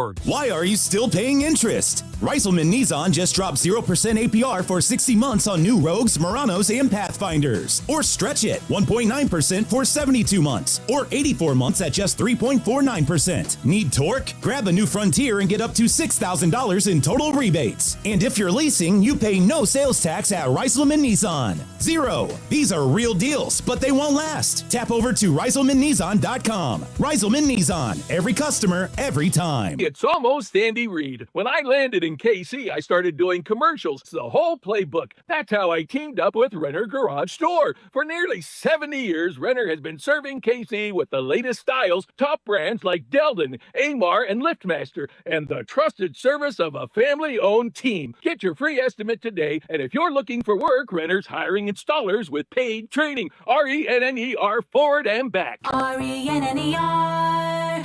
RENNER. The other place with 5 great Kansas City locations: Shawnee, Olathe, downtown Overland Park, Mission, and Belton. Stop by this summer and enjoy their beautiful patios, all while listening to some live music. At most locations, Thursday through Saturdays, and on game day, they have enough big screens that you'll never miss a minute of the action, all while enjoying some great food and beer specials. So make the other place your summer headquarters. The other place: Shawnee, Olathe, downtown Overland Park, Mission and Belton. Check out theotherplace.com. Ring the bell. We've done it again. Golden Oak Lending has lowered rates to 4.875 fixed. Lower your monthly payment, get cash out, pay off credit cards, and best of all, make no mortgage payments for 2 months. Lock in this incredible 4.875 rate and get your cash in as little as 14 days. Call 913-890-GOLD. Golden Oak Landing cured my blues. 5.81 APR, FHA, 15-year, 20% equity, qualified credit. Additional terms apply. NMLS 114937. Oh, hey. Hey, thanks for meeting me here. It's just, you're my only lawyer friend, and I need your professional opinion. Do you see that brand new Hyundai Tucson out there? That's all I paid for it. Let me get back to you on that. Deal's so right, it almost feels wrong at the Hyundai Getaway Sales Event. Get 0% APR for 60 months, plus 0 payments for 90 days on all Hyundai Palisade, Santa Fe, and Santa Fe hybrid models. And check out our other great deals at your Hyundai dealer today. Offer ends September 2nd. Call 562-314-4603 for details. If you're 55 or older and into that whole saving money thing, T-Mobile has an exclusive phone and internet bundle just for you. Right now, get 2 unlimited phone lines plus 5G home internet for just $30 each per month with AutoPay, plus taxes and fees. And with 5G home internet, setup is easy with just 1 cord and no technician needed, which is great if you're also into that whole keeping it simple thing. Switch now and experience the best mobile network in the U.S. Visit your local store to start saving. T-Mobile, it's better over here. Based on analysis by Ookla of speed test intelligence data Q4 2024 to Q1 2025, Ookla trademarks used under license. Unlimited on our network. Customers on voice plan may notice speeds lower than other customers and further reduction if using more than 50 gigs a month due to data prioritization. Video streams and SD on this plan. Home internet pricing after $20 in monthly bill credit plus $5 per line without autopay. Debit or bank account required. See 5G device coverage and access details at T-Mobile.com. Cashback is not available on gas in New Jersey and Wisconsin.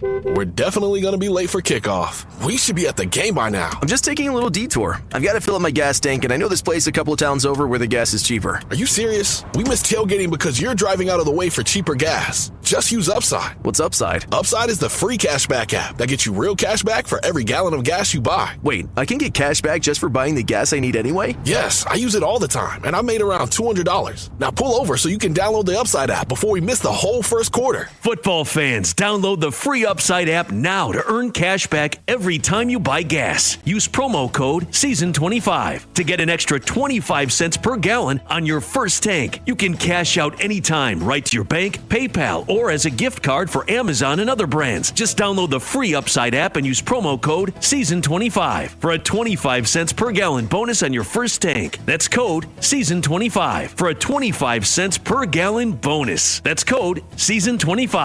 Only $39 for an AC tune-up. Book now at themvpkc.com. MVP Air Conditioning, Heating, Plumbing, and Electric is your home's MVP this summer. Get a summer AC tune-up for just $39 and avoid costly repairs. Call today, 913-214-1212. Or visit themvpkc.com. MVP, one call does it all. You're listening to 96.5 The Fan from the Mission Plumbing, Heating, and Cooling Studios. What's trending? Number one on What's Trending, we continue broadcasting live from Chiefs Camp. Our coverage brought to you by Break Time, Missouri's homegrown convenience stores.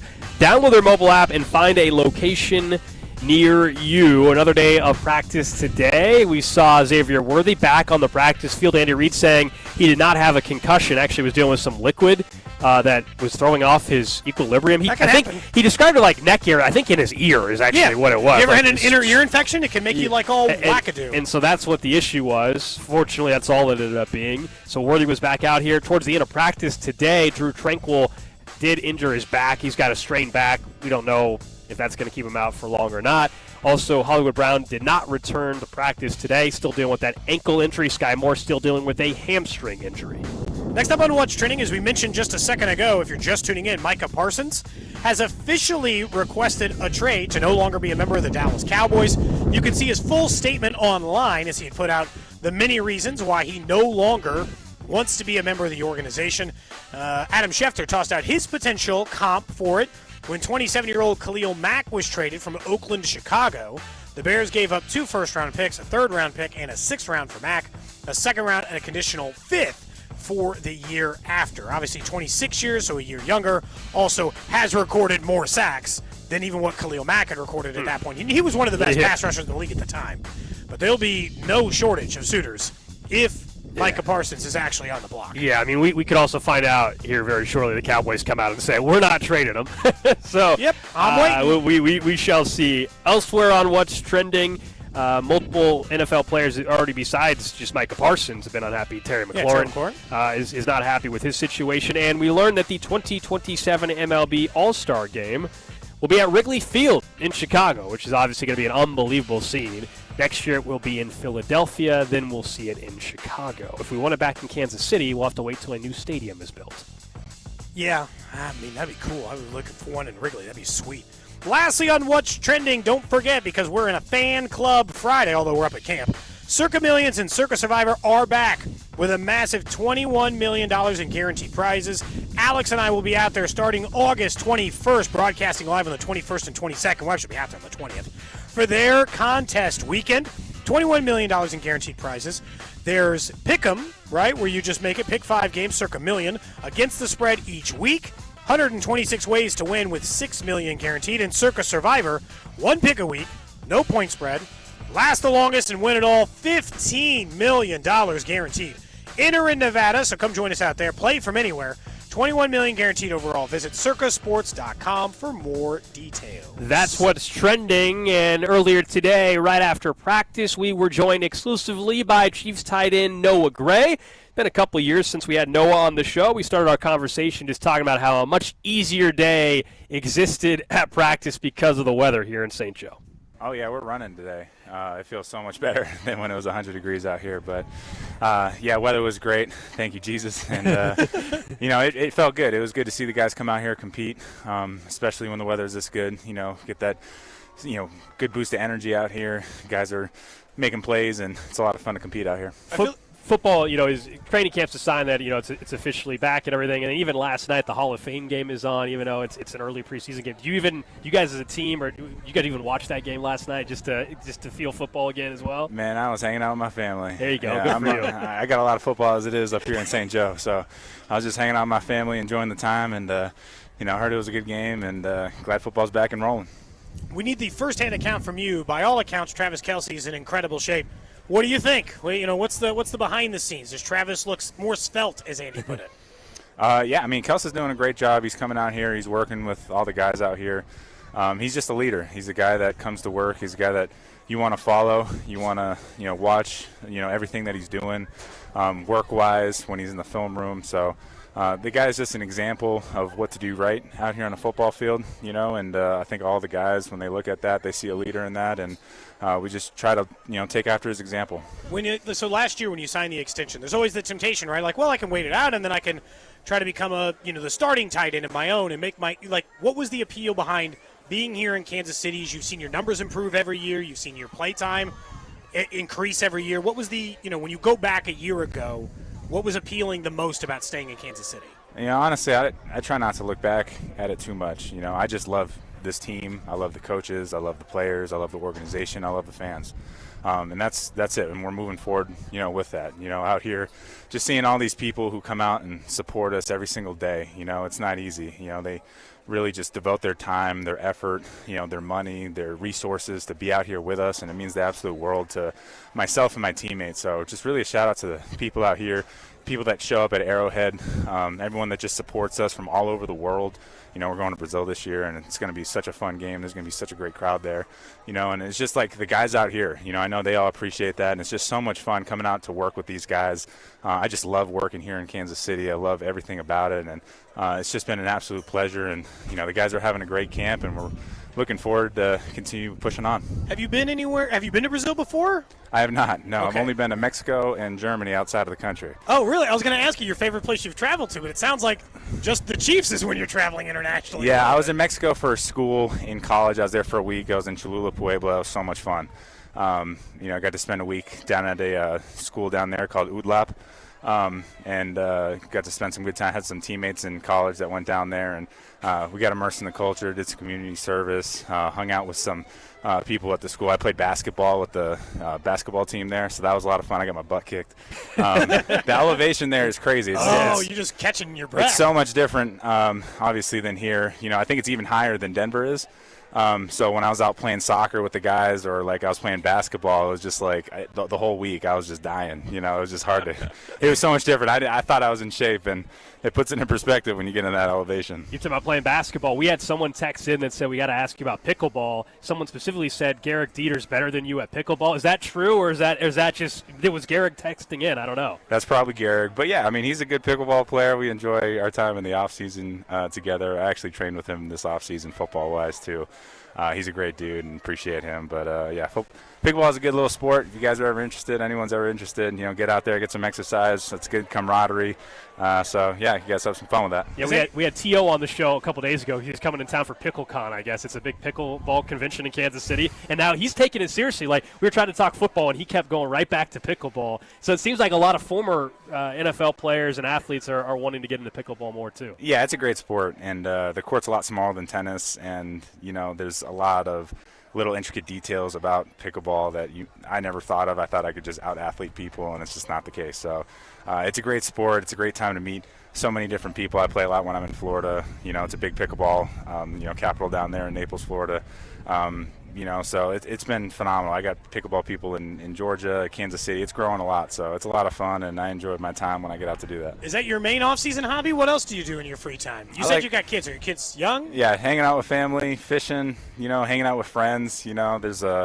It's kind of fun. We're kind of in that stage where all of our friends are having weddings and stuff like that, so that's been a lot of fun to see all my friends get married and married to the love of their lives and, start the rest of their lives with them. So there's a lot going on, man. I got a little girl. My wife is just phenomenal as, taking care of her, helping me out.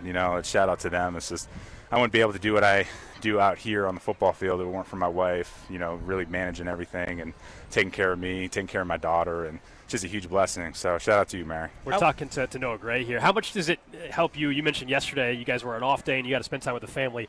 Camp's a grind, I don't have to tell you that, and Andy Reid's camp's maybe the toughest camp of anybody in football these days, but then you have the ability to then hang out with your family. How much does that help you kind of get through these days as well?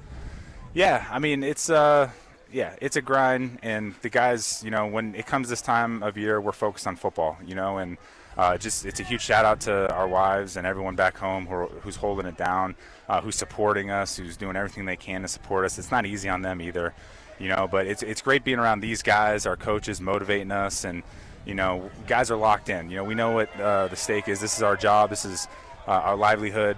We come out here and we work hard. Our coaches do a great job motivating us. They're great scheme-wise. I mean, just from top to bottom, I mean, everything about this experience is phenomenal, and it's just really a credit to the organization for making this go as awesome as it does, and it gets us better for the season. So it's really a collective group effort between our coaches, the organization, our teammates coming out here and working, and our wives back home who are really holding it down. We know that they did the screening for Happy Gilmore, too, and a lot of the players were there. Who else do you think could act on the team? Do you think anyone else is capable of it besides Travis? Do you want to get in the game? I'm a terrible actor. I would be a very bad actor, but I think there's a lot of guys on the team that could. I think Trey did a little cameo for that. He did a Hallmark movie. And that, he did a good job in that. I think Creed does a good one. I saw him on SNL one time, I'm pretty sure.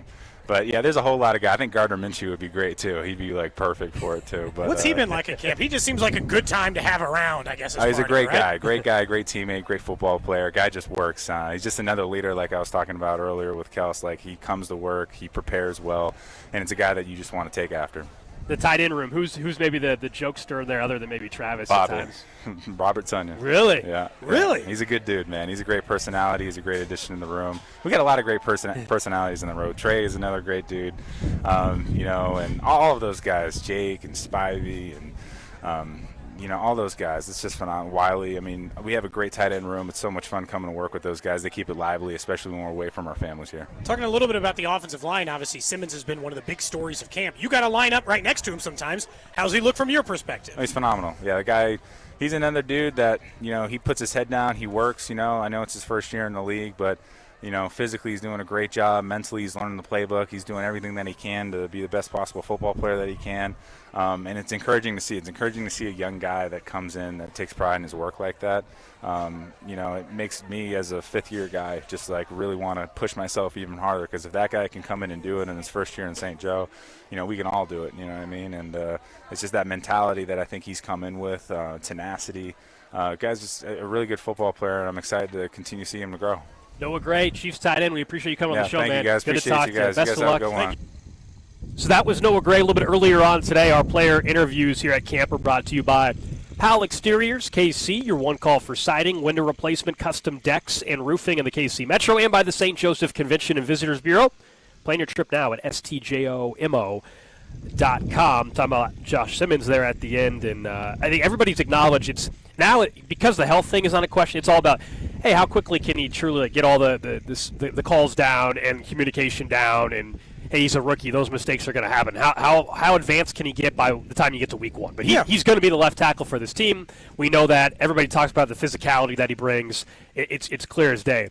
And then Noah Gray said he thinks acting-wise, Trace Smith and Creed Humphrey would be the next two he'd pick for best actors on the team outside of Travis Kelce. I mean, Creed was very good in that SNL skit when they were like the help their and he's like boyfriends lifting them up and all that other stuff so they could feel what it was like to be with a real man, apparently.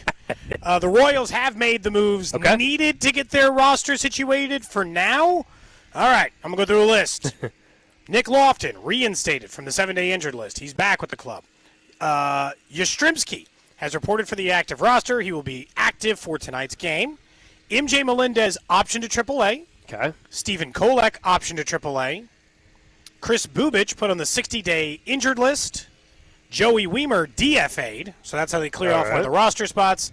Kevin Biggio was also completely released. Remember, he was off the 40-man at one point when he had come back, but he's fully gone. And Rich Hill has elected free agency. So, to keep track, that's what we've done so far. Yastrzemski on the list, obviously, in place of MJ Melendez. And then as you're talking about the pitchers, right now, Stephen Kolek has been optioned to AAA, which means they haven't made the room for the other guys just yet that they made the trades for, so we don't know exactly how Burkett they don't have and to the do that others are until on there, next but they don't have week. to Yeah. Okay. So those moves we don't know yet, but at least to get their roster situated for tonight, that's the way it's going to look. So Yastrzemski could start tonight. I don't know who's starting for the Blue Jays. We think he'll be in a pretty true platoon, lefty-righty, but MJ sent back down, so I thought, remember, we talked about how long he had a chance, but they made a move for an outfielder. That made his time short. They called him up because Lofton went to the concussion list. He's off the concussion list, and so he goes back down. Plus, they also acquired, since he's been called up, they've acquired two outfielders, Cody. Since MJ's been called up, they acquired Grichuk and Yastrzemski. I understand Kaggs has also gone on the IL during that stretch, too. But essentially, they What do you think they do with Kaggs? Just real quick. We can talk about it more next week. What do you think they do my with guess Kaggs is when he here in gets about 10 days or so, he's going to have rehab? a rehab assignment in Omaha. I think he's going to have 3 or 4 games there, depending how he's doing. And then he gets put him called back in the bigs. Then he gets called back up. He's in the bigs, and he'll play right field most days. And then Grichuk and Yastrzemski will share left field. Yep. And go to the opposite side of Diamond. That's my best guess, too. I just didn't know if there was any part of you that wondered if they just keep him in AAA. I think you made your decision, so he's a big leaguer, but I was just asking if you thought there was any chance they went the other way. I would be shocked. I would be absolutely shocked if he doesn't get brought right away back to the big league club, assuming he's healthy. Do you want to see the new guys right away? Do you like seeing Yastrzemski right away? Yastrzemski for sure. And then next week, want to see a couple of these pitchers, Falter and Kolek went to the minors. Yeah, but I'm talking that he was not going to be the guy out of the bunch if you're guessing who's going to end up long term being the guy. I think Ryan Berger long term is going to be interesting to watch, and then Bailey Falter short term and long term. Here's the lineup for tonight: India, Witt Jr., and Vinny. Then 4, 5, 6 is Michael Garcia, Salvador Perez, and Yastrzemski. Then 7, 8, 9 is Grichuk, Frazier, and Isbell. I got to be honest, that is still better in the bottom part of the lineup than it was for a majority of the year. True. I'm not saying it's the world's greatest all-time. I'm not saying it's the Bronx Bombers from the 20s, but that's a better lineup than the one they had a month ago. It is. And infinitely better if Kaggs comes up and hits, because then that lineup makes sense. Then that's a lineup that can compete. But they still have to hold water on the pitching staff until until the offense either comes around or doesn't. Get started tonight in Toronto. Royals begin this 9-game road trip.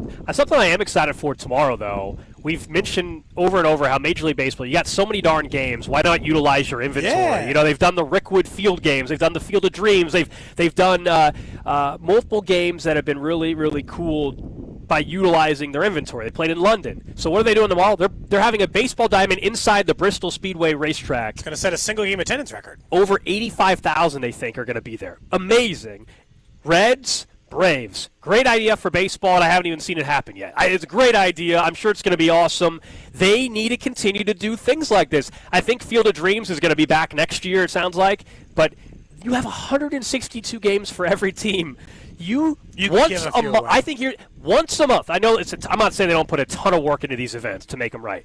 Once a month, except for September. Baseball should have a big show. Yep. Once a month, except for September, because you're getting ready. You're into the playoffs. But other than that, every month, Major League Baseball should have one showcase game or weekend, whether it's London, Field of Dreams, Rickwood Field, another speedway, some other idea we don't even know of right now. That is, to me, how you continue to draw interest. Otherwise, why would I care about the Reds and the Braves stink this year? Why would I care about the Reds and Braves game tomorrow? Well, you're going to watch part but of I'm going to watch part of it because I want to see what it looks like inside of a racetrack. I will say the other part, I'd go one step further. I also think one series a year should be played on a site near that team, so you alternate on the city, near that team's home base. So the Royals should play a 3-game set in Wichita, a 3-game set in Omaha. Well, they got enough games. A 3-game set in any small town near here. Anywhere that's in your viewership area. You take one series, and instead of playing it at Kauffman Stadium, you go play it in front of a sold-out crew in Omaha, a sold-out crew. Where, again, you just go to your AAA affiliate. That's probably what you do. Look, you start there, fine. But play a 3-game set in Northwest Arkansas. Play it in their stadium. Play it at the University of Arkansas. Play it wherever you want to play it, but play it in a market that is close to your fan base, and take 3 games every other year out of your home schedule and go play them somewhere else, Gold. Because you're right. If you're going to keep an inventory of 81 games for each team at home, utilize it to grow the game where other teams will never do that. Football can't go on the road. They can take it to a foreign country, but they can't just say, oh, we're going to play Chiefs Bengals at Bryant Denny, right? They're not going to go take it to a college team, although I think Bing Actually, I would argue that not for football, but for baseball you can. Yes. Why not? For baseball, you could have the Royals and White Sox play, I don't know, just, at the Bears Stadium. I don't know, I don't care if something they play, different. Yeah, I don't care if they play in Columbia. Yeah. Take 3 games and do it different every year, and then all these little markets that are football crazed or just know of you, but you want to keep increasing and you want young people there. Because, the 7-year-old Gold, who's maybe not super into baseball, who lives in Columbia, Missouri, if his dad's going to take him to the game because the Royals are going to be in town for 3 days here in Columbia, screw it. I live in Columbia and I got a kid. We're going to that damn game, right? Maybe you make a baseball fan out of them. Yeah. Recruit these kids at 162 games. It doesn't even have to be. I mean, I like that idea. It doesn't even have to be each team doing it a bunch. I truly just think for baseball, they can rotate it. One weekend or one game a month, you have a special showcase. Mm-hmm. That's the big one. MLB does that too. That to me seems so easy. I'm not saying it doesn't take a lot of work to put together this event they're doing tomorrow. Technically, they do this year if you count the Japan series. Yeah, I think it counts. Even though I told you I took issue with that. Just I know, because before the season. Do the Japan series in June or something. Having that be the first game of the big league season was my problem with the Japan series. I agree, but that's how they do it over there. Anytime they do it, because it's hard to get international in baseball because you essentially have to travel right back again. But it's work the off days a little bit different. Put your product in as many cities as you can. I want to go to that Field of Dreams game the next time they have it, especially if the Royals are involved. Oh my gosh! Could you imagine because of the stadium stuff? Could you imagine if the Royals had a 3-game set in Nashville this year? Oh my God! You'd never hear the end of it. Cody. They took on who's the Sounds affiliate? Who's their major league club? I'm not sure. Let's just say it was a 3-game set against that team in Nashville. Brewers. That's the Brewers affiliate. Brewers Royals. 3 games in Nashville. You'd be like, oh, what if they went there one time, Gosh. But look, again, I still think, there's so many – professional sports are only in so many markets. So you only get to, live in those markets to experience them. But if you take your sport to the smaller cities that do it, I guarantee you can get enough people for a 3. You're not going to have it's not going to be half attended games in Columbia. No, you know in St. Tomorrow's going to be 85,000 people at Bristol Speedway cool. to watch the Braves and Reds. That's pretty That's darn cool. Man. That's sweet. Yeah. Chase Burns on the bump tomorrow, too. Ooh. Chase Burns, Mr. Strikeout. Aren't you holding some for value? I have 2 of his cards still. One I just got back from grading, a high-level, pretty high-dollar card, although I'm going to break the slab, I think, because the grade came back pretty crappy. And I think it's unbelievable. absurd. I had someone else look at it again. Nobody thinks it should be an 8. So I'm going to crack the slab and either sell it raw or resubmit it to Beckett. It's a 4 out of 10 Chase Burns auto. And, yeah, it should be a $1,000, $800 card. Right now with an 8, it's probably only a $400 card. So I'm going to crack it. Hold out. I'll just crack the slab. Yeah. We were talking about that with Jack Caglione. We went to go do the grading stuff right now is we could have a whole conversation about that on air. They're getting picky now, man. It's ridiculous. Absolutely ridiculous. They're getting picky. Yeah. Doesn't count for the same as it used to. You see Tom Brady was at the National Card Show? He's opened up a bunch of card stores across the country now. Card Vault by Tom Brady or whatever I think it's called. Oh, Card he's Vault. getting in the game, huh? Oh, yeah. Yep. What's who's his card deal through? Does he do new stuff still? Yeah, I mean, you can still get his autos, a new product. Is he Topps? Yeah, I think he's Topps. I believe he has a deal with Topps. This tiny little bee has been trying to get me all day. It's A fine. bee? It's just a little Just tiny kill it. You've killed a wasp. Why won't you kill It's that? just a tiny little sweat bee. I was just trying to let him live. This feels like a pretty. So you can you choose between wasp and the bees. You like the bees. I like to bees feel are like more God. important. I like to choose. Bees are more important for the environment. It's on my finger. Is it going to sting me? What are you're complaining? You get stung. You just let it sit there on your finger. Just what are you? I mean, just sometimes if you make sudden movements, that's when you're more likely to get stung. You know? Yeah. Get out of here, tiny bee. God. All right. I'm like a magnet for this stuff. It's crazy. Oh man. So I don't want to have to kill you, but I will. Gold, it's frowned upon to crack a low grade and resell it. Yeah, that's why you send back the label, so they take it out of the population report. This is people crack slabs all the time, man. I don't know what to say. Yeah. I mean, it is the name of the game. It is. Haven't done it yet. I think I'm gonna have to do it for this card. So you think it it's is one of those it downsides. should be better graded? Is that why you want to crack it? Okay. Yeah. Yep. That's right. It's worth more raw than it is at its current grade. Yep. All right. That's going to do it for us here from St. Joe. We're back in St. Joe on Tuesday. We are back here on the show in studio Monday. JT, thanks for filling in for Drew. Great stuff all week. Drew is back from the Outer Banks on Monday. The Drive is up next.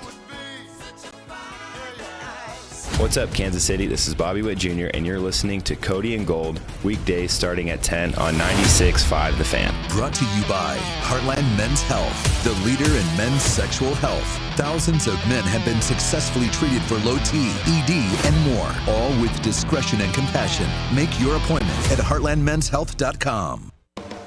Hey, it's Gold, and Circa Millions and Circa Survivor are back with a massive $21 million in guaranteed prizes. Circa Million, pick 5 games against the spread each week, 126 ways to win with $6 million guaranteed. Circa Survivor, 1 pick a week, no point spread.